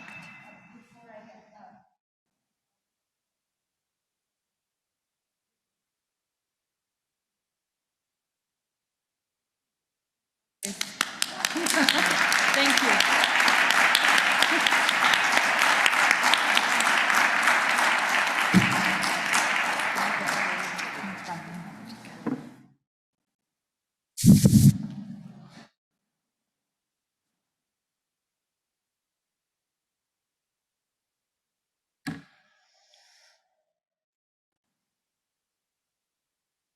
So we shared with you on the first day and on the second day, well, and I'm just a little blurred out of such an intense couple of 3 days. But this is not a new subject for you, for those who have been following us online too, this project about the global mapping of city museums that CAMOC is trying to set up as a project in ICOM with the help of ASPAC, Asia Pacific Regional Committee, and the COMCOL committee as well, and mainly with some of our CAMOC colleagues on the board and not on the board, or official members and not official members. We have gathered actually already a very important, substantial number of volunteers to help us trying to gather information, data, which is not existent at all yet. Data, it will not be official statistics, of course, but anyway, data coming from the city museums themselves, as many as we will be able to gather and as spread out through the planet as possible. So now, this very moment, como é que eu faço isto? Ligo, abro uma folha à parte, ou não? Não, okay. From now on, this link you have there, citymuseumsmapping.com/ is online, but I would like to show you. So could you put online that link for me, please? Thank you. Oh, or I can do it here. Okay. You manage that. Thank you. Just for you to see. Now we already have online 11 languages. So the survey that was built up conceptually between CAMOC colleagues with experts from other, it's that link, City Museums. Yeah, just copy paste and it should be all right. Thank you. It's on 10 languages. Yes, the number 11 will come soon. No. Sorry? Okay, thank you. So the Korean language will soon be here, and we were asked yesterday by our colleague who is here, Krzysztof from the Krakow Museum, to add the Polish version also. We will not be able to publish the survey in every language there is in the world, of course, or even in every official languages, but it is really important for us to reach out as many colleagues as possible. And of course, we know that the language barrier in many, many areas of the world, it's a very, very important barrier. I can do that if it's difficult for you. Okay. So while we are waiting, I would like to thank one very important colleague that is helping us sometimes on a daily basis after work to do this, and that should be online with me now, but for technical reasons she couldn't connect, but she's listening to us, and she's called Shuni Shun. We used to call her Jenny Xu. She's Taiwanese from Taiwan, but she's based in Tokyo.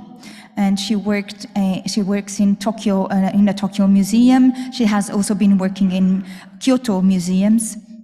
And she has been doing the most important work, which is the link to the major partner of this project, which is the National Taipei University for Education. But I hope that she's somewhere listening. I cannot see the chat in here. I can do that if you can't. It's done, good.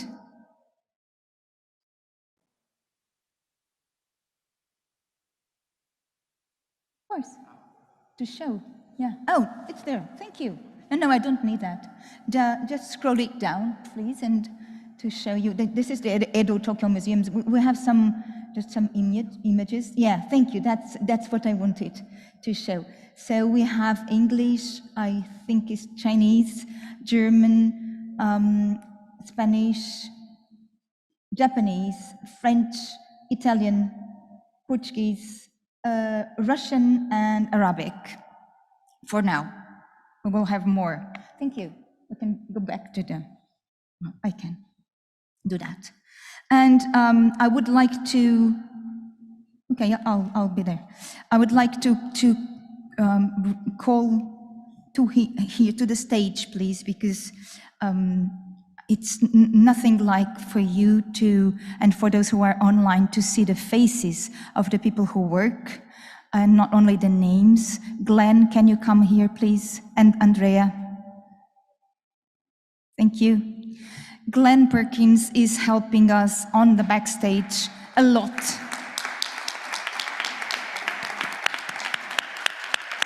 Thank you. Here. Is helping us a lot to set up this project, which is not easy at all. And it might work, we hope it will work. And Andrea helped us with the French translation, revised the Portuguese translation, and another colleague in Brazil, because she's half French, half Brazilian. And so the three of us, plus Elena and plus Jenny Xu, that many of you know, will be hardly working on this in the next coming months. Reaching out to them to ask for more help. Yeah, so we will reaching out for you guys also, to not necessarily to ask for more versions, more translations, but certainly to ask all of you to please, from now on, now that it's online, to please spread the word and to tell every colleague that works in a city museum, regardless of the name of that museum, if it's called a city museum or whatever, as if you regard that museum as being a city museum, it's enough for us to ask them to fill this survey, please. It takes something between 40 to 45 minutes. It's long. It's not too long.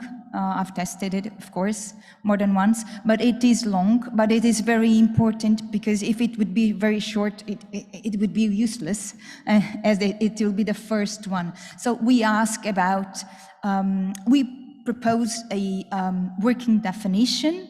We ask about the how does this definition and the concepts in it resonate to the person who is filling in the survey or not, and if yes, up to what extent, or if not, what's missing. And we ask about collections, we ask about management, we ask about museum structure, and it goes on and on. So after collecting this data, we will upload it to a web platform, and hopefully in 2023, at the latest, we'll print a book between you and me. I have no idea how we will pay for that, but we will get there. We will print a book of the first results, like it will not be a map, it will be a guide, the first global world guide for city museums that we'll hope it will be the first edition of more to come, with more information, comparing ideas, comparing concepts, and comparing characteristics in each part of the world. Thank you, dear. Thank you. Thank you. And now, just to really close this, thanks. Our special thanks to our hosts and co-organizers, Mr. Joan Roca, that you have been seeing every day, all day. Please rise. Rise. Up. And Miss Elena Perez Rubiales. Up.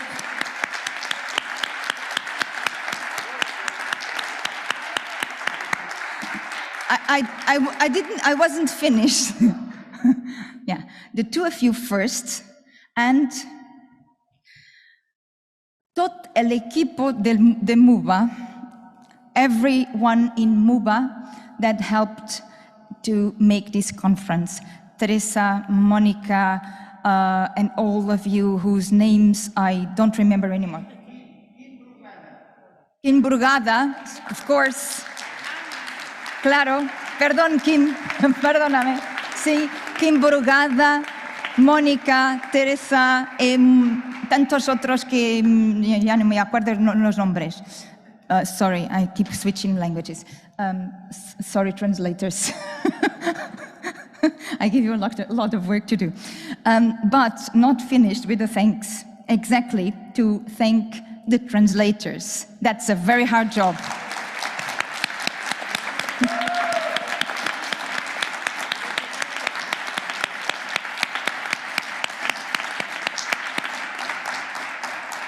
And also to thank Margarita and Sandra and their company and the sound technicians.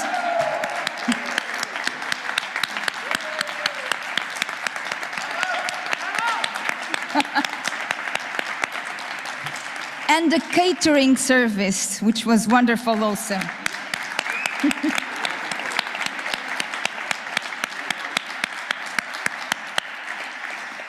Some of you may know how challenging can be organizing an international conference.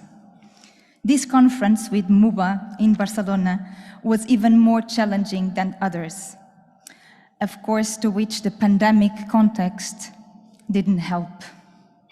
However, we, CAMOC board, CAMOC members, and CAMOC friends are very happy with the results. We could spot the high quality of so many, if not all, presentations, each in their way, and also spot the diversity, which for us, CAMOC, is very important, the diversity of the presentations and the contents shared with the audience online and in person. And also the fascinating lively debates that occurred many times. Also thanks to wonderful moderators that we had, like Chetolov.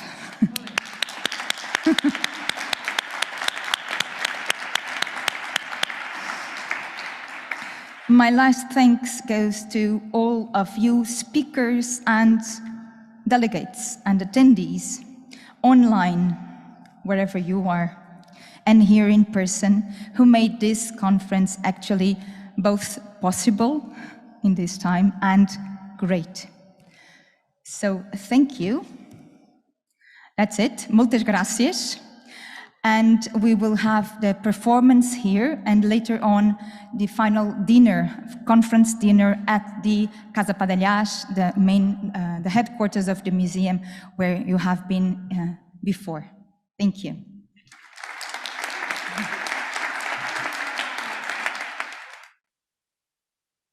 Serious research in urban history, serious research in urban history, heritage, citizenship, trackings, debates, continents, and so on. But there is something we did not approach, even creativity in the field of really renewing strictly heritage, for example, in food. The food you have tasted as historical, try it to be exactly as it was. We don't know if it was like that because we were not there in the 17th century or the Middle Ages, but try it to be exactly that. Today is exactly the reverse. We always talk about, oh, fantastic creativity in the museum. And then they put in the subtitle, linked with that tradition. It's very easy to make an artist, B, an historical fact. You put them together and say, that's inspired in that. Terrible. Here, we really think that the artist who will talk about it has really created something incredible from historical sources and memory sources. I don't speak more because Teresa, I should say nothing else, but you will see. So that's a real creation in the field of the arts, theater and dance, coming from historical inspiration. It does not try to be a way of approaching history. It's much more than that. It's like the good literature, which is inspired in history, which is literature, that's art. But we felt that it was the best approach to the topic we could offer in this session. We saw once 6 months ago, and we said, CAMOC, we'll have to do it. And Angel went here and said, okay.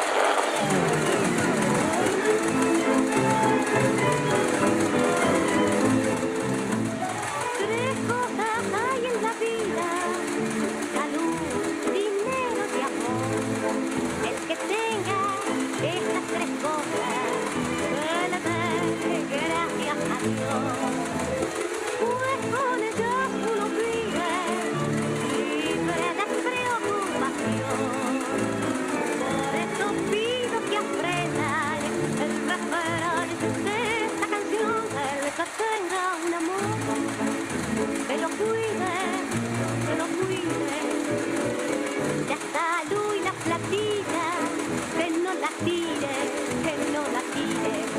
Hay que guardar, eso conviene, porque el que guarda siempre tiene el que tenga un amor. Que lo cuide, que lo cuide. La salud y la platita, que no la tire, que no la tire.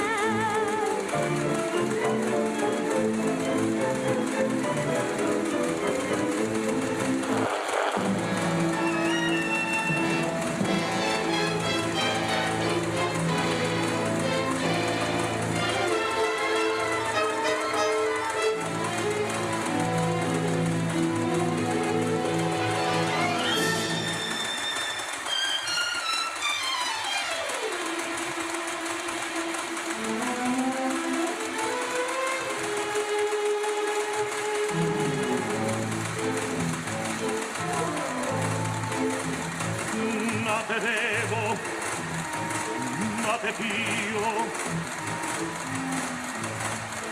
Me voy de tu vera, guíame ya, que para conocer tus carnes morenas, no maldiga falla, estamos en paz.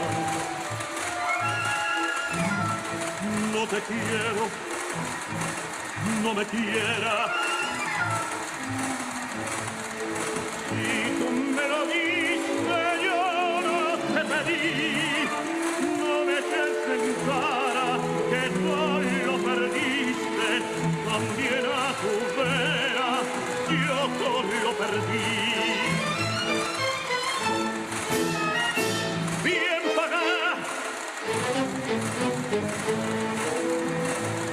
Si tú eres la bien pagada, porque tus besos compré y a mí te supiste dar. Por un puñal de carne bien pagada, bien pagada. Bien pagada fuiste mujer.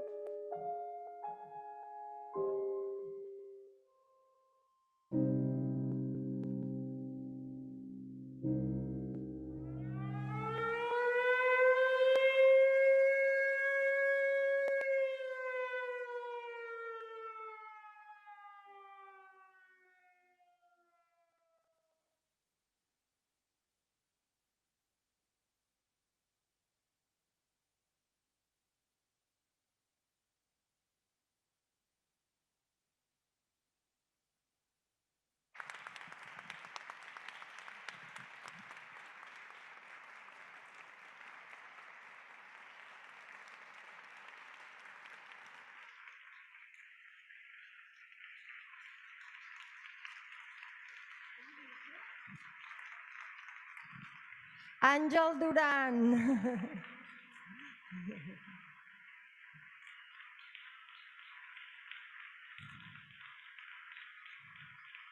Angel Duran is not only the dancer and the actor, he's also responsible for the choreography, for choosing the music, and I would like that himself tell you about the process of the creation and the research that it's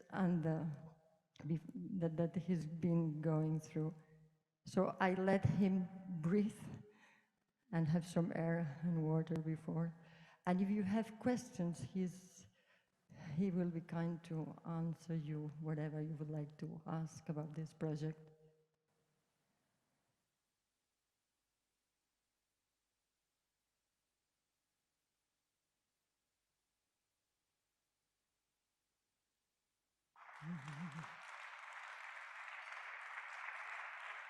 Et pots treure la mascareta, eh? Sí, per tema Covid no és... Per tema de Covid.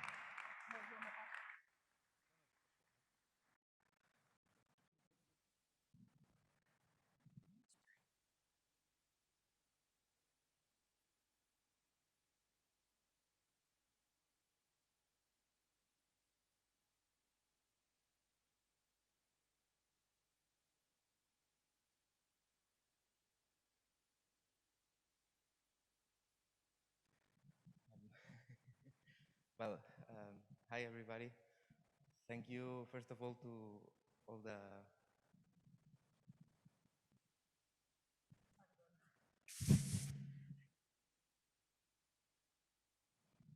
Well, thank you, first of all, to all the MOOC team.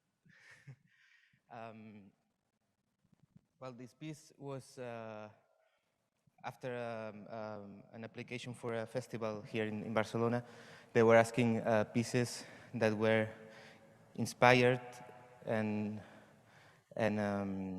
prepared to be represented in a site-specific, not conventional spaces. And the theme was about the fabric, the textile fabric, and the I don't know how to say it in English. No, not the factory. The filaturas. Yeah, exactly. And so, for the side of my mom, all my family comes from colonias. I don't know how to say also in English. Sorry for my vocabulary. So the theme was somehow touching me, and I decided to apply and so to start thinking about a piece. And then, even though since I was young, I was listening a lot of stories from my granddad about the factory, and I also could play a little bit when I was a kid inside of the factories of the fabric. I realized that I was just I just had the knowledge from one specific point of view, which was a man, a director also. So then I decided to get in touch with two main museums specialized in this kind of field. And through them, I started to get the knowledge and all the history. And the first thing it happened to me was that I realized that it was a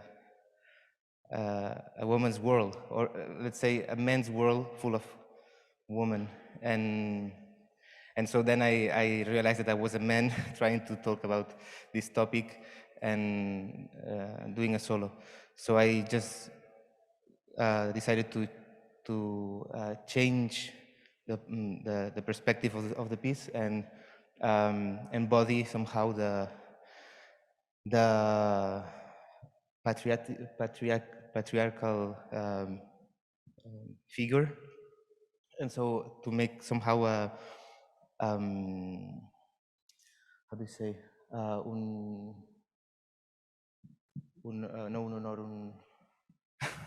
sorry, after performing it's a bit hard sometimes to find the words, but yeah, I decided it had to be the story about them. So I in this way, I decided to somehow make this kind of hangers representing somehow the invisible woman, the worker.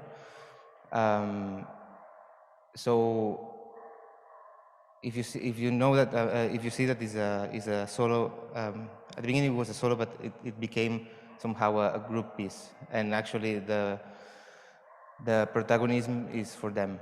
So yeah, I don't know if I if I'm explaining myself properly, and then.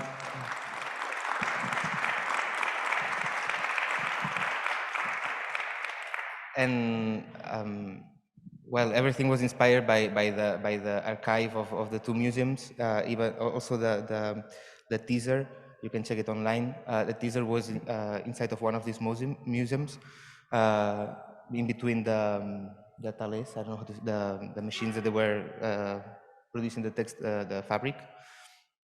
And we decided also to that the piece it calls Unravel.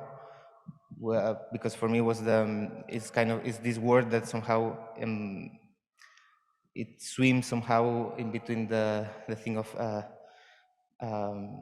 well, and now I'm trying to say it in Spanish and then it's not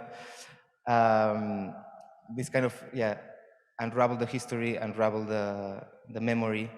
So going backwards to realize that the themes are still nowadays present, which is the not equality inside of the jobs between genders, and how women has to carry with more than the job. It has to carry with the families, with their own life, etc. So somehow was kind of trying to make a bridge between what happened in the past, to not forgive, to not forget where we come from, and realize that we are still on the way to trying to achieve the rights somehow. And I think that's all.